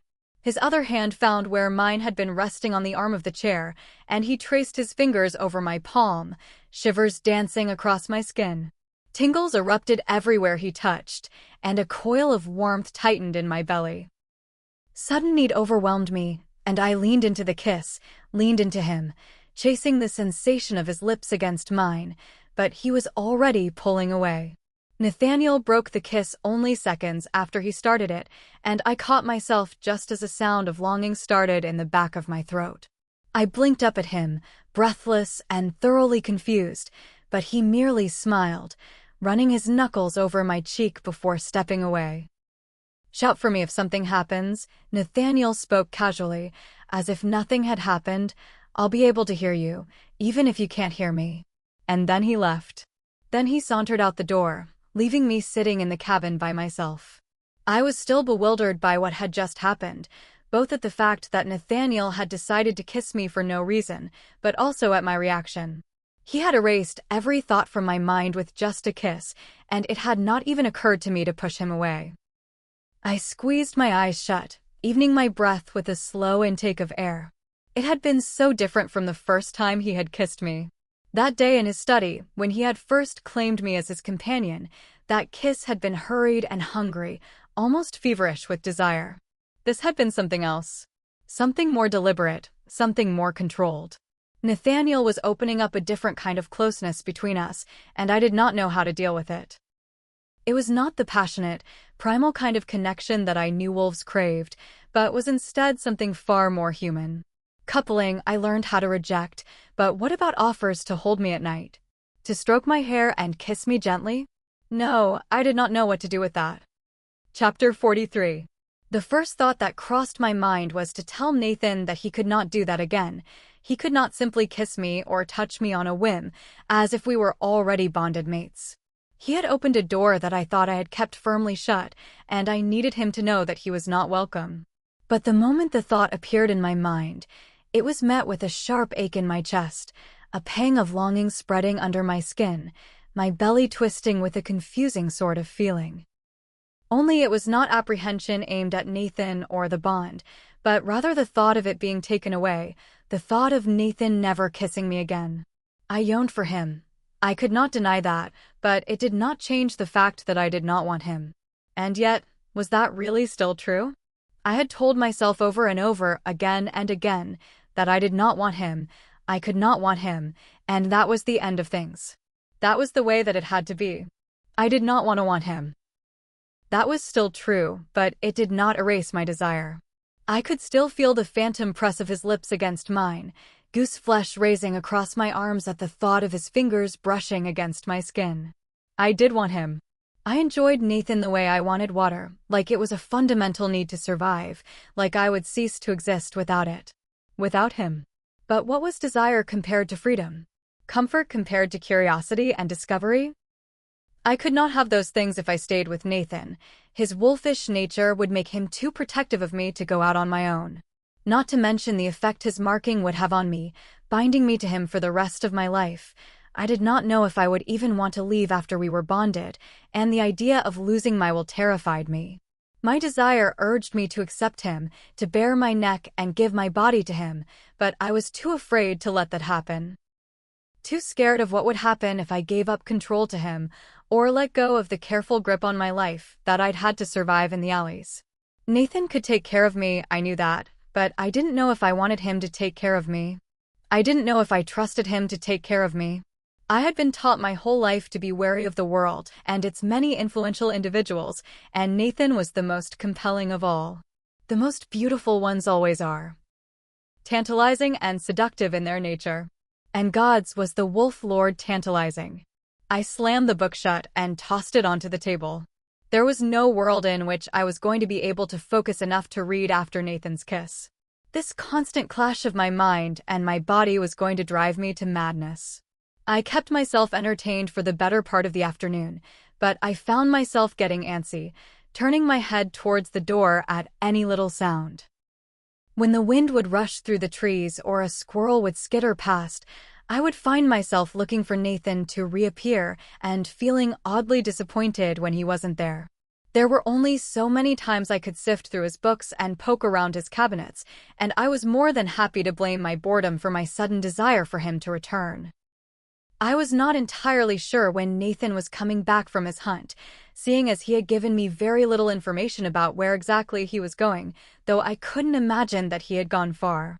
If he was close enough to hear me calling for him, then he couldn't be more than a mile. I couldn't tell if I was relieved or annoyed at the fact that he had left me at the cabin by myself, and found myself almost missing his constant interruptions. It was nice to have a moment to myself, however, and to think without the pressure of his presence weighing me down. The fact that he had kissed me wasn't helping things, and I could not stop thinking about it. Nathan's touch had set my body alight, stirring up desire in my belly only to leave it unattended and half-formed. It was an irksome feeling, to be needy and wanting without anything to fulfill it, and not even sure whether I wanted him to meet it. Still, he should have at least allowed me to take some satisfaction in the form of a quick correction for what he had done, though I doubted he would feel bad about it at all. Nathan's restraint was impressive, albeit practiced from the past few days, and I could not deny the feeling of being slightly out of control from the fact that he had been the one to pull away from the kiss. He had somehow taken control of whatever was happening between us, and I did not care for that one bit. Still, that didn't mean I couldn't try to take it back. Chapter 44. Nathan returned at the height of the afternoon, bringing with him the highest heat of the day.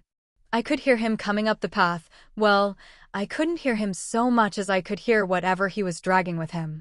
I had been entertaining myself by reorganizing his larder, and I waited there by the door, my feet glued to the floor. I could hear my heart beating faster, little jolts of anticipation racing up my arms as I heard him draw closer. The door opened with a sliding creak, falling open on its hinges and letting in the rays of sunlight that peeked through the trees. Nathan peered inside, streaks of dark fluid on his face and splattered on his shirt. A deer hung from his shoulders, seemingly as weightless as a pillow, its body stiff and still. "I'll be outside." Nathan's eyes raked over every inch of my body, as if he were inspecting me for some hidden injury. When he was satisfied with whatever he did or did not find, he continued, "You're welcome to join me." With a grunt, Nathan readjusted the deer on his shoulders and turned away from the door, leaving me to follow after him. I blinked. That wasn't quite what I had expected, though even I did not know what I expected. There was a tiny part of myself that missed the desperate way he looked at me, as if he needed my presence to breathe. It had done wonders for my ego, but it was more than that. It was intoxicating to be wanted in that way. I suppose he was acting in the way that I'd been asking him to behave around me, but now that it was happening, I wasn't sure if I really liked it. I stayed by the larder, waiting for him to appear back in the doorway and ask me to come outside with him again, but he did not. Irritation itched at my insides, and eventually I couldn't take it anymore, dragging my feet as I went outside to join him. I found the Lord leaned over the deer carcass, a knife in his hand as he finished up the skinning. He worked with acute precision, quick but accurate, and I didn't doubt that he would have the whole animal processed within the hour. Nathan glanced up to look at me immediately, nodding towards a tall stump outside the cabin for me to sit. "How was your afternoon?" Nathan asked, with the casual air of someone sitting down to tea rather than preparing a deer. "Fine." I sat down on the stump, arms crossed over my chest. "Just fine." Nathan looked at me curiously. "Yes," I shrugged. "It was fine. I kept myself entertained, but you should bring more books here, some cards or something." "I'll take that into consideration." Nathan's gaze paused on me for a moment too long, studying me. I shifted, squirming under his gaze and tightening my crossed arms. "Can I help you with something?" I asked, my voice clipped. "Why are you upset with me?" Nathan spoke plainly, leaning up from the deer to stand at his full height. "I am not upset with you," I said, unable to control the slightest edge in my words. I wasn't distraught with him. I was just on edge from earlier, from the dizzying spin of my thoughts, and I needed someone to take it out on. It wasn't really fair to Nathan, but he was the one who had kissed me. I could have had an enjoyable afternoon if he had merely kept his lips to himself.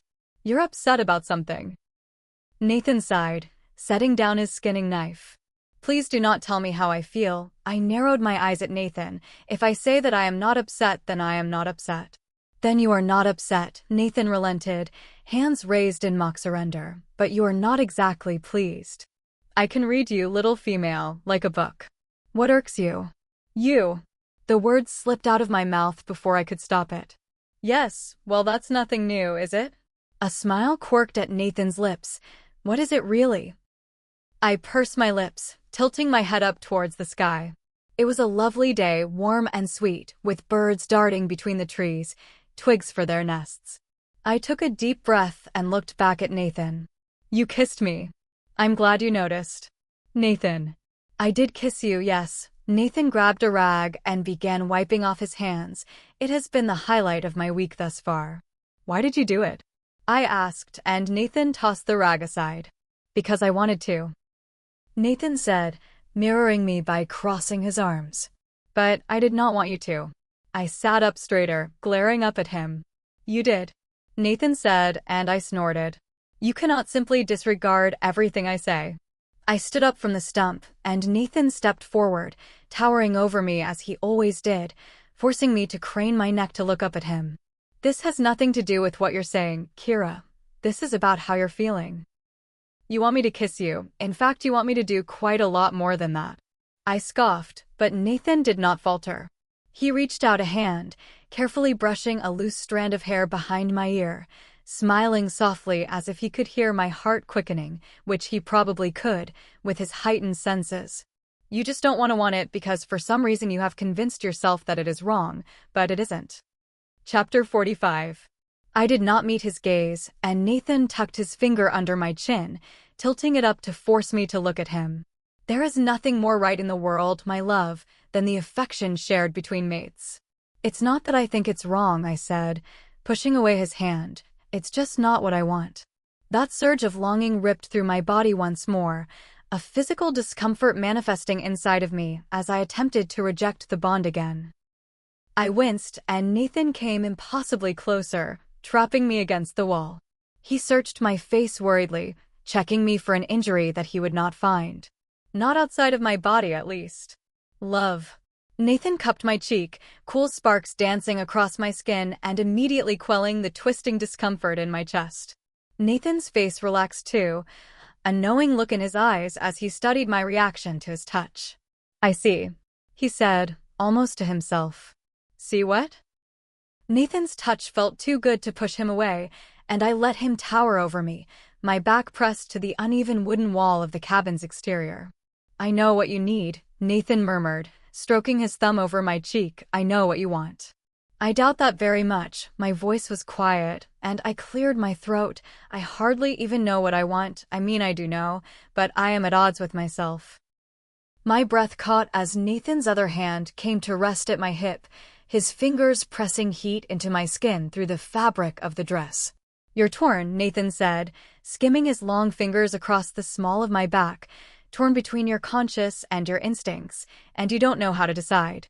"Perhaps yes," I whispered, his nearness making it difficult to think. Nathan practically blocked out the sky, filling my vision with only him. His eyes, his shoulders, his chest, his scent, cocooning me with every appealing and captivating part of him. "Then let me make the decision for you." Nathan's voice was husky. "I am your mate. It's my job to help you, to please you. You cannot convince me of accepting this bond with a few assurances," I said, but there was no strength to my words, and I tried to speak as plainly as I could. "It's hardly been a week since you even told me that we were mates." I'm not asking you for your love yet, little mate. Nathan swept his hand from my cheek down to rest on the side of my neck. I will earn that in time. But your body calls to mine, and it will only bring you pain to keep ignoring its needs. You do not need to suffer unnecessarily, not when you have a male who can turn your frustrations into delight. You sound quite confident in your abilities. I muttered, not quite able to stop myself despite the situation. There is nothing in the world that I am more confident in, my darling. Nathan gave a dark chuckle, than the ability to make you react strongly. Nathan's words shook with a low growl that seemed to reverberate through my body, a shiver rolling down my spine. But if you have your doubts, little one, why not judge my abilities for yourself? Because I'm frightened. The words fell from my lips, as if drawn out of me unwillingly by Nathan. It was true, everything about the mate bond affected me, but nothing scared me more than giving up control to Nathan. More than being bound to someone again. The last person I had trusted to care for me had died. She had left me, and I had been alone, and I had learned how to live without the fear of loss. Frightened of me? Nathan's face fell, and I shook my head. Frightened of what you make me feel. You don't have to be afraid, my darling. Nathan relaxed, his expression turning calm and confident, his voice the coaxing sort of whisper one might offer to a fearful animal. Let me take control, and I promise I'll make you feel wonderful. You don't need to give me anything in return. I just want to bring you pleasure, my love. I chewed my lip, the words catching in my throat. The mere suggestion of pleasure had begun the flickering of warmth in my lower belly, a need surging between my thighs. What, Kira? Nathan's nostrils flared, and he pushed himself closer until he was flush against me. What is giving you pause? I have never touched a man before, I whispered, and Nathan's eyes practically went dark with desire. God's little female, Nathan growled, I think that I will be the first male to be completely overwhelmed with attraction, and it will all be because of you. You are not disappointed? I spoke softly, face flush with heat at his words. I am not experienced in this, so to speak. Disappointed? Nathan licked his lips, intently gazing at my face and down my collarbones to where my chest was pressed against his. Kira, it pleases me in a way that I cannot fully express that I will be both the first, last, and only male who will ever get the privilege of touching you. Nathan's fingers ran down my collarbone to trace the curve of my body, hovering over the laces at the front of my dress, of touching my little female. Chapter 46. Say the word, little mate.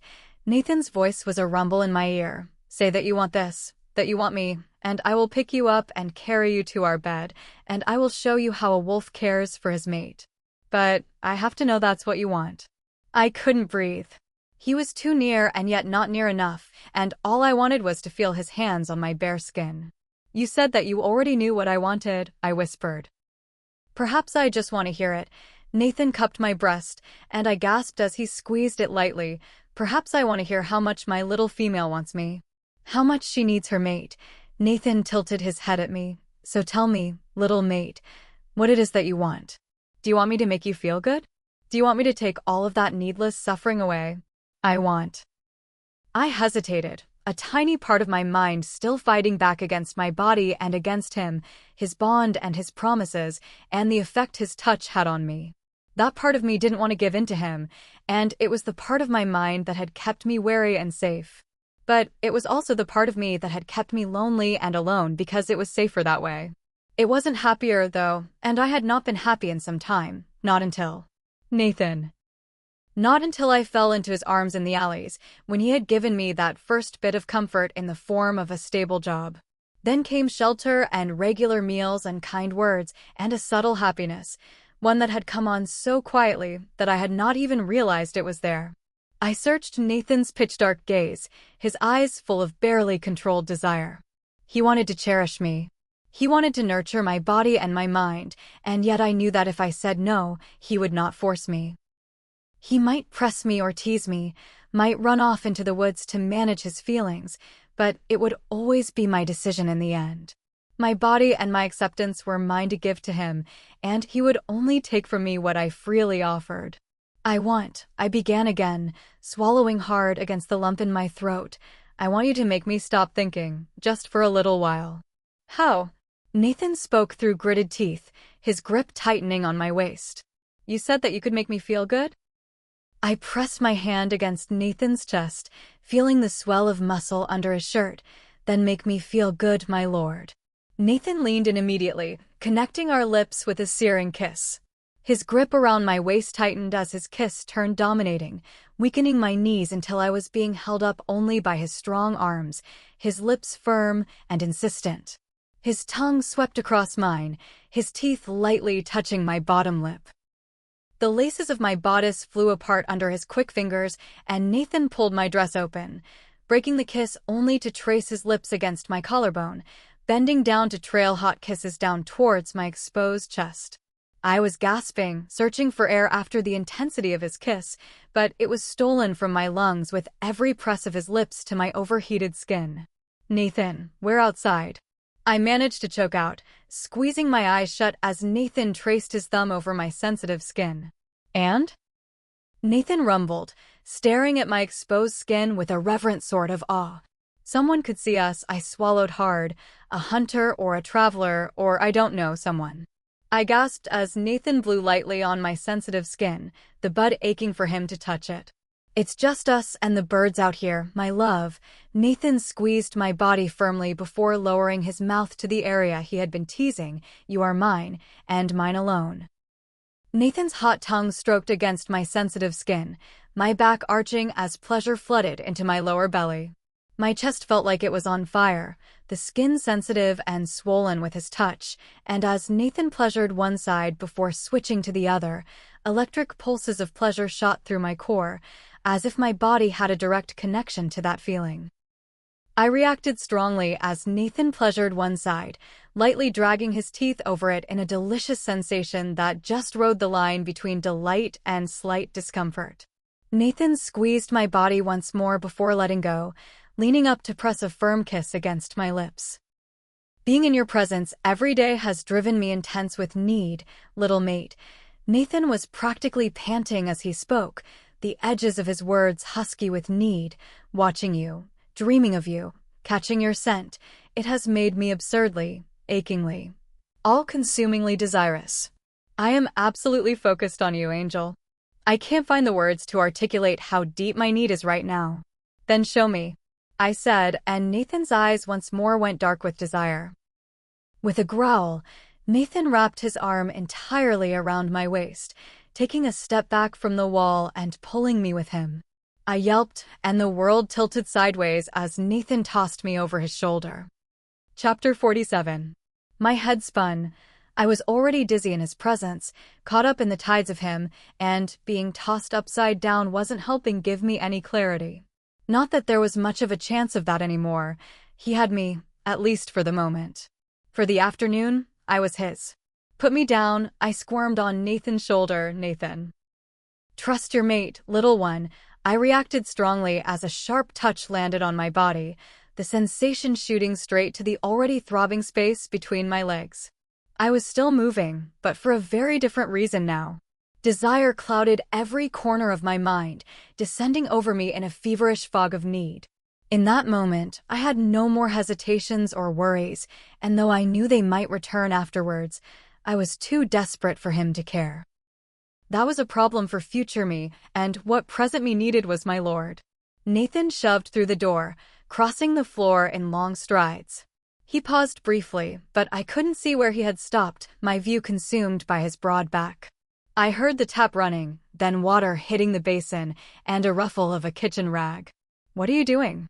I wriggled on Nathan's shoulder, trying to get down, but a hand clamped down on my thigh, ceasing my motions. Cleaning off the remnants of the hunt, Nathan squeezed the soft skin of my thigh, his fingers trailing up under my skirt. I've been waiting to touch that sweet part of you since the moment we met. I have to make sure I treat it right. I sucked in air as Nathan's fingertips brushed against the fabric of my undergarment, stroking against the wetness already pooling there. Excited, are we? You're going to make a mess. It's your fault, I whimpered as Nathan pulled his fingers away. It's all your relentless teasing. A growl reverberated through Nathan, and I reacted as another touch landed on my body. My dress muffled the sensation, and I found myself yearning for the touch of his hand against my bare skin. Nathan readjusted me on his shoulder, and in an instant, we were up the ladder steps, and I was on my back in the middle of the bed.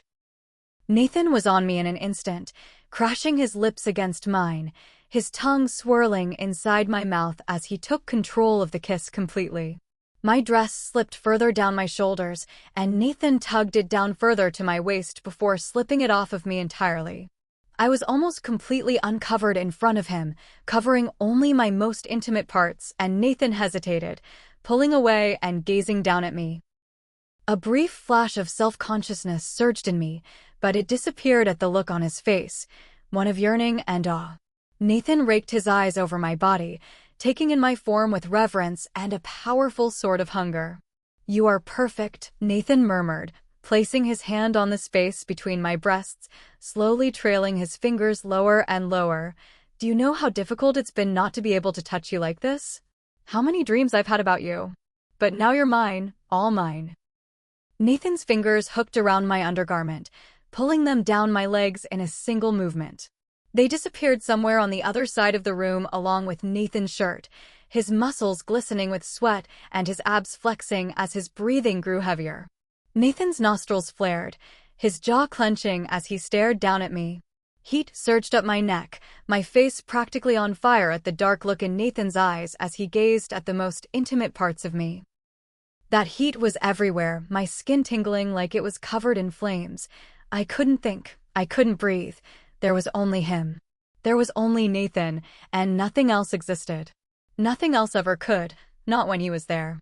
My heart pounded in my chest, blood rushing in my ears, my body practically throbbing for him. I reached up towards Nathan, but he stopped my hand, pushing it gently back down. "Don't move, love." Nathan pressed my wrist down against the mattress. "This is about you. Let me take care of you. Let me make you feel good. Let me pleasure you, please. I have waited desperately for the opportunity to cherish you the way you deserve, and I intend on savoring every minute of it." "What about you?" I whispered. "What about your pleasure?" The size of his body still brought as much excitement as it did apprehension, but I didn't want to let him down. I was suddenly filled with the desperate urge to please him, to make him feel as good as he wanted me to feel. "Your pleasure is my pleasure, little one." Nathan's hands gripped my thighs, pulling them further apart.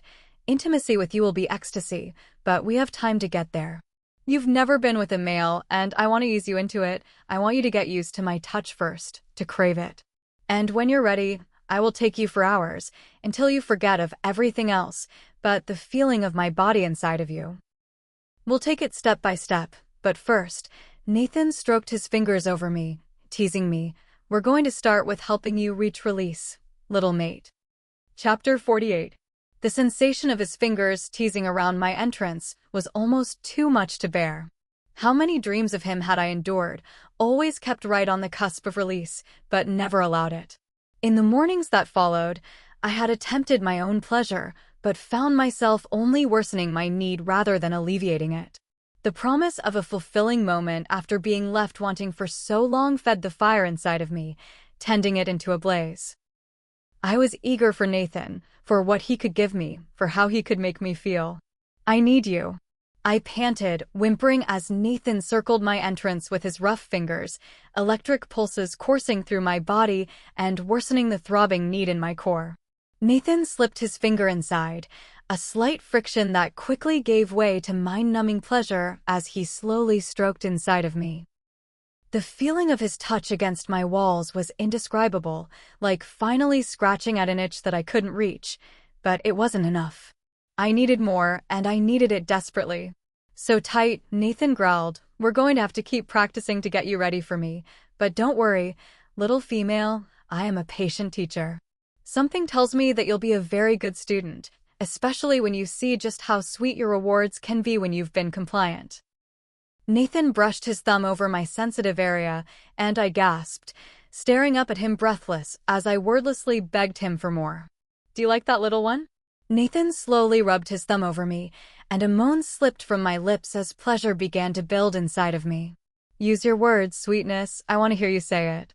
"Yes," I managed to stutter out, arching my back as Nathan increased the pressure of his thumb. "I like it. Please. Gods, that feels good. Please don't stop." I wouldn't dream of it, Nathan grinned, canines flashing through his lips. It was an image that usually filled me with apprehension, but in that moment, with Nathan hovering over me and my pleasure firmly within his control, I felt only need. I was in the presence of an alpha. The alpha. My alpha. He would guide me, nurture me, teach me, love me, and cherish me. He was in charge, in control, the dominant wolf that he had always been, but that he had always held back just for me. I didn't want him to hold back anymore. The bond surged in my chest, but for once it was not the sensation of pain that bloomed there. It was peace, pure delight that flooded into my veins like liquid sunshine. Nathan slowly added another finger, and I gasped at the foreign sensation of being so full. I couldn't even begin to imagine what it would be like to accept him fully, and I feared once more that I would not endure. He would change me completely, and I would be all too willing to give myself over to the feeling if it meant having him. I needed him desperately, endlessly, hopelessly. His skin needed to be against my skin, his lips against my lips, his body connected so deeply inside of me that there was no telling where he ended and I began. But as Nathan moved his fingers in and out of me with an agonizingly slow rhythm, all I could do was react with sounds of need, bucking my hips to beg for more. But he pressed them down every time, tracing his free fingers over my skin in electric patterns. Nathan's motions never ceased, two fingers pushing in and out of my entrance, while the other circled my sensitive area. The sensation was overwhelming, electric pulses of pleasure building up in the bottom of my stomach until I couldn't take it anymore. My release slammed into me, my eyes squeezing shut as pleasure coursed through my body. Yes, Nathan purred in my ear. Go on, reach your climax for me, my darling. You look so lovely when you make that little face. So beautiful. He held me as I trembled, and I opened my eyes as he removed his fingers from my receptive entrance and cleansed them. Gods, you taste good, Nathan said, like wonderful sweetness. Without warning, he bowed his head and touched me, tongue teasing my still sensitive area just enough to make my breath catch in my throat. Nathan looked up at me, hands firmly gripped to the sides of my thighs, and I reacted as he blew softly on me. So responsive. I think you're trying to overwhelm me. I was breathless, the abundant pleasure making me almost delirious. No, my darling, I'm not letting you go anywhere. You're mine. Nathan gave a long, slow touch and pleasured me strongly. I gasped, trying to slam my thighs together, but I couldn't, not with Nathan's firm grip holding me down. I was entirely at his mercy, and by the look on his face, I could tell there was no place he would rather have me be. It was powerful and exciting all at once, to be at his whim. And yet, somehow I knew that I was safe. That was when I was with Nathan. He would never let anything bad happen to me. Chapter 49. Nathan pressed his hand back against my still pulsing core. With a self-satisfied smile, he worked his thumb against my sensitive area harder, and my need rose again, faster this time as it rode the wave of pleasure still coursing through my body.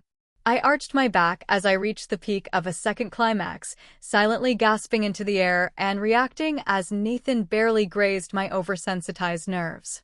Too much, little mate? Nathan said, pulling away gently with a knowing smile. I nodded, and although I knew that was all I could take for now, my body was still begging for more, every nerve in my body on fire and aching to feel him inside of me. Nathan splayed his fingers over my thighs, lazily stroking around my still wet entrance. I was still pulsing with pleasure, my eyes half shut as I stared up at him.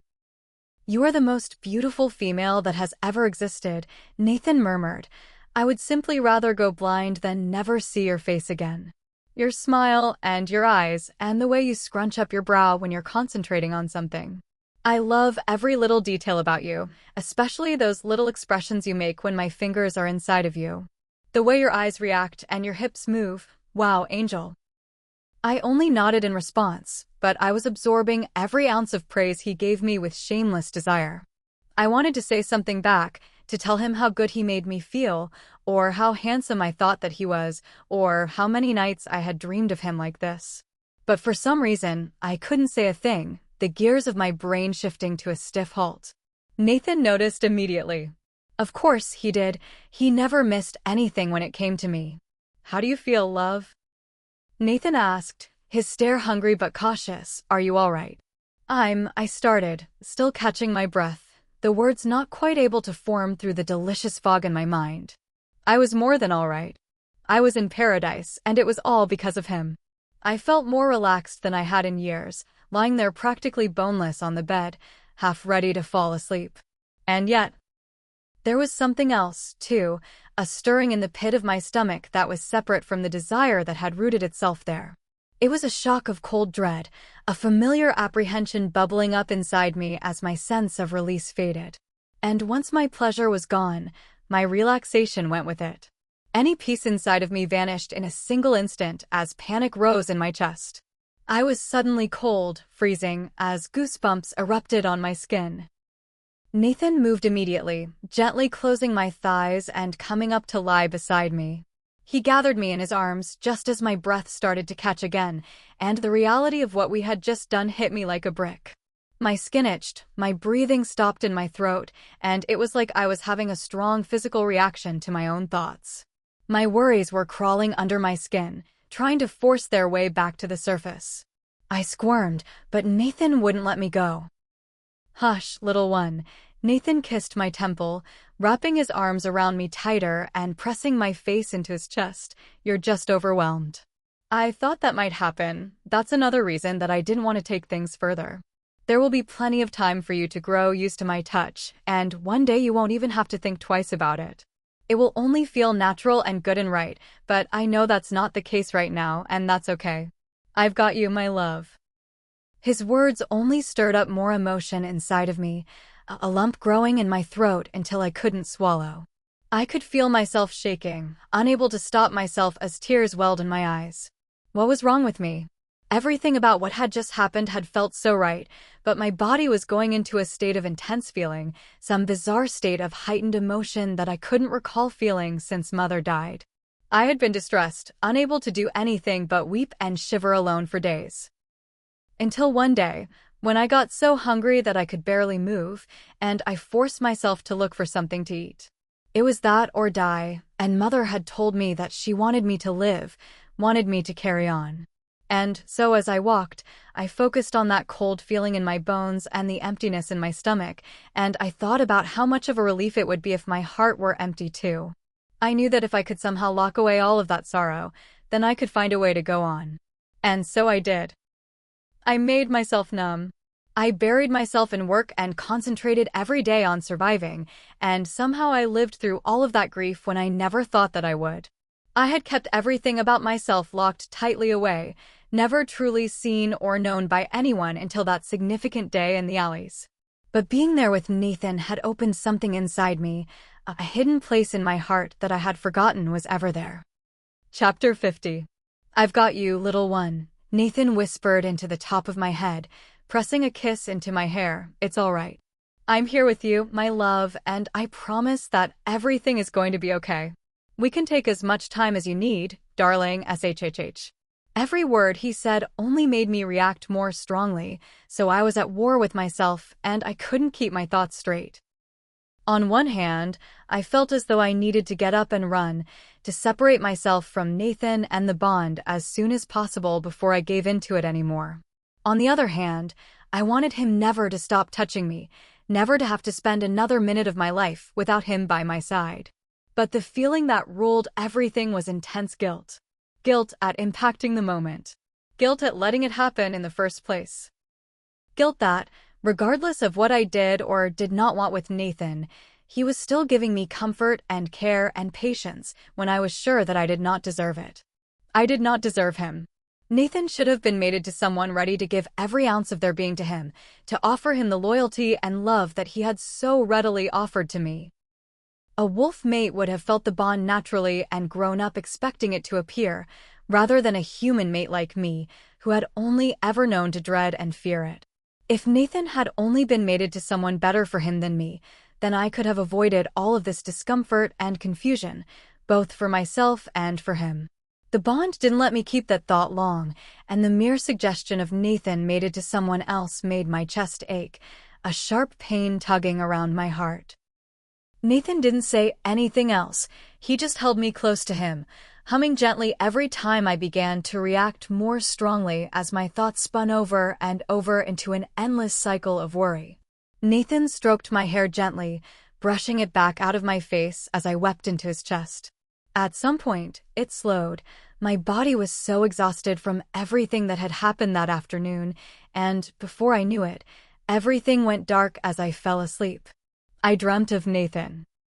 He had featured in many of my dreams before, but never like this. I was sitting in his study in the manor, the walls of the room blurred and indistinct, but Nathan was clear as day. He was standing by the door, saying something in a muffled voice, and I couldn't quite make out the words. He was upset, I knew that well enough, but when I tried to stand up to go to him, I found that I could not move, nor could I make any sound. I was rooted to my seat, trapped in place, and could only watch as Nathan's features grew tighter, his brows drawn and his gaze sad, his jaw set as he continued to speak words I could not understand. It was devastating, and every nerve in my body pleaded to be near him so that I could offer him comfort, but there was nothing I could do.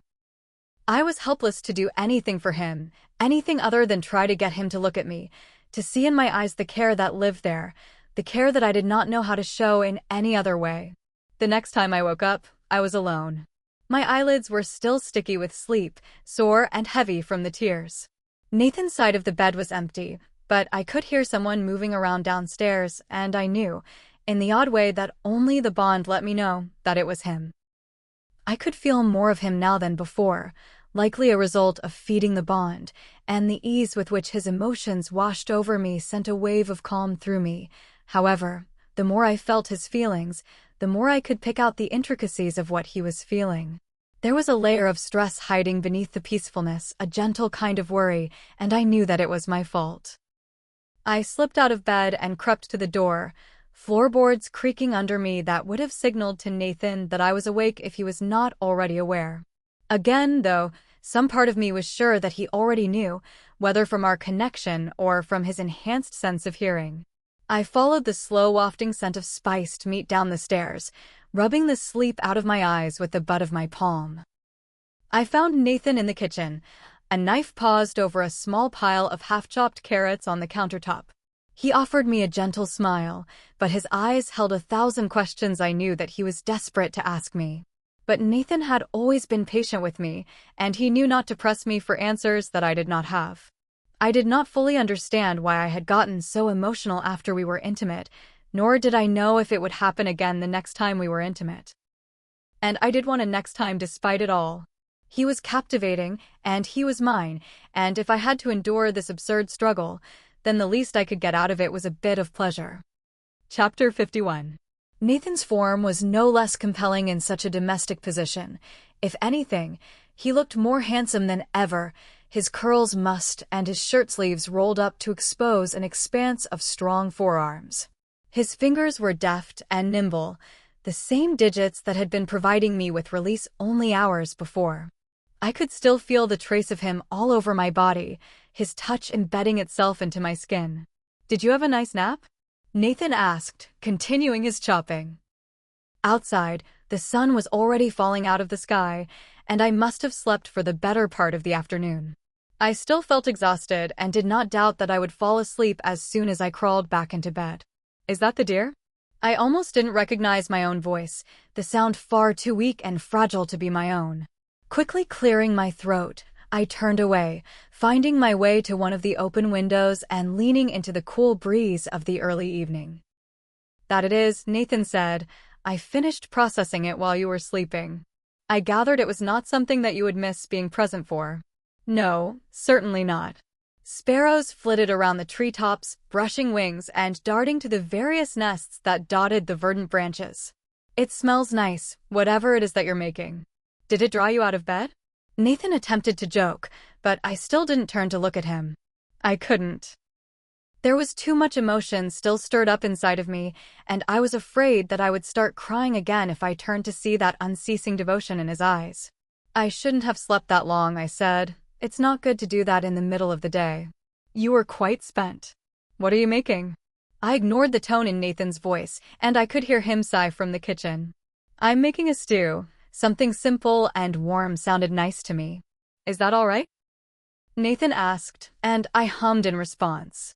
Patty taught me how to make this, or rather, I suppose I watched her make it so many times that the recipe printed itself into my mind. You would sit with her while she cooked? I couldn't deny that it was a charming image of a little unassuming Nathan peeking over a kitchen countertop. Quite often, Nathan said, I was a bit of a sensitive child and prone to all sorts of moods and discomforts when I was a boy.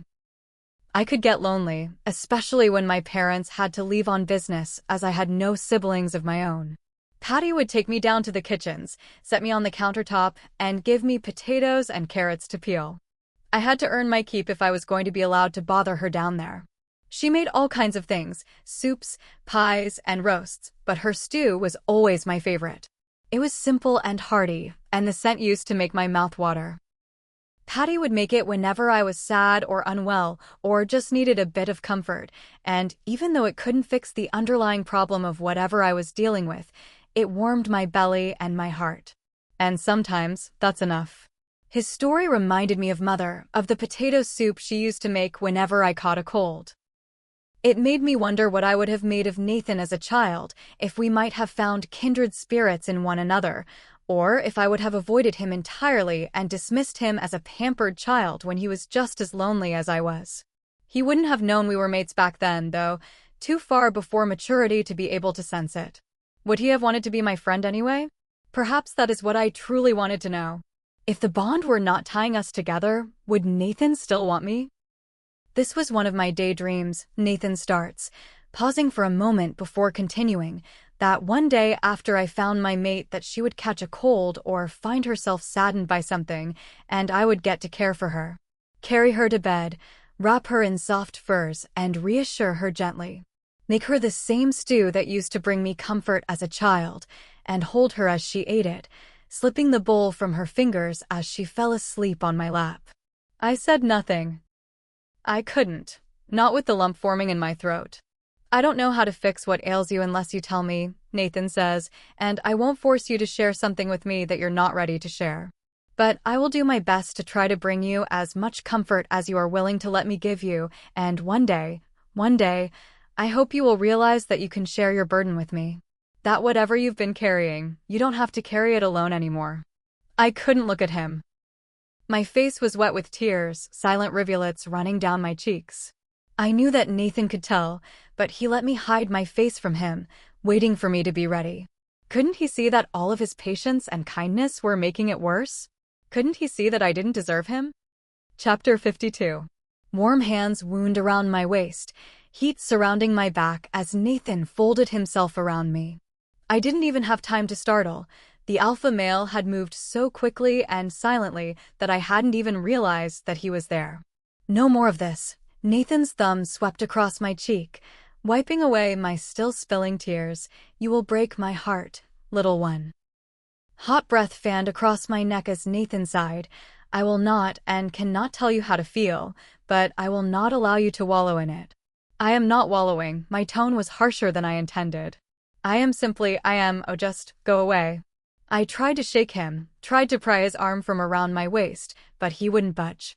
Nathan was still as a statue, a lump of hard muscle and unwavering determination that wouldn't move no matter how much I pushed and pulled and tried to pry him off of me. If anything, his hold grew tighter, pulling me flush against him. Are you done? Nathan whispered in my ear, a shiver running down my spine despite myself, his low and coaxing tone. Are you? I shot back, and for a moment Nathan loosened his grip on me, and I thought he might give me a moment's peace. I should have known better, and Nathan removed himself from me only so long as to reach down and sweep a hand under my knees, gathering me up into his arms like I weighed little more than a bundle of sticks. What are you doing? I shifted in his arms, but his grip was tight. Nathan, truly, I just need space.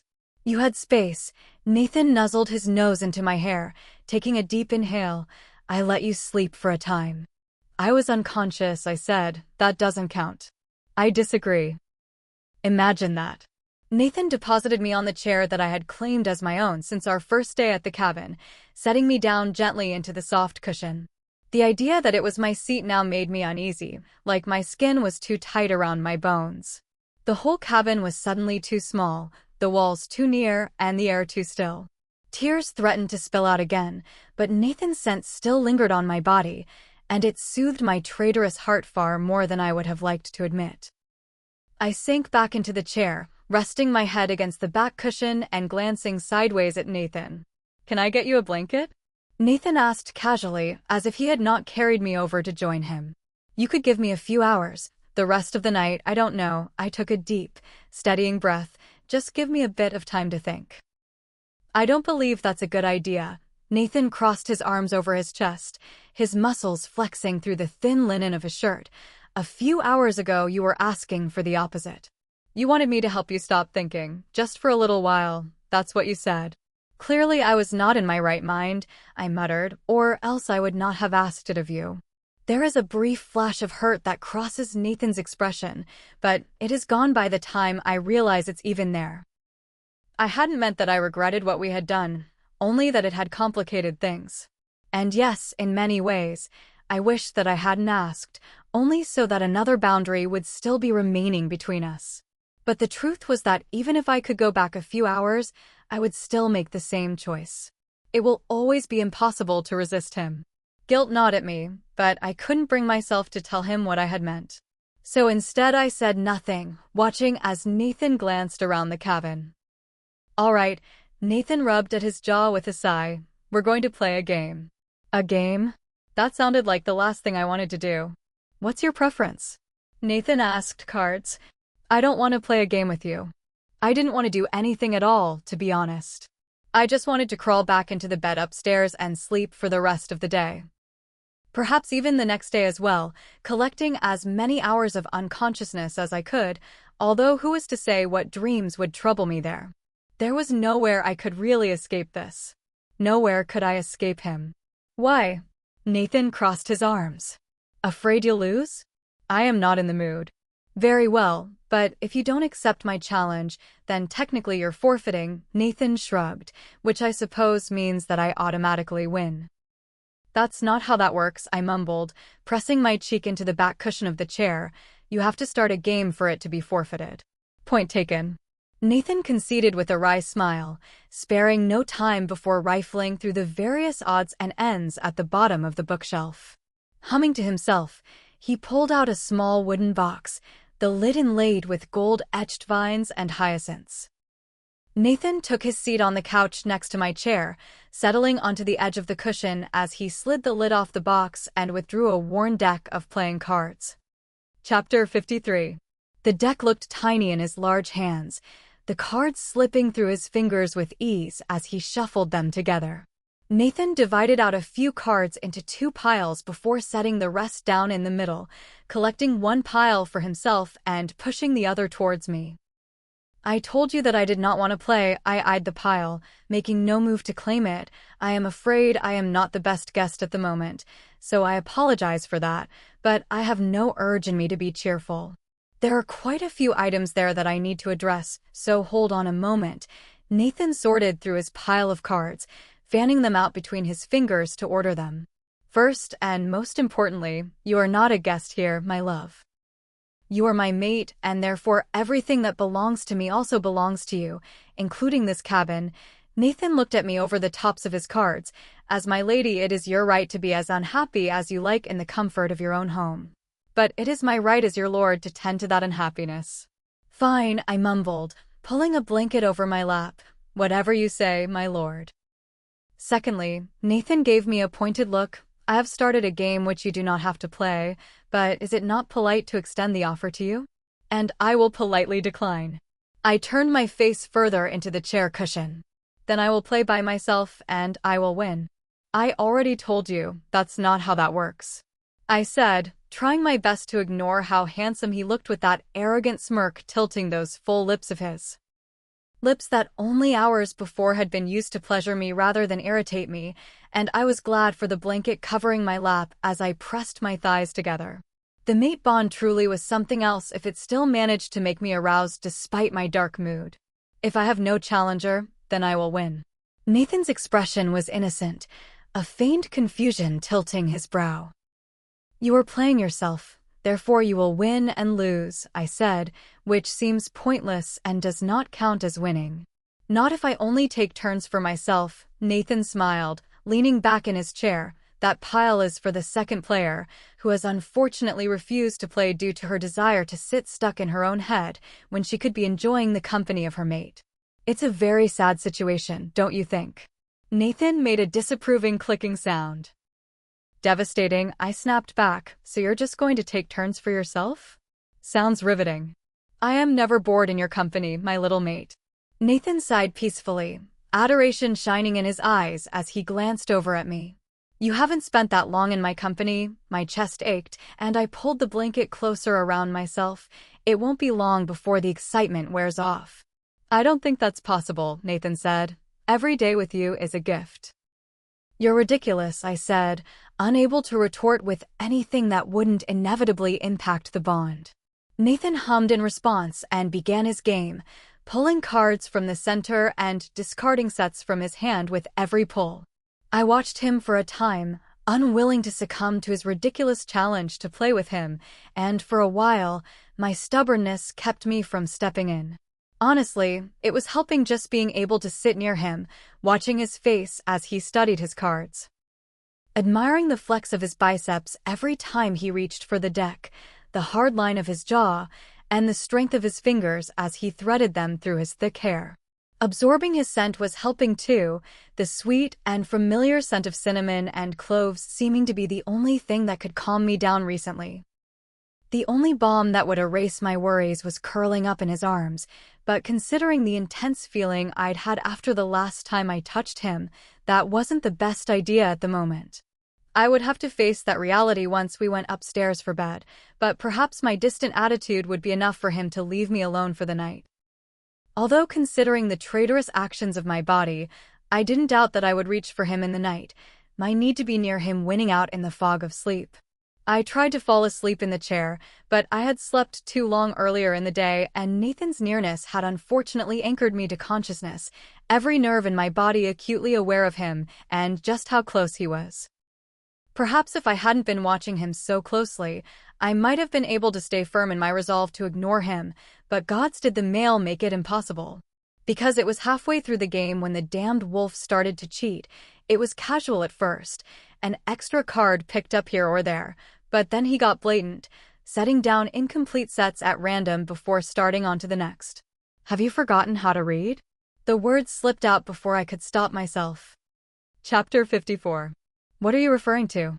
Nathan flicked his gaze at me over his cards. "I am perfectly literate, thank you." "You're putting down the wrong card sets," I mumbled. "So either you can't read or you're cheating." "You would accuse your lord of cheating?" Nathan gave me a look of mock hurt before setting down another incorrect set. "I would tell my lord the truth." I narrowed my eyes at him, "and the truth is that those cards don't belong in a set." "Do they not?" Nathan pulled new cards from the deck anyway, ignoring my protests. "Which ones are wrong?"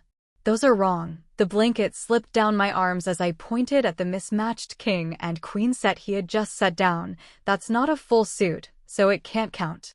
"Well, it doesn't really matter, does it?" Nathan shrugged his shoulders. "It's like you said, I'm going to win anyway." "I didn't say you were going to win." I sat up straighter now. "I said that it was pointless to play against yourself." "Because I'll automatically win." Nathan spoke plainly, setting down yet another incorrect set. His hand was almost entirely gone now, close to finishing the absurd game he had challenged himself to.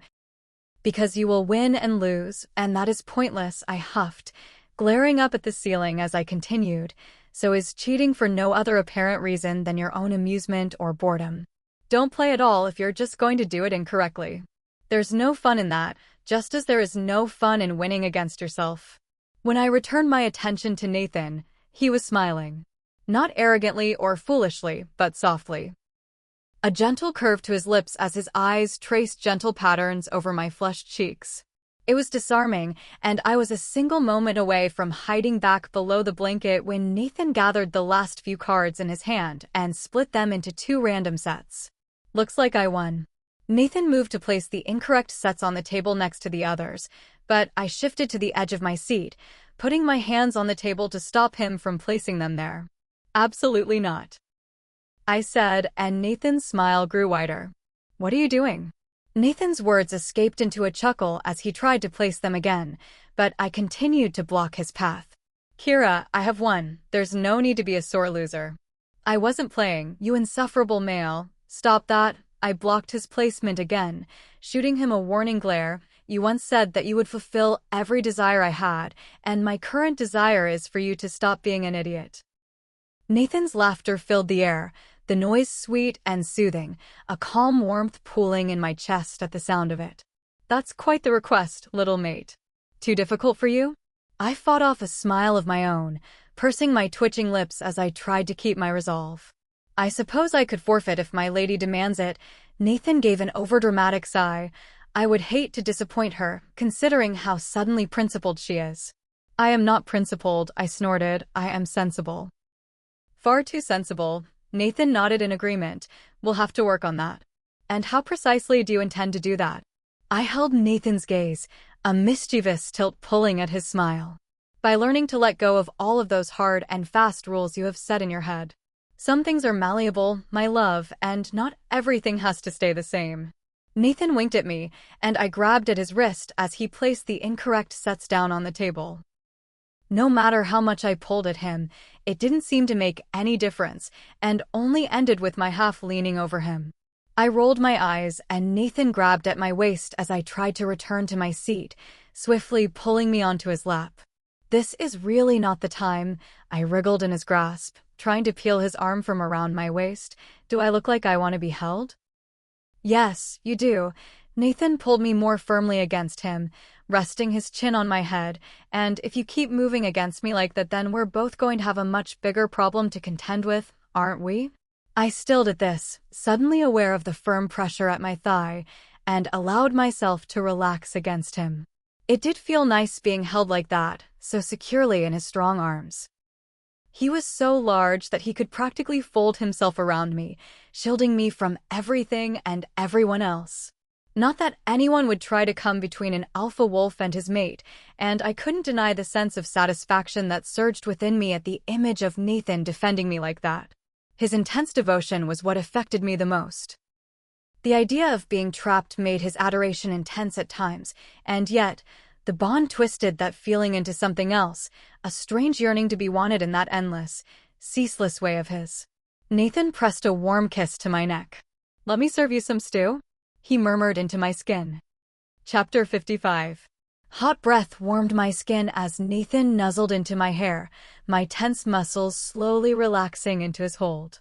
Nathan hummed, as if he were sensing my body's reaction to him, and was pleased by it, which was not unlikely.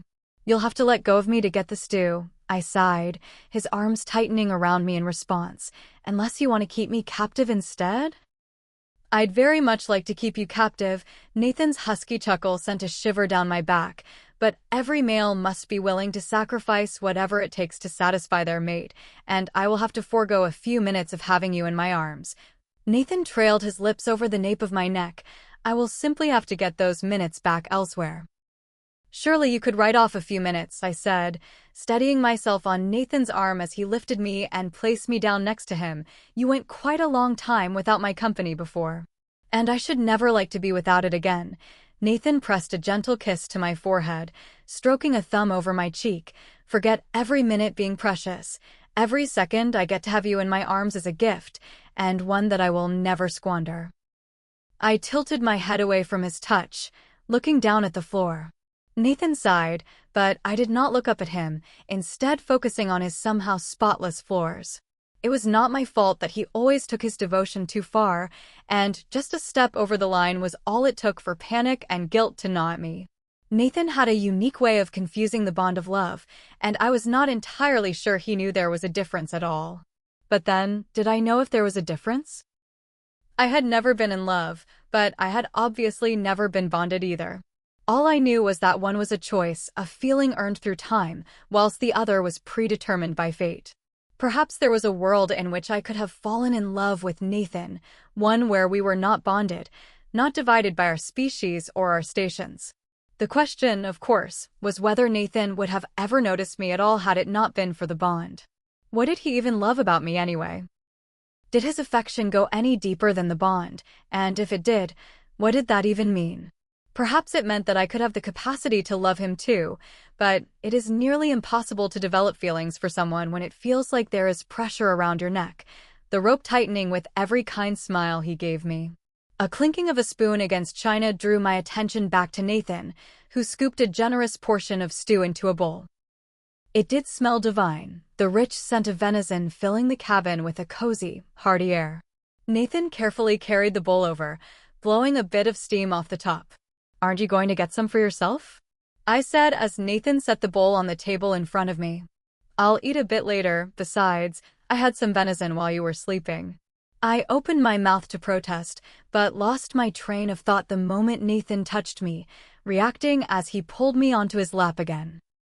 Nestling me into his arms, he deftly scooped up the bowl of stew without spilling a single drop and guided the bowl into my hands. "Is this really necessary?" Nathan nudged my hand toward the spoon, helping me hold the bowl steady on my lap. We could sit at the kitchen table like ordinary people, or just sit next to each other. "We are not ordinary, little mate." Nathan brushed his knuckles over my bare arms, his tone low and soothing.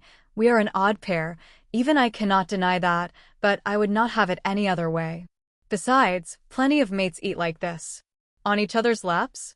I take the spoon hesitantly, stirring the still steaming stew. "You really haven't spent much time in the company of wolves, have you? Or at least good ones, I suppose." Nathan toyed with a strand of my hair, curling it around his finger. "Wolves don't observe the same customs as humans in regard to intimacy and physical touch. There is nothing greater than having a mate, so why should a male not show his affection for his female every way he can? Even in the nobility?" I asked. At a dinner with lords, they would have their mates in their laps. If they wanted to, yes, it's not uncommon. Holding your female, feeding her, making sure she's well taken care of, it would be seen as quite commendable for a male not to show how capable he is at providing for his mate, whether that be physically or emotionally. Nathan seemed confused that this was even a question, but it was still bewildering to me. "It wouldn't feel awkward to you," I started, "being so outwardly affectionate to me in front of other people? Or watching other mates interact like that while you're trying to eat?" "I have never looked upon mated pairs with anything but admiration," Nathan mused, his fingers coming closer to rub at my scalp in a soothing motion. "Their affection is inspirational to me. I see no shame in appreciating love, whether it is my own or someone else's. Suppressing your feelings does more harm than good, and in the end it will only result in wasted time, in wasted moments." Chapter 56.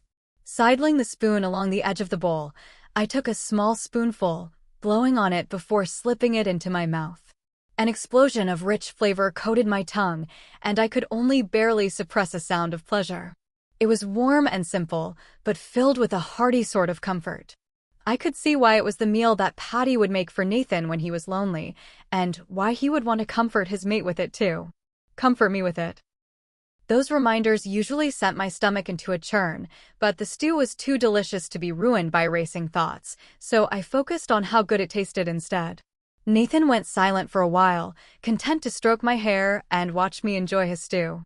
I was practically finished by the time I collected myself enough to be able to thank him. "This is delicious," I said, chewing a chunk of tender venison. "I had no clue you could cook like this."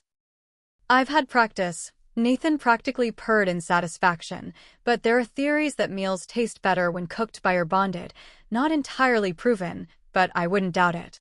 "I don't know anything about bonding food magic," I said, scraping the spoon along the bottom of the bowl, "but if there are going to be perks to this, that's not a bad one." Nathan stiffened almost imperceptibly, and if it had not been for the bond, then I might not have noticed. But I was acutely aware of every part of him, including every little shift in his emotions. The tiniest tinge of hurt blossomed in him before disappearing, and I knew it was because of me. It was always because of me. "I didn't mean," I sighed, setting the spoon down into the now empty bowl. "That was the wrong thing to say." "It's all right, darling." Nathan collected the bowl from my hands, stretching past me to set it on the table before wrapping his arms tightly around my waist. But sometimes you speak about the bond as if it is something to suffer through, or at the very least something to endure. My goal is and will only ever be to show you that is not the case. I know. I spoke softly, resting my cheek against his chest. It was partially out of guilt, but also partially because I wanted to. Despite my protestations, my body was greedy for his comfort. On the physical side of the matter, I had never been happier. The way he stroked my hair, touched my cheek, and held me tight was a feeling of pure contentment and perfection. Like there was no other place that I would rather be than wrapped up in his arms, cocooned by the scent of him. It was my mind that was the problem, or my continuously confused sense of reason. It's all difficult to sift through, I said, not quite sure how to explain it to him when I hardly understood it myself. It's not that I want it to be difficult, it just is. You're at odds with yourself, I understand. Nathan rubbed gentle circles on my arm with his thumb. Your body craves comfort, but you feel guilt receiving it. You enjoy that I can provide for you, but worry about being dependent on me. Your thoughts are causing you distress, but you don't know how to rationalize them. You want me to get you out of your head, but are worried about giving up control. You're at odds with yourself, and that's only making you more overwhelmed. Well then, how do you stop it? I twisted, looking up at Nathan, feeling this way? Because the only way I know how is to follow the problem to the source, and then get rid of the source. Then there's your answer. Running away is an option, but it doesn't fix the problem. Nathan shifted me in his lap to face him until I was fully settled. All you're doing is avoiding it by getting rid of it, but you're not actually doing anything.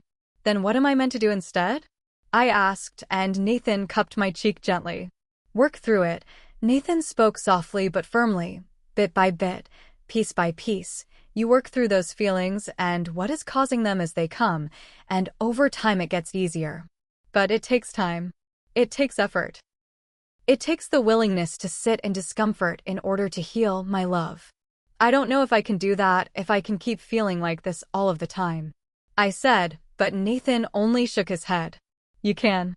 You are so strong, and it won't be like this forever, little one. Nathan gave a slight chuckle. When we first met you couldn't even look me in the eyes, and now you're sitting in my lap eating a meal I made for you.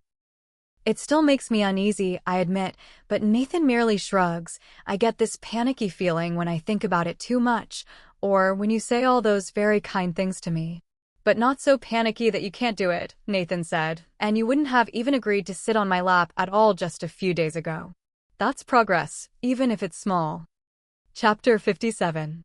I don't know if I agreed to sit in your lap in the first place, I said, a slight tug pulling at the corner of my mouth. I believe you carried me here like a personal companion.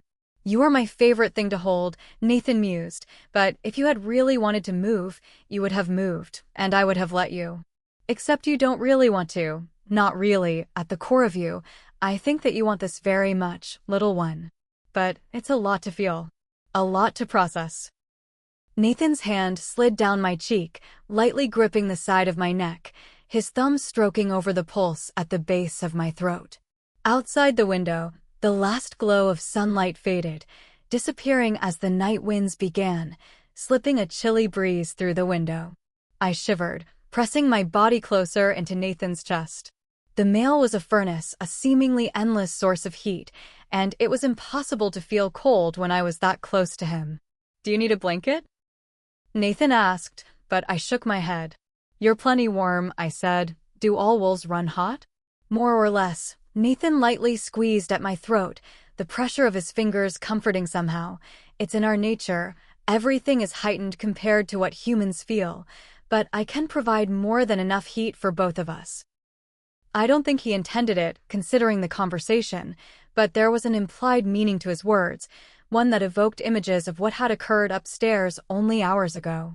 Images that involved me responding to him, his tongue pleasuring me between my thighs, his strong arms holding me close. A throbbing began in my core at the memory, and the position that Nathan had placed me in wasn't helping things. Facing him, I was fully settled on his lap. Nathan inhaled sharply through his nose, his eyes dilating immediately, and I tried to look everywhere but at him.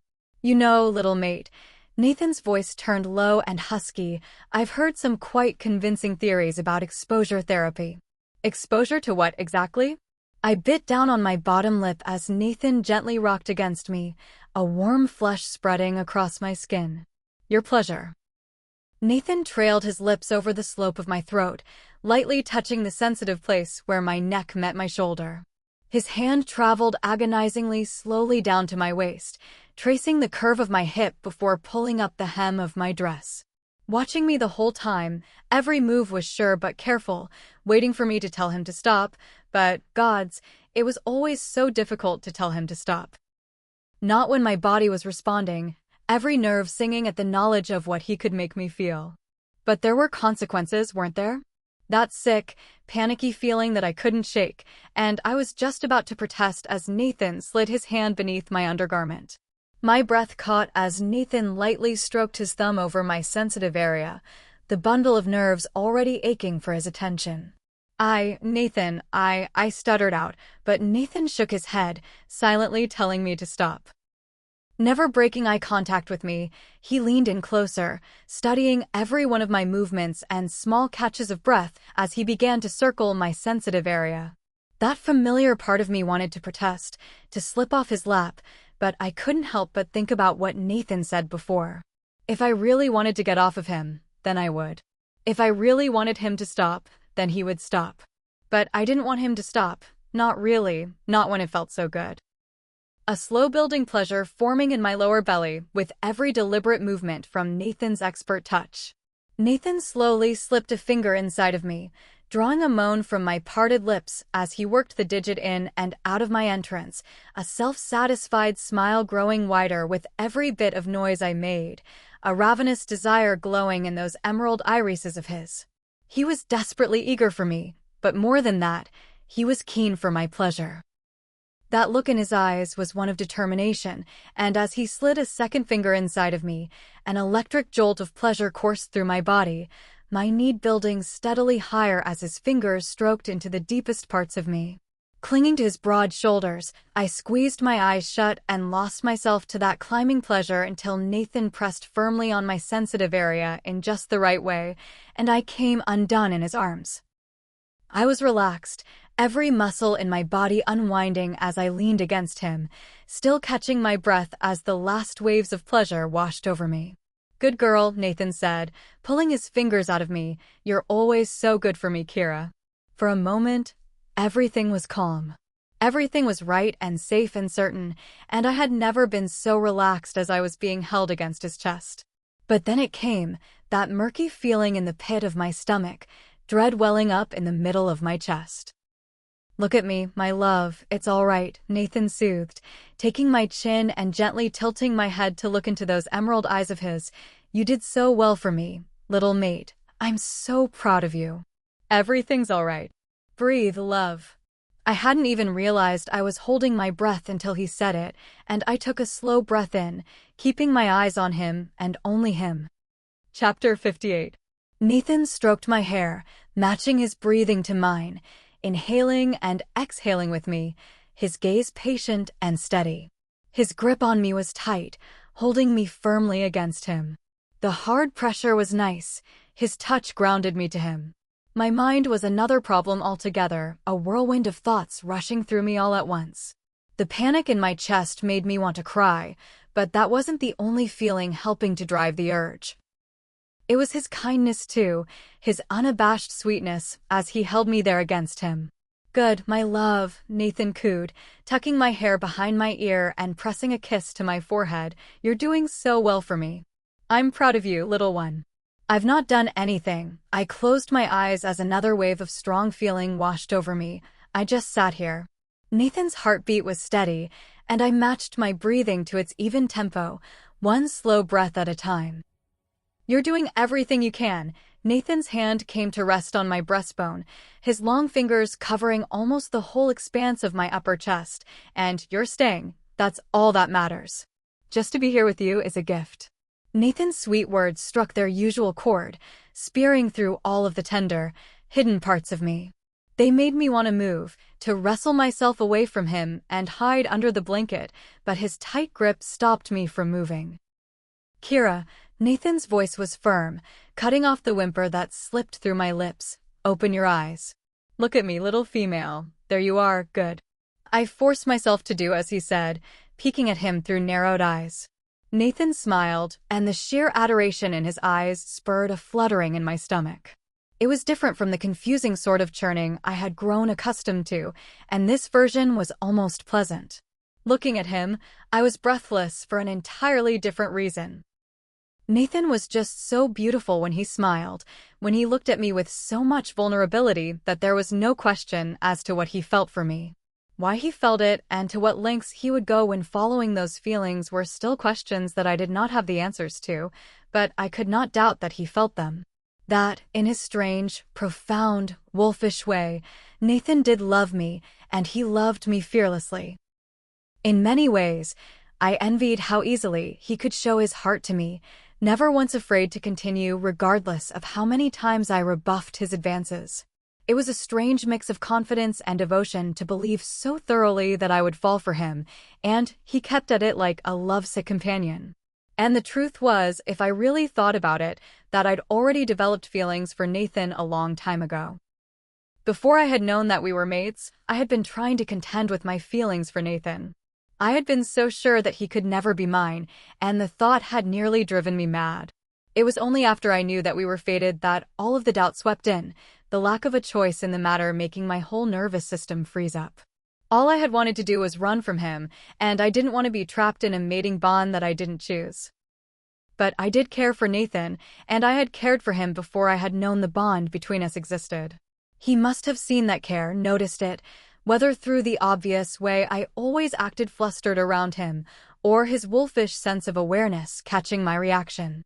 In many ways, it wasn't that Nathan was forcing me to fall in love with him, or even forcing me to stay. He was trying to make me recognize the feelings that I already had for him. Real, genuine affection that he was willing to wait for, regardless of what I put him through. Tears welled in the corners of my eyes, and Nathan's face fell just slightly before he steadied himself again. With a gentle smile, Nathan wiped away the tears just before they fell. Now, little one, what did I say? We'll have no more of that tonight. There is no need to be sad. I'm not sad, I promise, I swallowed, offering him a gentle smile of my own. I am trying, but I'll try harder. I can't promise to fall in love with you, and I can't promise that I will ever be your perfect little mate, but I will try to stop pushing you away. And I hesitated for a moment, gnawing on my bottom lip. Nathan did not rush me. He only stroked my skin and patiently waited for me to continue. I promise, I began again, not to push down what I do feel for you. What do you feel for me? Nathan's expression softened, an excitement glowing in his eyes that he was pretty obviously attempting to conceal so as not to put me off. What I feel for you, I repeated, trying not to lose my nerve, which was difficult given the genuine interest shining in that alpha male's eyes. And what feelings would those be, little one? The beginnings of a grin started to pull at Nathan's lips, and I narrowed my eyes at him. Now you're just getting greedy, I said. For you? Nathan squeezed my hips, always. Chapter 59. Nathan POV. Kira rolled her eyes at me, but she couldn't hide the flush that crept up her neck, nor the quickening of her heart. My little rabbit, so delicate and sensitive, she could try and hide her emotions from me all that she wanted, but our bodies were one. The bond bound us together, our souls twinned. There would be no one in the world who could ever know her as well as I did, who could care for her or understand her the way that I could. Kira sighed, resting her head against my chest. There was no feeling like holding her in my arms, to be able to rub her back and stroke her hair. The feel of Kira on my lap satisfied one urge as much as it created another. On one hand, there was no greater sense of satisfaction than knowing that she was on my lap and safely tucked away in my arms, where no one else could reach her. On the other hand, that deliciously soft body of hers was settled directly on me, and every little movement she made only stirred the powerful feelings inside of me. The very same ones that constantly drove me intense with desire, and would be pleased to keep her in my bed for every hour of every day. To have her in my care, lying on her back as she stared up at me, reacting as I devoted myself to her. "You're sure you're not hungry?" Kira shifted on my lap again, and I had to stifle a groan, burying my face in her hair. "Nathan." Gods, I would never get tired of hearing her say my name. "Ravenous," I whispered into her ear, watching Kira shiver slightly at my words and enjoying the goose flesh that raised along her arms in response. "And not for food, my love. But I think you've had enough for tonight. Don't worry, I want to push you to try, but never past your limits."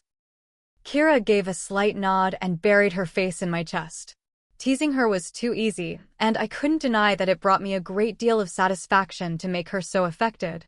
My little mate was so responsive, it didn't take much to elicit a reaction from her. I held back from saying anything further, sensing how tired she was through our ever-strengthening bond. My female was exhausted, both emotionally and physically, and I had meant what I had told her. I would not push her farther than what she could take. Instead, I held her, rubbing circles on her back and pressing my thumbs against the pressure points of her spine. She hummed, practically purring in my arms as she relaxed against me, her body slowly going limp in my hold. We stayed like that for a long while, tucked together in front of the low light of the crackling fireplace. Kira was half asleep when I first heard it. The slightest rustle in the trees outside, a branch breaking underfoot. Her human ears would have no way of picking up the sound, but it was clear as day to me, and every one of my senses focused in on the only thing that mattered. Protect Kira. Protect Mate. Keep Mate safe. Mate is mine. No one touches what is mine. I held still, keeping Kira tucked tightly against me as I took a steadying breath in. I would be of no use to my lady if I reacted poorly, and I needed to stay calm for her sake. There was as much of a chance of it being an animal as there was of it being an intruder, but if either of them gave me any reason to believe that they were a threat to Kira, then they would be treated as such. They would be dealt with. Keeping Kira safe was my most incredible honor and privilege, and I would not fail her. The issue was deciding how to deal with whatever the problem might be. I was torn between staying by Kira's side and seeing who was venturing too near to the cabin. I didn't want to leave my mate alone, but I also didn't want to potentially expose her to danger by staying. If I went to see what it was, then I could deter it without her ever even knowing it was there. My poor little mate was already under such a great deal of stress, and I had no intention of making it worse. I would take care of the problem before she awoke, and she would never have to know that there was anything wrong in the first place. The last thing I wanted was for her to feel unsafe here with me, and the likelihood of it being anything more than an animal or a lost hunter was small. Still, there was an odd feeling in my gut, a strange sense of knowing that something wasn't right.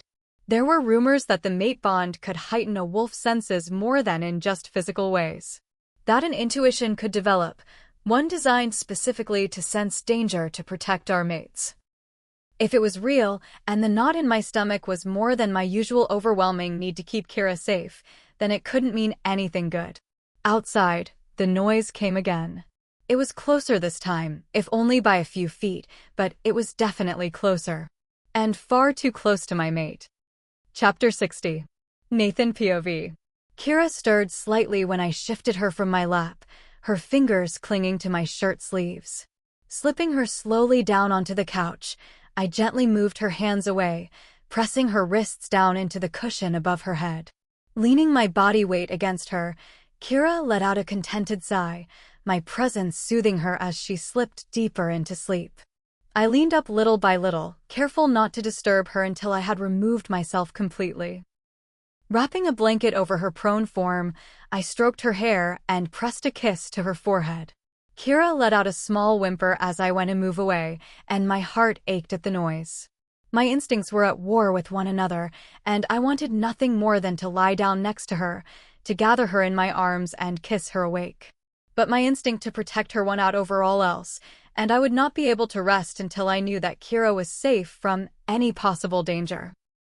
Kira only shifted slightly as I walked towards the door, turning over onto her side and pulling the blanket up to her chin. Tearing my eyes away from her for only a moment was torment, let alone having to leave her there. If I had my way, I would have had her adhere to my side, never having to deprive myself of the pleasure of her company for even a second. Rubbing my hand over my jaw, I slipped out of the front door of the cabin before I could change my mind. I had learned to move silently when I was only a pup, adjusting my gait and learning to place my weight carefully on each foot. The predator aimed to move as quickly and silently as possible. Our goal was to observe our target and approach it without it ever realizing we were there. Darkness shrouded the trees outside, but my vision was sharp even at night. Shapes moved through the depths of the forest. Night owls in the far trees, woodland creatures moving through the underbrush, but there was something larger on the crest of the hill just past the stream.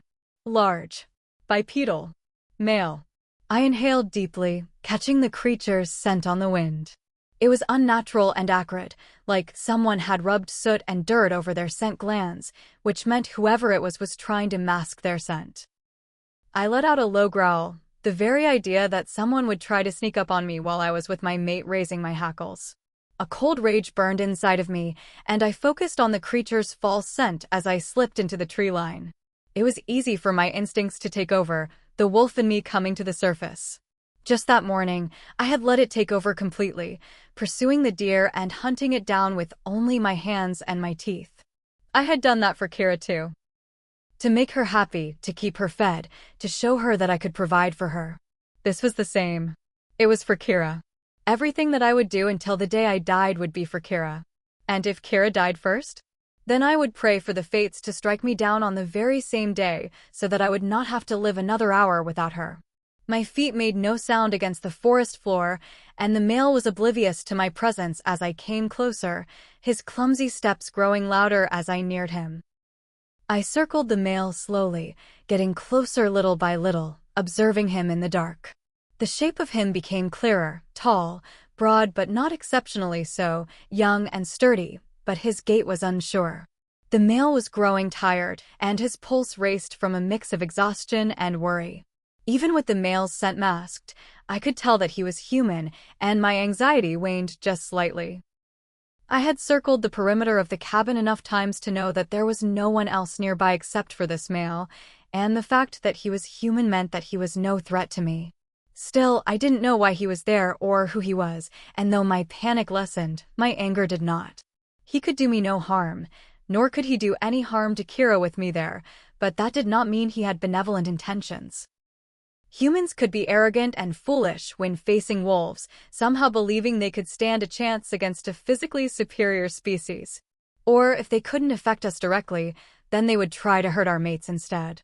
My blood boiled at the thought of it, of this strange male even attempting to lay his hands on my precious Kira. A growl ripped out of my throat, and I sprinted out towards where the male had been catching his breath by one of the trees.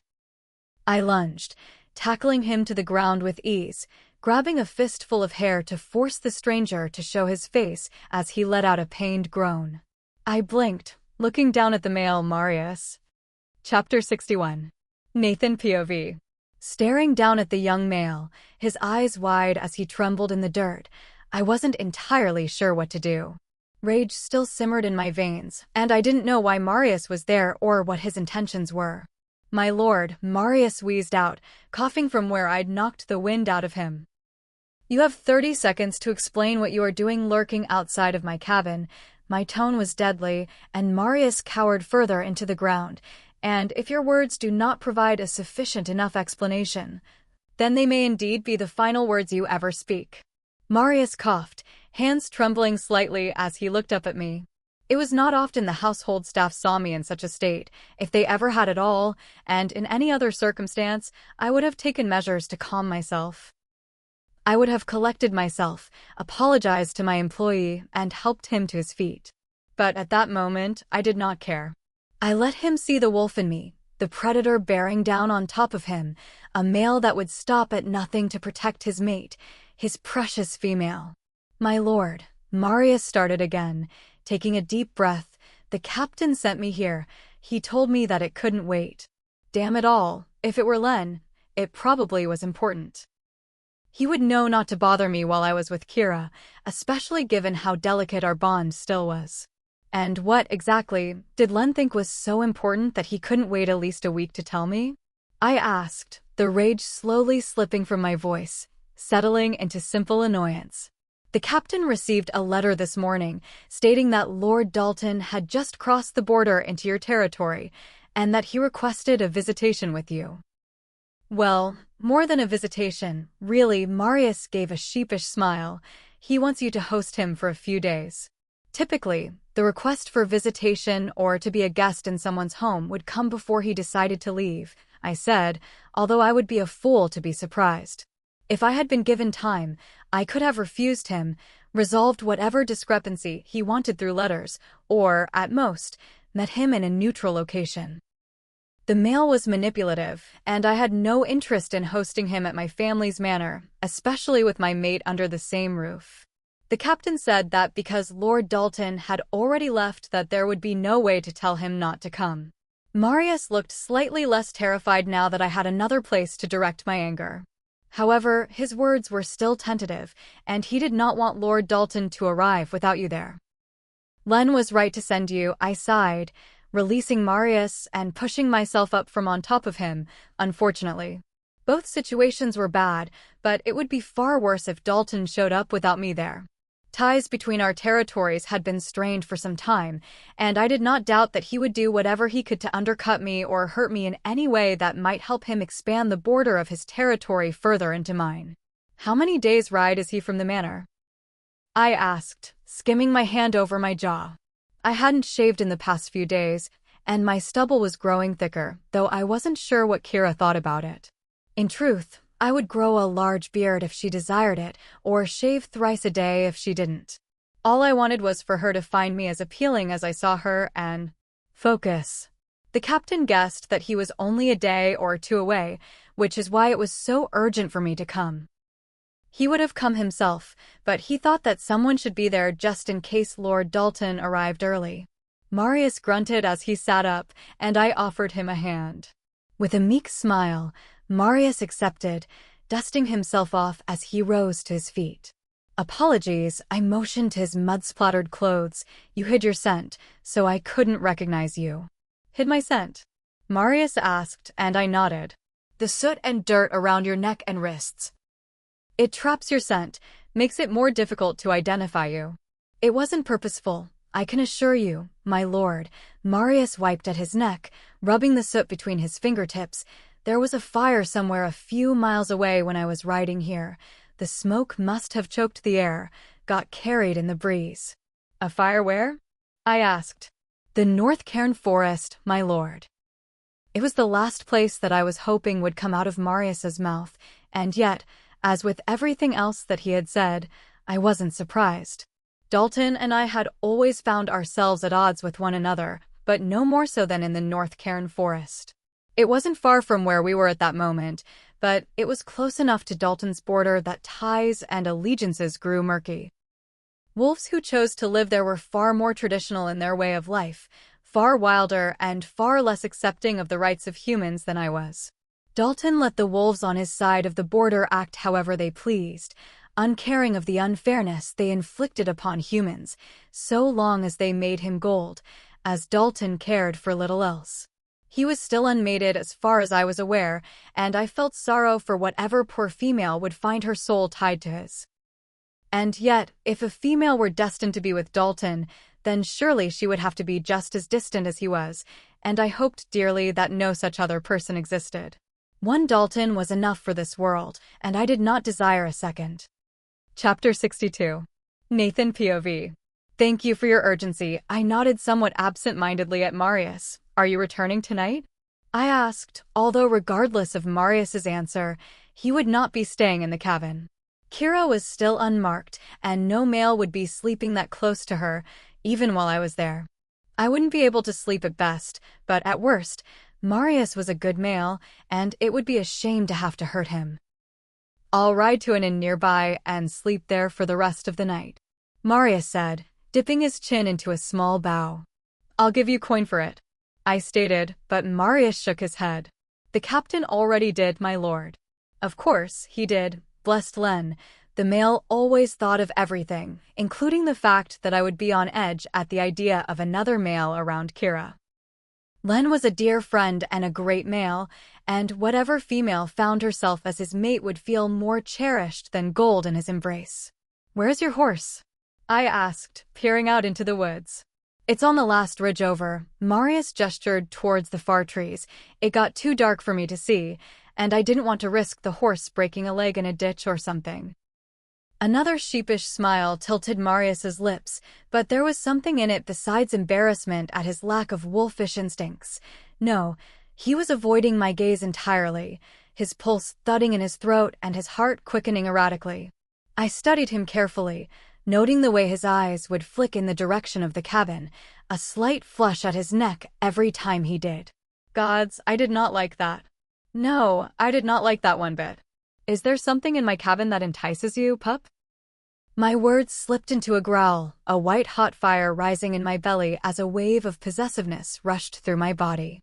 Every muscle went tense, and I dug my nails into my palm to keep from seizing Marius and physically directing his gaze away from where my mate was sleeping. Sleeping alone, I reminded myself, and I could not get distracted while that was the case. I had to keep one ear out for anything that might approach Kira while I wasn't there, but the memory of Kira and Marius in the garden was making it difficult to focus. Watching that little human dare touch any part of my female had made me want to restrain him, to bundle Kira in my arms and show him that she belonged to no one but me. That no male would touch her but me. In and out. I took a deep breath, giving nothing away as I stared down at Marius, who was stuttering out his words. "And no, my lord, I was only, wondering how the repairs were holding up." Lie. Fine. I chewed the words slowly, my voice dipping low. "That is good to hear, my lord." Marius's eyes were wide as saucers. "Is it?" I asked. "Yes, my lord." Marius reeked of fear, but there was something else too, a curiosity that bordered almost on excitement, and the pieces slowly clicked into place in my mind. I had a feeling I knew exactly what was so interesting about my cabin, and it did concern my mate. "Marius," I spoke slowly, clenching my jaw tightly, "what else did Len tell you before you came here?" "What do you mean, my lord?" "I informed the staff that Kira and I would be visiting Len at his home. Clearly, if he sent you here to find me, then you know that is not the case.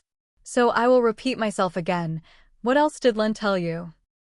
"He didn't tell me anything," Marius swallowed, his Adam's apple bobbing. "I guessed, my lord." No. Reality crashed down on me all at once. Being there at the cabin with Kira, I had been able to think only of her, of courting her, caring for her, and acclimating her to the idea of being my mate. To my touch, my love, my position as a leader that would soon be shared with her. My plan had been to take as much time there at the cabin as I needed before she was ready to accept her place by my side, but that time had disappeared. To make matters worse, our secrecy had also disappeared, and I did not know how Kira would react. "How many of you know?" I asked. "Just Patty and myself." Marius rushed to speak, hands raised in defense. The captain came quietly. "The rest of the household believes that you and Kira are still at his home, and that you sent him ahead. They know nothing, and I would tell them nothing, my lord." But Marius tilted his head, eyes darting towards the cabin. "I suppose that congratulations are in order, my lord." "Yes, well," I cleared my throat, thinking only of how Kira would react. "Thank you. My mate and I still have much to discuss." It was a discussion that I wasn't quite ready to have with her, but I had no choice. It was an odd feeling to be unsure, and not one that I had often experienced in my life. But Kira had knocked me off my axis the moment I had met her, and my world had never been the same. And I never wanted it to be the same. Chapter 63. My dreams were a smeared blur, memories mixing with moments chipped away from the cabin walls around me, of Nathan gathering me in his arms, of a chilled wind rustling the curtains, of the door clicking shut. For a moment, I dreamt that I was alone, trapped in the cold recesses of an ice cave somewhere deep underground. Then I was high in an oak tree, lifted by the solid boughs that cradled me ever so gently, brushing my forehead with its leaves. And then the darkness seeped in, my disquieted slumber easing into dreamless peace as warmth enveloped me completely. Dawn was breaking through the window when I awoke, stirred awake by the sounds of Nathan milling about the room. I didn't remember coming upstairs, and had only a vague recollection of Nathan's arms around me. A gentle groan escaped my lips as I stretched my arms out above me, eyes only just cracked open against the morning light. "How did you sleep, love?" Nathan paused in front of the open wardrobe, a pair of trousers stopped in his hands. Strangely, I hummed, shifting up against the plush pillows, "But well, thank you. When did you take me to bed?" When I returned, Nathan said, pulling the trousers entirely out of the open drawer. "Returned?" I asked, and Nathan stiffened just slightly. I didn't remember him leaving at any point last night. My final moments before drifting to sleep had been spent in his embrace, held tightly in his arms. "We had a message in the night." Nathan cleared his throat, rolling the trousers in a small bundle. "Young Marius brought word that we were expecting a very unexpected guest at the manor, not to mention unwanted." Nathan grumbled. "Do you have to entertain someone that you don't want to see? You're the Lord, after all." I couldn't imagine who Nathan was referring to, particularly regarding who could be so crucial as to tear him away from the cabin. He had seemed so dead set on staying there despite my previous protests. Part of me was glad at the chance to get back to the manor, back to my sewing and Isabel and privacy, and yet there was the slightest ache in my chest. Something akin to disappointment bloomed inside of me at the idea of our time at the cabin coming to an end so soon. Especially now that I was starting to open up to the idea of exploring my and Nathan's bond, and it would be much easier to do it in the privacy of the cabin. Far more comfortable too, and I couldn't say that I would not feel uneasy again once we were back to reality. "A lord cannot exactly say no to another lord," Nathan said, "especially not with such short notice." "A lord called on you?" I shifted to the edge of the bed, blankets still tangled around my legs and waist. "Which one?" "Do you remember what I told you about Lord Dalton?" Nathan asked. "That day in the sewing room, you looked so beautiful in that plum dress of yours with the embroidered pockets." "I do." I glanced down, heat crawling up my cheeks at the earnest look in his eye, as if he were remembering a good thought when he looked at me. "You said that you didn't trust him, and that he would use whatever means he could to hurt you." "A manipulative male," Nathan nodded, "who happens to be on the way to our manor." I bit back the urge to correct him, that it was his manor, not our manor, but he seemed troubled by the situation at hand, and I didn't want to make him feel worse. "How soon do we need to leave?" I asked, following Nathan's movements as he pushed the bundled trousers into his satchel. Mine was already at the end of the bed, fully packed, with a dress and shoes laid out next to it. Nathan must have risen well before the sun to get everything ready for us to leave, letting me sleep in until dawn. "As soon as you are able, my love. We have a long ride ahead us, but I'll try and get us there as fast as possible." Nathan glanced over at me, his eyes gentle, almost to the point of apology. "I'm sorry that we will have to cut our trip short, my sweet." "I understand." I kicked off the blankets, rising to join him by the wardrobe. "Your duties as a lord are important, and I don't ever want to distract you from them." "But you are the sweetest distraction, little one," Nathan groaned, wrapping his arms around my waist and pushing me back against the wardrobe. "You have not left my thoughts from the moment I met you, sweet female. I see you even when I close my eyes. I think of you every minute of every day." Nathan's lips found their way to my neck, and I reacted as he lightly touched the sensitive skin there, his hands gripping my hips hard, and a sound rumbled against the hollow of my throat as Nathan pressed himself against me. His grip loosened slightly, fingers rubbing gentle circles into my hips as he pulled his head back to look down at me. "As soon as you're ready to go, love," Nathan stated, turning away to continue packing, leaving me a breathless, tingling mess. Chapter 64. I could make out the faintest smirk on Nathan's lips as he turned away, most likely amused at how flustered I had become at only a simple touch. It wasn't my fault.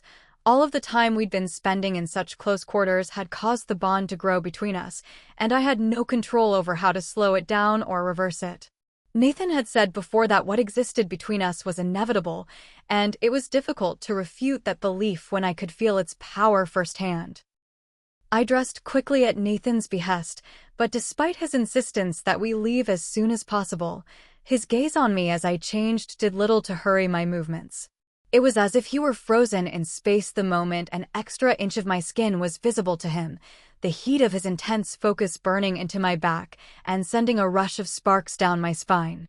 The sensation found its way down to the same space Nathan had ignited only minutes before, an aching once more beginning at the apex of my thighs. "Damn it," Nathan growled, and by the time I turned around, he had already slipped out of the bedroom door. "I will meet you downstairs, little mate." There was a part of me that relished how easily he could lose control, an odd sense of pride and amusement that my mere presence was enough to arouse him. A simple whiff of my scent or a turn of my hips could drive him deliriously mad. Of course, it was only amusing so long as he could contain that madness and not have it twist into something far too wild and dark. But to his credit, he had not yet snapped at me nor lost his temper. I would continue to be careful regardless, but perhaps I could begin to give him the benefit of the doubt more often. Still, I hesitated fully in making any more promises to myself before we arrived back at the manor. I wanted to see what he was like once we were back around the staff, and considering the stressful situation we were returning to, I wondered if I might finally see his temper emerge. My lord was always so in control, so measured and disciplined, the perfect picture of calm, no matter what occurred or what I said. Surely there was a limit. Surely there was something that would prod at the wolf within him and unleash the untamed parts of himself. The sensible parts of me still feared that possibility. Still, there was a powerful impulse within me, the one that had become affected every time Nathan showed his true strength, or flushed when he appeared at the door after hunting. That part of myself was almost thrilled at seeing Nathan lean into his wolfish nature, but the thrill vanished as soon as it arrived, replaced only by dread and then a healthy measure of guilt at imagining such things. Fantasy and reality would never be the same, and what might delight the mind would only bring the body apprehension. Nathan watched me as I descended the steps. The kitchen was cleared away, and the blankets in the sitting area were neatly folded on the cushions. "Ready, my dear?" Nathan asked, holding open the front door of the cabin. I gave only a nod in response, slipping through the doorway and letting myself take one last glance back at the cozy interior of the cabin. I'd hardly spent that much time there, and yet I felt changed, or at least, I felt the potential for change. The potential of what might exist between Nathan and me, if we could come to some sort of understanding about our bond. "Here, love, hold on to me." Nathan wrapped his large hands firmly around my waist, effortlessly hoisting me up and onto the saddle of the horse. Untethering the reins, he pulled himself up behind me and immediately pressed his spare hand into my hip. Unlike our previous ride when I had moved my way to the front of the saddle, Nathan stopped me before I could even think about it, tugging me until my back was flush against his chest. Nathan's warmth surrounded me, his strong arms enveloping me until his scent overwhelmed all else, the comforting aroma of cinnamon and cloves. "Do you intend to hold me like this the whole time?" I asked, although my tone held more amusement than annoyance. It was certainly far more comfortable to be seated against him, his thumb rubbing soothing circles against my hip bone. "I most certainly do intend to," Nathan murmured, his hot breath in my ear sending a shiver down my back that caused me to unconsciously lean into him. "The ride will pass in an instant with you held against me." Nathan tugged on the reins, steering the horse backwards towards the ravine and presumably where we had come from in the first place. There hadn't been much light when we arrived, and I couldn't say my navigation skills were terribly strong, but I trusted Nathan to lead us back. Whatever else I might doubt about him, I knew that he wanted to keep me safe. I was his mate after all, his precious little companion. Part of me is still slightly distressed at the thought of that, but another part of me. No. Perhaps I was not quite ready to admit what the other part of me felt. And yet the feeling was there. Chapter 65. The morning air carried with it a gentle quiet, a pattering of the horses' hooves against the uneven earth, the waving of tree branches overhead, Nathan's steady breath at my ear, and his heartbeat at my back. It was enough to let me begin to feel the subtle pull of sleep, my eyelids slipping shut into longer and longer blinks until I could hardly keep them open anymore. Shifting in the saddle against a hand that refused to let go of my hip, I adjusted myself to lean my head back against Nathan. I could hear the male practically purr as I willfully positioned myself closer to him, and the alpha ducked down to bury his face in my hair. "Don't get any ideas," I murmured, "but there aren't that many ways to get comfortable on one of these things." "By one of these things, I'm assuming you mean a horse?" Nathan chuckled. "It's only an animal, Kira. Besides, I'm perfectly comfortable exactly where I am. You could make yourself comfortable anywhere," I said as Nathan stroked his fingers along my hip bone. "Only when you're there with me." Nathan took a deep inhale of my scent before pulling back. "What else could I need when I have you, little mate?" I only hummed in response, tugging Nathan's riding cloak until it covered my arms as well, soaking in all of the warmth from him that I could steal. I wasn't even particularly cold, but the heat that constantly radiated off of him called to me like a moth to a flame, beckoning me to relax into his arms. And so I relaxed.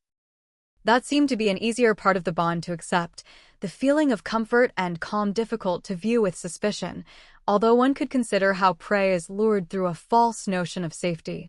"Please stop it." Regardless of my continued hesitancies, I had promised Nathan that I would try, and always thinking the worst of him wasn't fair, not when he had been so kind to me so far. I would be cautious, but I would try not to assume his intentions. Nathan gave me a moment to enjoy the quiet, but despite his satisfaction at the way I had chosen to seek comfort from him, he was far too tense. There was something else, something that was nagging at him. Just as I was about to doze off, Nathan took a deep breath in and squeezed my hip. "We have to have a conversation, love." "About?" "Our bond." "Half the conversations we have are about that bond. Surely we can talk about something else?" "Right now it's a bit unavoidable." "And why is that?" "Because Dalton will be at the manor, and I need to know how you would feel most comfortable addressing our bond." It hadn't even occurred to me in the rush of the morning that we would have to decide whether or not to announce the bond. In all honesty, I had just assumed that we would continue to go about things quietly, and if something did slip, it would only slip to the staff, those whom both Nathan and I trusted, a group that certainly did not include a rival lord. My hope was that we could be discreet. I spoke softly, somewhat unsure of myself, even though that was what I had wanted all along. "You said that Dalton might use your mate against you?" Only if I let my guard slip for a moment, Nathan's arm shifted to slide around my waist, drawing me even further into him, pressing me tightly against his chest, which I would never do, not when it concerned your safety. "I would not let you out of my sight or away from my side for the whole of his stay, even after, for a time." That familiar, strong feeling rose inside of me once more, but this time it was not unfounded. There they were, the words I had been so fearful of for so long. Possessed. Trapped. Watched. Controlled. Nathan's only way of keeping me safe was to keep us attached at the hip, constantly under his supervision. Yes, it was for my safety, but surely there was another way? My heart was beating rapidly, and Nathan could tell, his grip loosening slightly. He opened his mouth to speak, but I managed to cut him off first. "But surely there is another option?"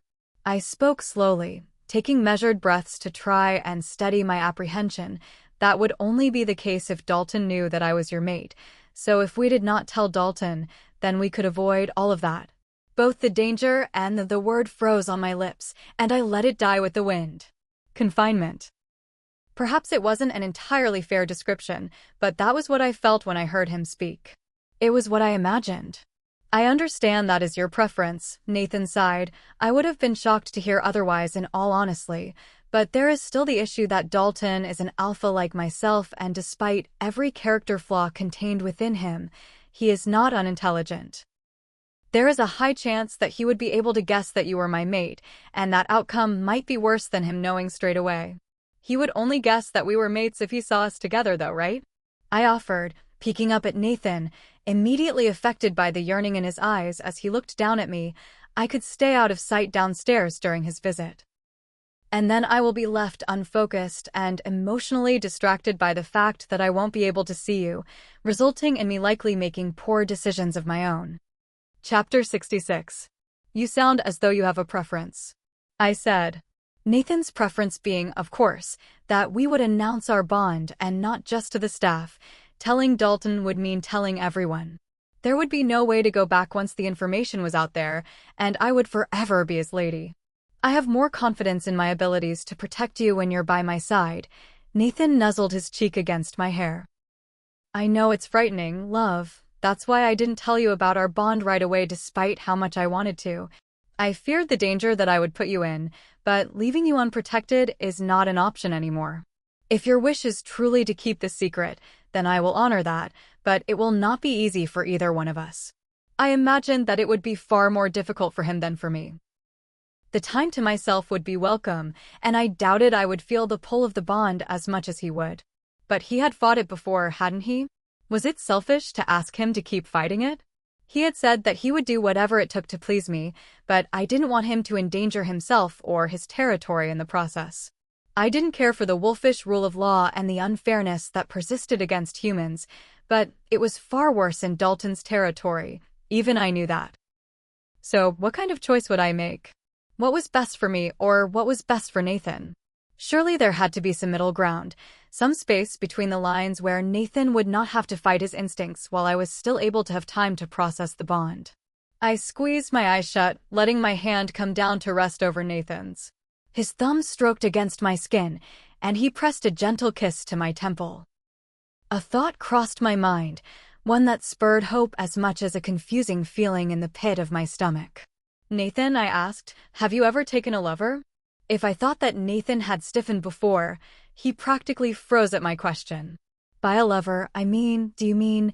Nathan cleared his throat slightly, adjusting the reins in his hand. Have I ever been with anyone else?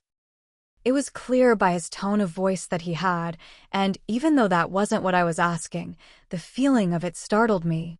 It was a sharp sting in the place just above my ribs, followed by a cold and steady anger, not at Nathan, but at whatever female he had once shared intimacy with. It was a baseless and bizarre feeling, but it overwhelmed me all the same.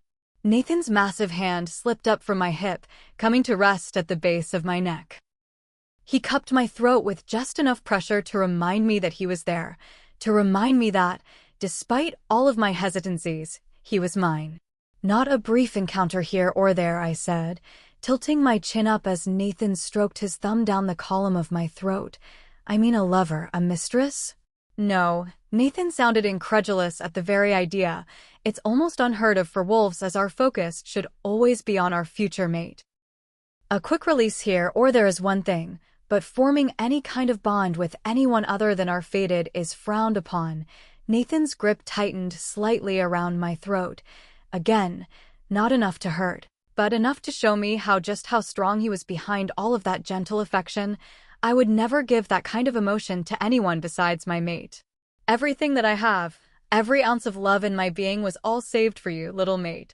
Tenderness swelled within me at his words. A daunting intensity still clung to them at the strength of his meaning, but there was a yearning there as well. A sense of belonging, a truth spoken by someone who would never abandon me. I traced my fingers over Nathan's wrist, curling the digits around it as I pulled his hand loose from my neck. What if I pretended to be your mistress, I offered. That way you would not have to hide your affection for me or keep your distance, but I would still be able to keep our mate bond quiet. I think it's a fair trade, Nathan. Nathan went quiet for a moment, but I could tell he was considering it. I was sure it still bothered him on some level, but there was no perfect option before us. He might still guess, Nathan said, winding his arm around my waist. But he wouldn't know for sure. Wolves are possessive over those they've claimed, mates or not, and he could still use you to hurt me, especially if he knows I care for you. You care for everyone in your employ, and besides, you would be there to protect me. The point of this is to safeguard our secret. Nathan stiffened slightly, and I sighed, knowing how much he disliked the idea that I wanted to hide the bond. I need time, Nathan, and that means more than a few days. Rushing into things will not make the process any easier. If anything, it'll only make me more anxious. The idea of that possibility stopped Nathan from arguing, as the last thing he wanted was to erase the little progress that I had made. Chapter 67. A quiet settled between us for a brief moment, and it was as if I could hear the gears shifting in Nathan's mind. He was unsettled by the idea of not being able to claim me, but that was nothing new. That was the same need he'd been battling since the beginning, one that I had become more aware of as I became more attuned to his emotions. The need was different now, though, tinged at the edges with an anxious fervor, as if he wanted to grab me off the horse, drag me into the woods, and hide me forever in the trees. That was what it was, fear. Nathan was terrified of losing me, but not just the physical me, the one that others could steal and taint and break. He was afraid of losing me, as I was, as Kira, of losing what little of me that I had given to him. There existed a future in which I never accepted him, and he knew it, and it terrified him more than anything else. How will it work then? Nathan asked, a hint of acquiescence in his voice, in your ideal scenario. I haven't ironed out the details exactly, I shifted in the saddle, but it would merely be a way to explain our inevitable closeness once we return. I know that you said that you find yourself out of sorts when you don't spend enough time around me, so it could serve as an excuse for your need to see me. All of those afternoons he had spent lingering around the sewing room made much more sense in the context of the bond, all of those moments when he had stayed just a little too near. Those stolen minutes were probably the only way he had been able to stop himself from claiming me, and I was sure he needed them even more now that we had been physically intimate, so to speak. Nathan was right that it would be too difficult for him to stay away from me completely, as torn as I was to admit it. Very well, Nathan sighed, we will follow your plan, and in the eyes of the manor you will be my mistress. But rest assured, little one, that behind closed doors you are still my mate, Nathan huffed, pushing his strong hips closer against mine, and no falsehood will ever change that. Know too that I do not like this. You deserve the respect of the lady you are, sweet female, and one day I will make sure that I'll give it to you. Nathan squeezed my hips hard before flicking the reins, and the horse picked up its pace, the gentle trot shifting into a gallop as Nathan held me tightly against his chest. It was a few miles before he spoke again, but I could feel him stewing on his words far before they ever left his mouth. Inevitable, is it? Nathan said as the mare navigated us over a rocky ravine, the trees thinning as we rode. Pardon? I asked, tilting my head back to glance at him. That's the word you used.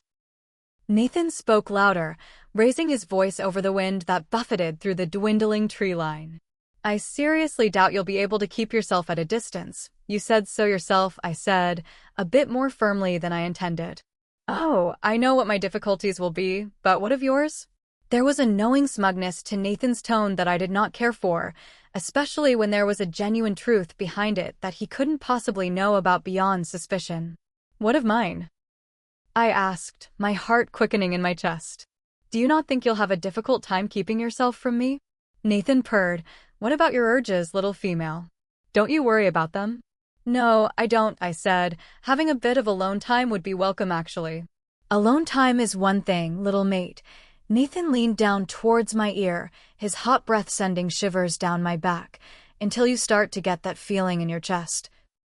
That needy, yearning desire to simply be near me, if not more. You think very highly of yourself, I said, breath catching in my throat. I know the pull of the mate bond, and I know how your eyes wander when you're not looking. Nathan's voice was hardly more than a whisper, but the husky growl of it echoed as he lightly touched the shell of my ear. I know how your hands moved in the night before I claimed you. Did you think I wouldn't notice? The scent of your unfulfilled desire? The sounds of your reactions through the floorboards?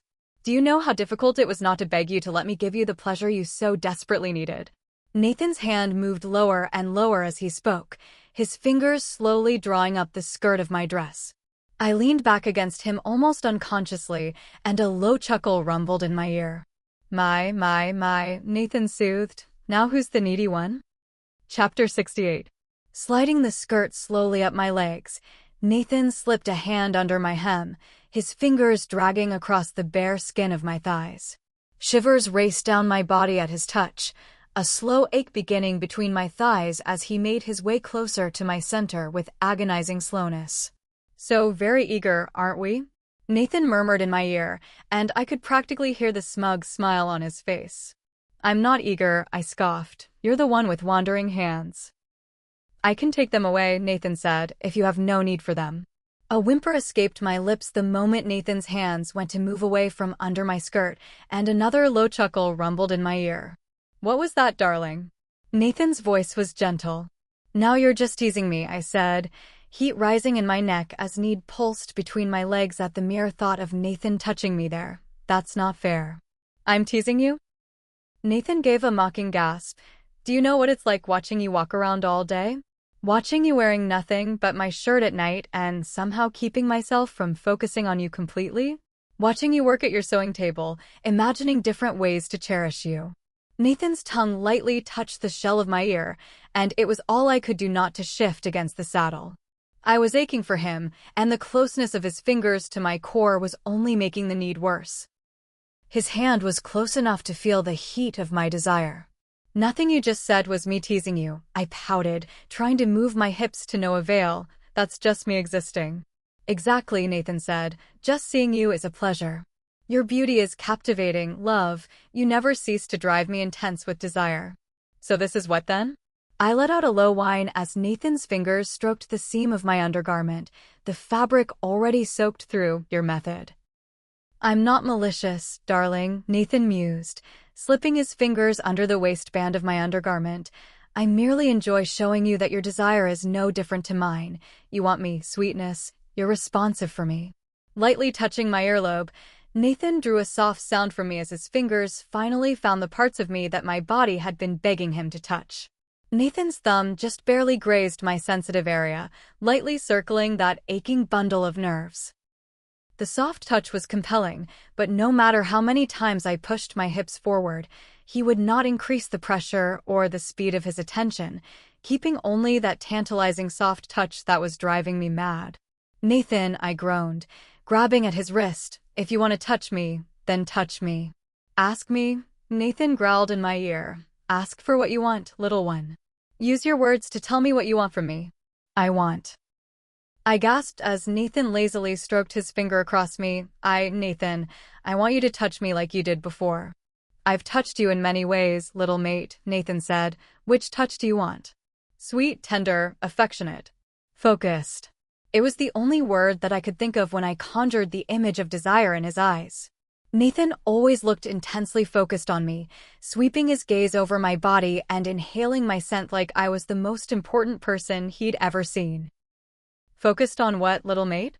Nathan's voice was hardly a whisper, his thumb somehow moving impossibly slower as he waited for me to answer. Every tiny touch he offered making my hips move in response. "Pleasure." "No, not pleasure, my love. Tell me that you want me to give you pleasure. That it's my touch that you crave, little one."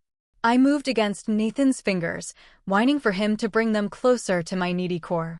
"Please," I groaned, but Nathan wouldn't budge. "No, love, you know what I want.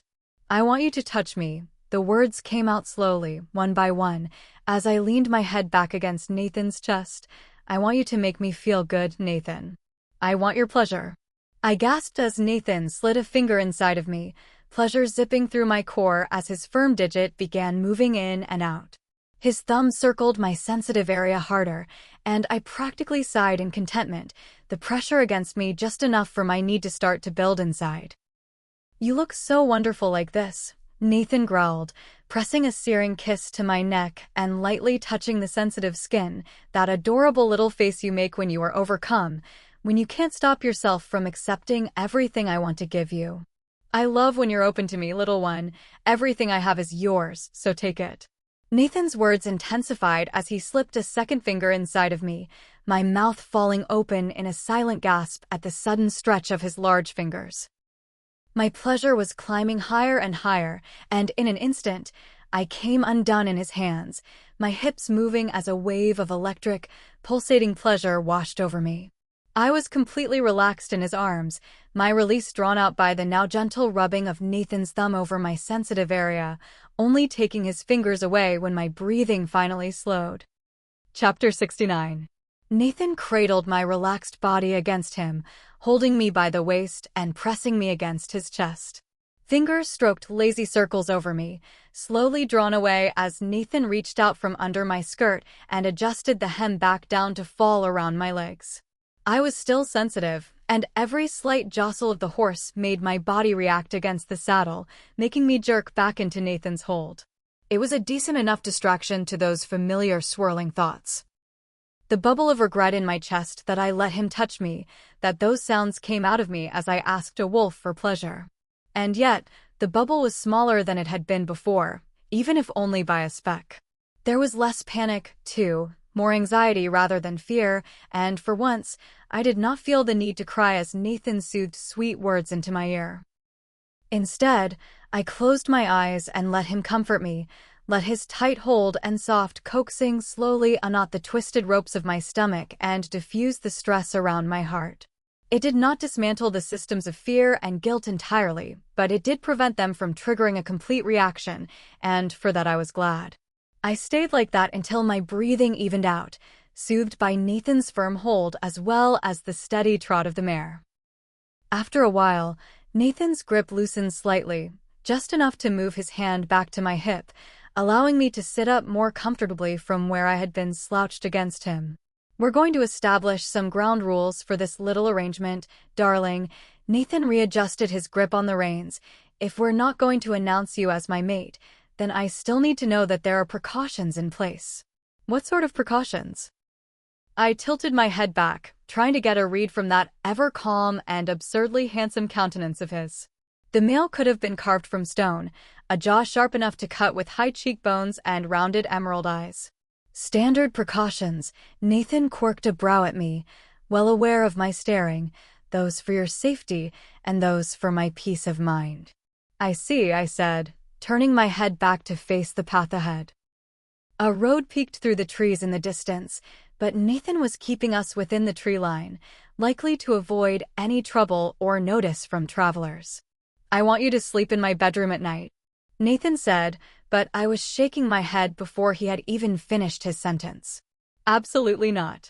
If you're going to be masquerading as my mistress, sweetness, then you would be sharing my bed." Nathan sighed.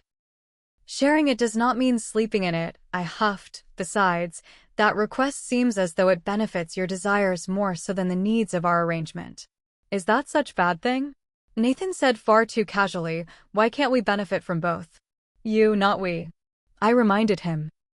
It was his insistence on the bond that had brought us to sharing a bed in the first place, and as much as I could not deny how much I had enjoyed my time sleeping in his arms, I had never asked for it nor had I expected it to continue upon our return. "Are you forgetting the way you would come moving quietly to my door each night, little female? Sneaking in to sleep on the chaise so that you could be near me and my scent? Even then your sleep was not as restful as it has been the past few nights that you've slept in my arms." Nathan was irritatingly correct. There was one minuscule aspect that he was forgetting, of course, and that was the little control I did have in those moments. I had stopped myself from going into his bedroom at the manor, even though it had been difficult. I could be strong. I could do difficult things. "So that's all you want?" I rolled my eyes. "To sleep well?" "I think you want more than that. I think you want to keep encouraging the bond to grow." "Of course I do." Nathan squeezed my hip tightly. "Perhaps you are forgetting what I told you the other morning. You are mine, Kira, and nothing is going to change that. The fact that you're afraid of what effects might linger after sleeping in my arms only shows just how aware you are of the inevitability of our bond.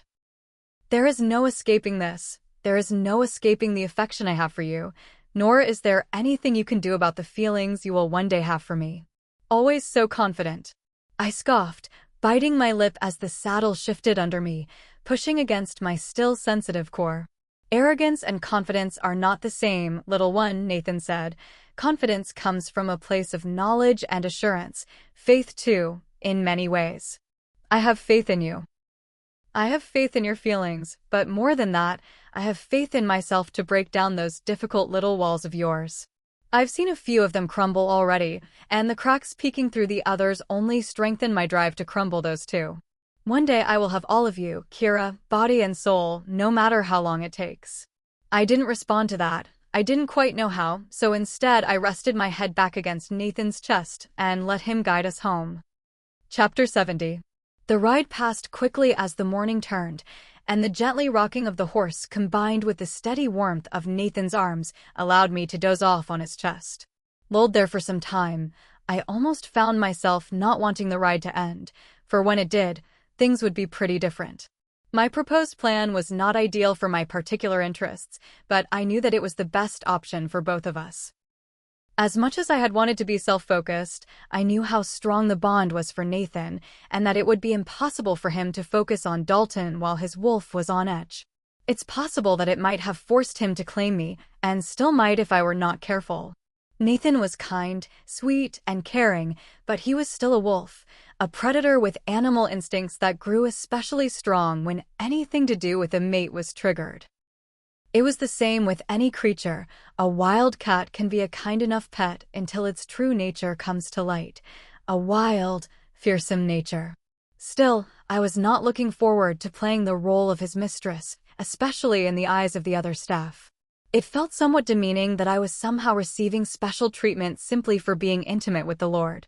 Which I had not even done, although we had shared some level of intimacy, the memory of which I could still feel pulsing in my core.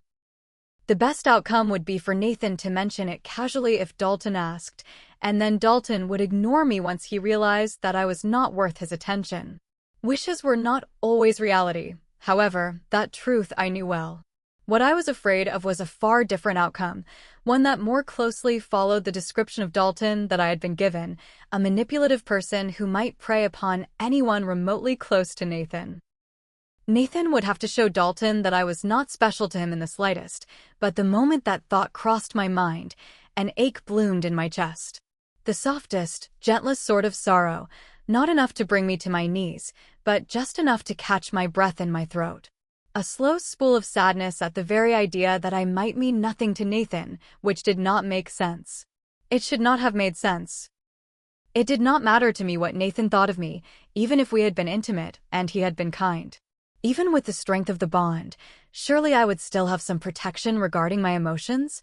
But what if it's not just the bond? It was a whisper in my ear, one that poked and prodded at the deepest buried parts of myself. One that had long yearned for a companion, a friend, a partner. The very same parts that remembered the fluttering in my belly at touching Nathan for the very first time, the way I looked forward to seeing him when he snuck into the sewing room. Those feelings were increased and encouraged by the bond, but I did have a slight fondness for him on my own. Fondness was not love, but it was the start of something, the very same something that I had cut off and shut away the moment that I had learned of our mate bond. The possibility of love was one thing, but certainty? The knowledge that he did love me and would love me, and that he wanted me to love him back, that was somehow far too frightening. A discomfort was starting to pull at my temples from all of those twisting thoughts, and I squeezed my eyes shut to cut out the sun rays that slipped through the tree boughs overhead. "Is something the matter, my love?" Nathan asked, his term of endearment immediately easing some of the ache in my chest. It happened so quickly, it was almost jarring, that a simple bit of affection would be able to soothe me so easily. "Nothing," I said, nuzzling in against his chest. "Nothing at all." "You can tell me, you know? If something is bothering you." Nathan's voice was a deep sound, and he pressed a soft kiss into my hair. "I will gladly listen and take on any burden that weighs on you." "I'm fine," I said, and though Nathan hesitated, he did not press me to speak further. We were not far from home when Nathan steered the horse towards the main road, flicking the reins as we began to crest the tall hill where the manor sat at the top, grand and gleaming. It was the same as we had left it. A low wind rustling the trees and sunlight glinting against the polished windows. There was a carriage at the front of the manor. Crafted of black walnut, it appeared completely smooth and seamless, so dark that the sides reflected the lowering sun of late afternoon. It was emptied of any occupants, even the horse bridles sitting empty and limp at the front. My stomach dropped. Dalton had arrived first. Chapter 71. Nathan dismounted swiftly, his hands finding their way to my hips to help me down. His gaze caught mine as I steadied myself on his shoulders, the seriousness of his expression catching me off guard. Stone features stared back at me, his jaw hard set and his brow taut. I had grown used to the Lord's steady smiles and carefully held composure, but I had never seen him so serious, and yet, behind it all, there was a message in his eyes. A pleading that lived in those emerald pools, a desire to tell me something that I was not sure Nathan even had the words to say. Be safe. Be smart. Know that I cherish you. I love you. Affection permeated every fiber of that male's being, and the burst of it hit me so intensely in my chest that I could scarcely breathe. Nathan set me down carefully on my feet, sparing me one last, longing glance before the love in his eyes fell away. Every ounce of sparkle and mirth and softness they held when pointed at me slipped away into nothing, into a dull forest full of lifeless, quiet creatures. They were a wolf's eyes, the kind I had so often known in my youth, fierce and uncaring to the plights of a lesser creature like myself. The same eyes that had merely skimmed over my starving frame and given cold looks at the coughs of my ailing mother, as if her sickness were simply an inconvenience to them. Seeing that look in Nathan's eyes was another experience entirely, and it was as if he were a stranger. Every fear of what if lived in those eyes. What if Nathan were a different sort of wolf, the kind that I had been expecting? What if he had been that sort of wolf all along, and he had merely been pretending? My heart was a desperate rabbit in my chest, and though Nathan's gaze did not change, he did lift his hand and point to his ear. I took a deep breath and I nodded. Dalton or his men could be listening. They could be watching too, and we had to be careful. But watching Nathan walk up to the door without a glance behind him, something inside of me broke, some hidden barrier of wanting that I had kept buried. Because for the first time since Nathan had found me in the alleys, I felt alone. And I realized that it was because of Nathan that I had nearly forgotten the feeling altogether. I fought hard to remember that look of devotion in his eyes, but there was a far more difficult battle going on: trust. Choosing to trust that those emotions were genuine, that the love that glittered in his gaze was a promise and not a lie. Grabbing the bag from off the horse, I followed behind dutifully, the way I would behind any other wolf. Nathan had always preferred that I walk beside him or even in front of him, but that would be unheard of for a mateless human of no status or particular importance. Being unimportant was nothing new to me, and I understood those rules better than anything else that I knew about wolves. Most were self-important and arrogant, and the worst of them were cruel, especially when they perceived anything as disrespect. I did not intend to give Dalton a reason to be cruel. Nathan breezed through the front door, his steps loud and assured, leaving it open for me to follow after. By the time I crossed the threshold, he was halfway down the hallway, caught in a whispered conversation with Captain Len, whose curious gaze darted between us with every word that Nathan spoke, most likely lies about our arrangement. "Kira," Nathan called out, "you can leave that in the hall. I've have Samuel sorted out. I'll see you upstairs tonight." I nodded, the implied meaning in his words making me flush despite myself.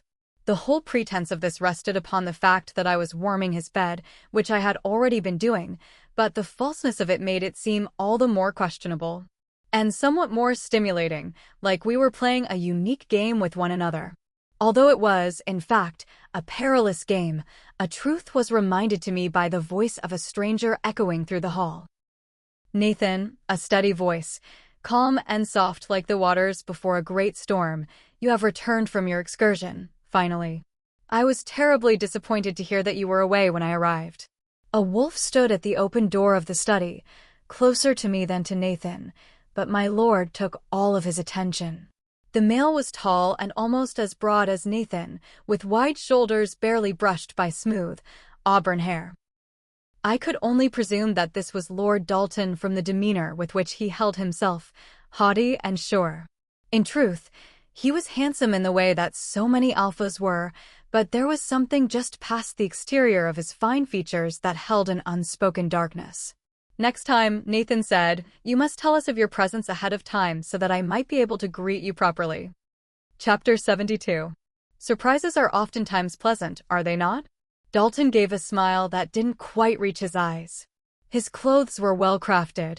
I couldn't help but notice a fine wool with the stitching swirling into French knots at the seams of his shoulders and the hem of his jacket. From what I understood, winter took up most of the year in his territory, with a near-constant cold and frequent snowfalls. Perhaps the poor weather was what made him so awful. I know I would be terribly unhappy without the bright sun and calm winds that I was accustomed to here. It was almost irritating that Dalton was as handsome as he appeared, with soft freckles around his nose and eyes that would have seemed to be boyish and charming if I did not already know the truth of him. Even the most poisonous snakes were beautiful, and from what I understood about how he ran his territory, a human like me would be nothing more than a simple creature dropped in his cage. I could not help but wonder whether Lord Dalton was mated, or whether his lady was at all like him. Nathan had never mentioned a female when he spoke about Dalton, so I supposed that he must not. Whoever she was, I prayed that she was not human, for her sake most of all. Oftentimes pleasant, certainly. Nathan gave a practiced smile of his own. I suppose it depends on the surprise. I do not bring trouble with me, Nathan. Do not fret. Dalton gave a stilted laugh, the sound unnatural as it pealed from his lips. I merely wish to discuss a few matters with you. Matters that could not be handled by correspondence? Nathan's brow twitched as he spoke. Best to speak face to face, don't you think? Dalton tilted his head just slightly, observing my lord. So much of the context of words can get lost in pen and ink.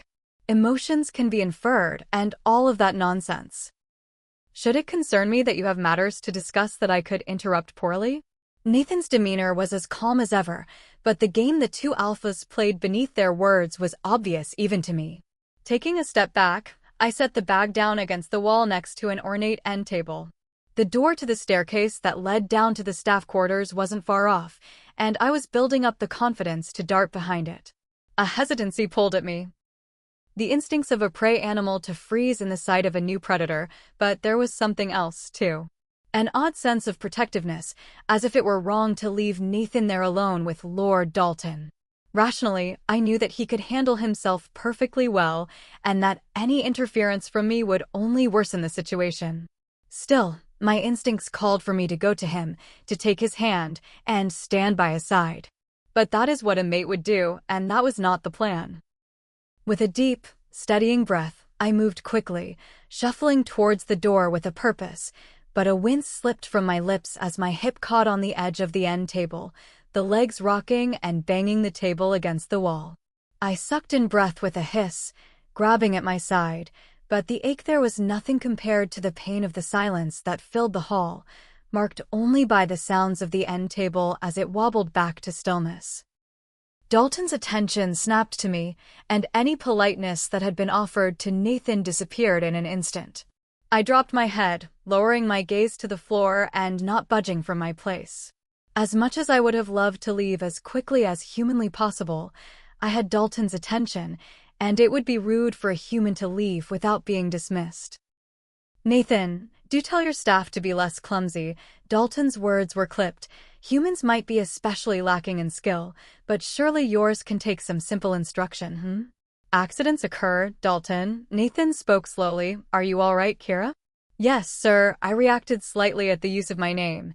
Spoken without any of its usual tenderness, I am terribly sorry. I have heard you do not discipline humans, is that right? Dalton's tone dripped with distaste. How else are they supposed to learn without a fitting consequence to help keep them in line? I find discipline is suited for crimes and wrongdoing, whereas accidents simply take reminding, Nathan said, his low voice somehow even deeper than usual. Watch where you are walking, Kira, and please leave us. I turned around immediately, not moving my eyes from the floor until I had the doorknob in my grip. You smell of her. I froze, my fingers almost starting to tremble. It was a statement, but the question behind it was obvious. I keep a well-rounded staff here, and that one happens to have a plethora of talents. Dalton's sharp laugh hit me with a sting, the pressure of the foreign lord's gaze lifting as he sauntered off down the hall towards Nathan and Captain Len. With that, I slipped through the door, shutting it quickly but quietly behind me, and darted down the steps. Chapter 73. The dimming sun greeted me through the high windows of the staff quarters, the hall stretching out towards the kitchen. Low chatter echoed out into the hall, and the scent of cooked meat permeated the air. I expected to find Patty standing over the stove with Isabel or Samuel sitting at the table, but I faltered in the doorway at the sight of two strangers. Wolves. Male wolves. Both were dressed in plain, roughly made clothing and appeared to be of a middling age. Dark-haired and grim-faced, they could have been brothers, nearly identical, if not for the scar across the face of one of them, a reminder of a blade slicing through his cheek. "Kira," Patty looked up from the stove, wooden fork prodding a massive slab of meat cooking in a cast-iron skillet. "It's good to see you back." "It is, my eyes darted between the two wolves at the table. "It is good to be back." His lordship insisted we leave immediately so that he could properly greet Lord Dalton. That was wise of him, as always. Patty gave a warm smile, but there was a glint in her eye, a remnant of some ferocious thing that still lived within her despite her age. "Be sharp," it said. "Be wary."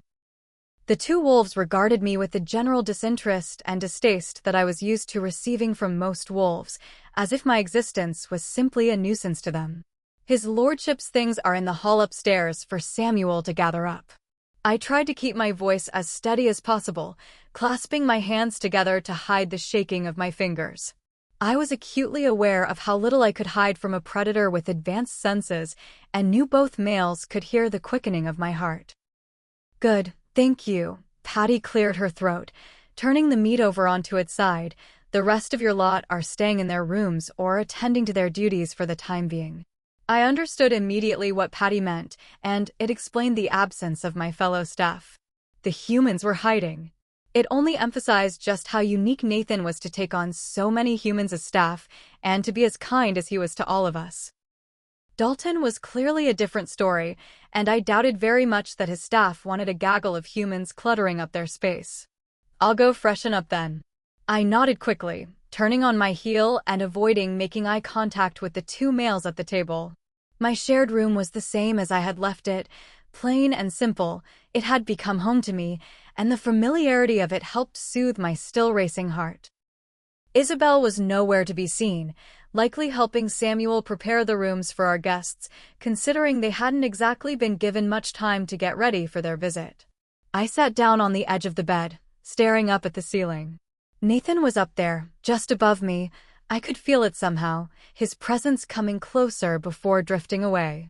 It was far too cold in the room, the blankets touching the backs of my calves despite how soft they were.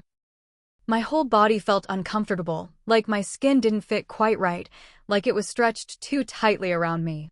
Sensations like that were not foreign, not since I had met Nathan, but my last few days alone with him had soothed the discomfort of our incomplete mating. I had almost forgotten such discomfort had existed at all, but now it was making itself known once more.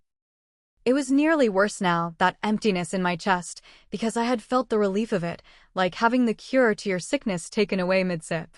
I knew my remedy. I know how to fix myself, but as always, it came down to want.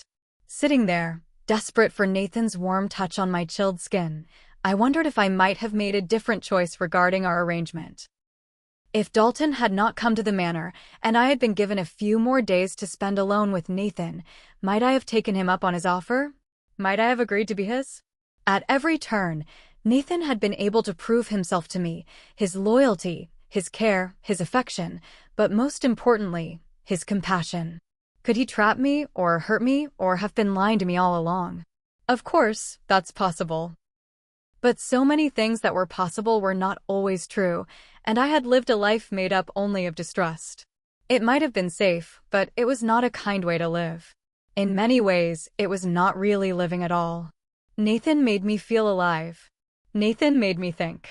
My thoughts were swiftly halted by the opening of the bedroom door, my heart once more racing at the sudden noise, before a sigh of relief slipped past my lips. "Isabel," I practically fell into her arms, grasping her in a tight hug. "Is everything all right?" Chapter 74. "Isabel," I practically fell into her arms, grasping her in a tight hug. "Is everything all right?" Isabel wrapped her arms around my waist, burying her face in my hair before pulling back, glancing back as the door shut behind her. "They only arrived a few hours ago." Isabel spoke in a hushed whisper, her honey-brown irises wide. "Thankfully, the captain was here to give a bit of warning, but—" Isabel faltered, regarding me carefully. "Why were you and his lordship not with him? You were staying at his home, weren't you?" Nathan figured that the captain would be able to make it here faster. I said, doing my best to remember what Nathan had explained to me about our false reasoning. Still, it was difficult to think clearly in his presence, let alone absorb much of what he was saying, when it was always peppered with enough comments to make me flush. I was saved from my improvisation by an odd expression on Isabel's face, a look like a startled rabbit. What? I did not know what I had said wrong, but maybe it was insulting to insinuate that Len was better at something than Nathan. You called him by his first name, Isabel said, blinking at me. Pulling her arms away, she regarded me carefully, eyes pinning me into place. Now I was the rabbit, stumbling into an untread stretch of garden. His lordship doesn't like me to be so formal around him. This comment had the opposite effect that I'd hoped, and Isabel's brow scrunched up in amused surprise. A slow grin crept across her lips, suggestive and gentle. I did suspect something, you know. Isabel gave an excited whisper, as if we were not the only two people in the room. I mean, not right away, of course, but I did think that it was a bit odd that his lordship would take you along. Can I see it? Isabel reached for the collar of my dress, and I batted her hands away. See what? I managed to evade her grasp, wrapping my hand around my neck. Your mark, Kira, Isabel said, and I froze. Are you mated? No, I said softly, and any nerves that I'd had about lying died with that single word. All I felt was hollow, an odd sort of numbness at my denial of the bond, and an icy sensation crept beneath my skin that almost made me shiver despite the warmth of the room. Oh, Isabel's excitement faltered, and she regarded me carefully. Well then, why did he ask you to travel with him? I know it wasn't to make the captain's clothes, Kira. I've hardly ever seen him in anything as fine as your work. I do not have a simple answer for you. I nod at my bottom lip, but I have no mark, see? Pulling down the collar of my dress, I let Isabel examine my neck and shoulders, her slim fingers tracing over my unmarred skin. Not being marked does not mean you're not mated. Isabel looked at me from under her lashes, her excitement turning to coaxing. Do you think that he would have left me unmarked if we were?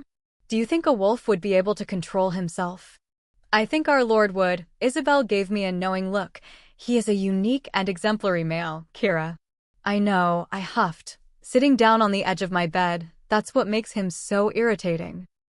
Kira, Isabel hissed, setting herself down beside me. You can't say that about his lordship. I think he rather likes it when I say things like that. Actually, I said, it amuses him. Is that what you're then? Isabel nudged my shoulder slightly. Amusement? Because that would be unlike him. Would it? I asked, far too eagerly, and Isabel smirked. His lordship has always longed for a mate, and therefore has little interest in simple entertainment. Isabel reached over, taking my hand in hers. Have you never even had the tiniest dream of a mate? Only nightmares. I rubbed my thumb over the back of Isabel's hand. At best I imagined confinement. At worst I imagined some demanding creature who could not control himself, who might force himself on me. Well, you've heard stories. I faltered slightly. Wolves so strongly influenced they seem indifferent to their human mate's distress, because how could they be suffering? They must be happy. They must be grateful for what they've been given. Isabel grew quiet, sitting there with me in the dim light of the bedroom.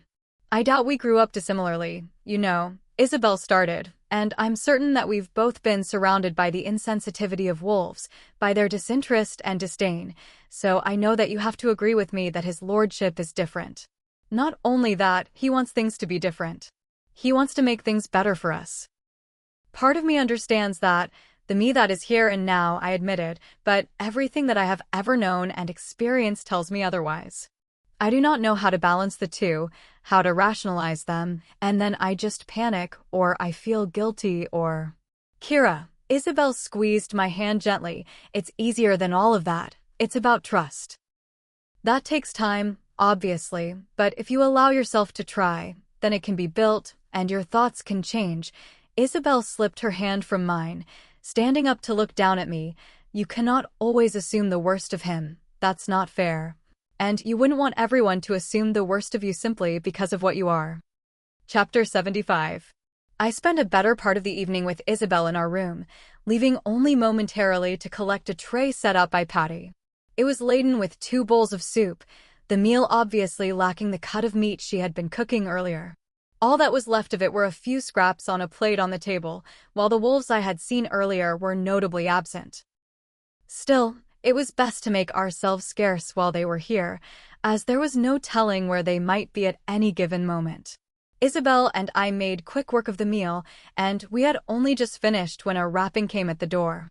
I went to see who it was and found Marius standing out in the corridor, peering over his shoulder at the oddly silent staff quarters. "Is everything all right?" I kept my voice low, stepping to the side so that Marius could join us, but he would not budge from his place. In fact, he would not even look me in the eyes. Strange. As much as it can be, Marius spoke softly. "His lordship summoned you. He wants to see you in his quarters." Swallowing hard, Marius's Adam's apple bobbed in his throat, and I could have sworn there was the slightest flush on his cheeks. "Marius, I don't know what you have been told or what you think, but—" I began, but Marius cut me off. "I don't think anything." For a moment, Marius broke, meeting my eyes for the first time before lowering them again. "It's not my place. It's not my business. His lordship knows best, that's all I know, and he'd like to see you." Marius nodded, almost to himself, and flashed a quick smile to Isabel through the doorway before disappearing down the corridor. "I do not know if I will be back tonight," I said, turning back to Isabel. "Well, if you're not, then I'll know it's going well." Isabel flashed me a wry grin. "That is not— oh, never mind," I said, pulling on my shoes and slipping out of the door and up the stairs. I traced a familiar path through the halls, the exact steps I had only ever taken before in the dead of night. Now I was brazen, emboldened by Nathan's summons. There was a prickle in the air of the manor, not due to any circumstance of weather, but rather an energy of unease. The place was unsettled by its guests, the number of which I could not say, but voices and footsteps echoed out behind walls to rooms that I had never seen opened, bits of light flashing under the seams of doors. Female. I paused at the corner of the hall, glancing behind me once before lowering my gaze. A wolf stood in a half-open doorway, a male that I did not recognize. "Sir." I tried to keep my voice steady, but it trembled all the same, my mouth going dry. The wolf's shadow stretched along the floor of the hall, his features cast in darkness as if he were merely a specter, a figure standing against the light that poured from his room. "I require your assistance," the wolf rumbled. I have already been summoned, sir." I willed myself to duck around the corner, as Nathan's room was not far down the next hall. "This will only take a moment," the wolf said, and there was no question in his tone. He was not asking, but telling. "I require small hands for this sort of thing." The floorboard creaked beneath his feet as he stepped back into his room, the door wide open for me. My rapidly beating heart was going so fast that my ribs were aching, but my feet betrayed me, some deeply ingrained part of my mind that feared the repercussions of saying no to a wolf. Even though Nathan was so near, he was so close, he wouldn't want me to, but still, I could not help it. With a tense silence, I followed the wolf into the room, stepping into the dimly lit space. It was a guest room, tidy and barely touched, the bed still made. The male's things were set on a fainting couch near the fireplace, where wood crackled and popped with the cinders of a still-growing fire. The room was warm enough, but the air was a bit dense, the taste of soot coating my tongue.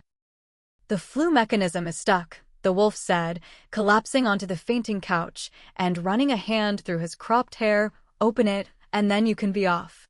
Of course, I nodded. "I just have to deal with the fire first. It might take a few minutes."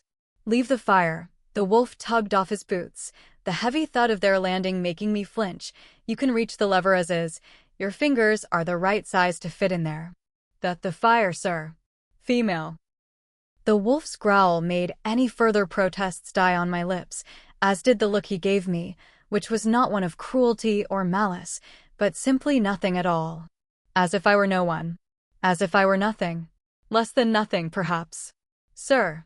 My voice was a soft apology, my shoulders tucked up under my ears. "Move quickly, and you won't get burned," the wolf said, "should be good encouragement." Chapter 76.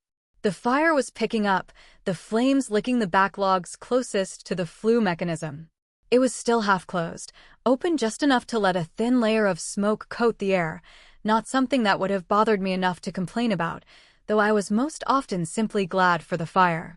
I took a tentative step forward, darting a sideways glance at the wolf, who had not shifted from his chosen position. He lounged and was perfectly content to watch me attempt to burn myself on his fire. For the briefest moment, I considered smothering the fire quickly, claiming an accident or clumsy hands, but I feared his response to my potential mistake. I was a member of another lord's staff, so he could not impose harsh discipline on me, but that did not mean he could not hurt me. It did not mean that he would not enjoy hurting me. Perhaps that was why he was making me do this. If I did it correctly, then I would burn myself. If I did it incorrectly, then the wolf would likely strike me, if I were lucky. Far worse has been done for far less. I swallowed my fear as best as I could, but that only meant it coated my belly, sent my stomach churning against the discomfort rising in my throat as I kneeled in front of the fireplace. Heat washed over me in a wave, the blaze ripe and swelling, the flames flickering white spots into my vision and glinting off the half-closed mechanism. I could see it clearly now, and if I kept my arm high enough, the flames would only touch the skin, nothing that would be bad enough to leave a permanent mark. Is there something that you are waiting for, female? The question was not a question, but an accusation, the flatness to the wolf's tone a promise of something worse, some anger just barely hidden below the surface. Perhaps he had been looking for someone to take his frustrations out on. Maybe I had merely been walking down the wrong hall at the wrong time. Possibly, I was meant to fail in my task. Perhaps that was not fair. Maybe that did not matter. Perhaps I was too determined for my own good. No, sir, I said. I apologize, sir. With a steadying breath, I removed the iron screen in front of the fire, shifting it to the side as I leaned in as far as I dared, my cheek practically pressed up against the stonework side of the mantel. Then a rush of heat, a swell of air pressing against my skin like a warm breeze as I reached into the fire, the movement so quick that the pain did not come until it was too late. Until my fingers just grazed the mechanism for the lever, and then my vision blurred. Agony. A pain that bloomed across the tender skin of my forearm. In my mind's eye, it was not a red-toothed creature, but a beast of pure white, and though my arm was only in there for a few seconds, they felt like minutes. An endless stretch of time where I was stuck there in that pit of pain. My body took over for my mind. The heated metal of the mechanism stung my fingers as I flicked it open, and the warmth of the flame disappeared as I yanked my arm out. Black soot coated the now charred fabric of my sleeve, but the injury did not even register in my mind, my body shaking from the shock of the pain. Gods, it stung. My whole arm felt like it was pulsing, a stinging sensation coating the skin on the bottom half of my forearm, but I didn't dare look at it. I clutched my arm against my chest, teeth gritted, my eyes squeezing shut at intervals as involuntary tears dripped down onto my cheeks. No words escaped my lips, no whimpers or moans or complaints. I was silent as a mouse, a good and obedient mouse. No, it stung. I kept trying to remind myself that the pain was likely worse than the injury, and as soon as I was dismissed, I could find a bit of cool water, or even ice if Patty had some on hand. So I waited. And waited. Kneeling there on the floor, my gaze not raising for fear of accidentally meeting the wolf's eyes, I waited for him to dismiss me.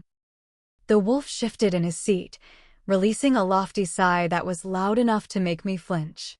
Do you see what you have done, female? The wolf rose, and I clutched my arm impossibly closer, the sting radiating up into an ache that reached all the way to my shoulder, where the fire had not even touched me.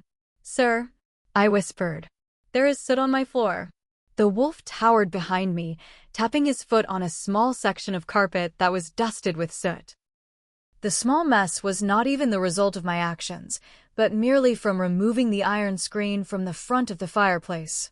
I almost said that, my mouth opening and closing before I stopped myself. I am sorry, I scrambled to my feet. I will clean it up at once, sir.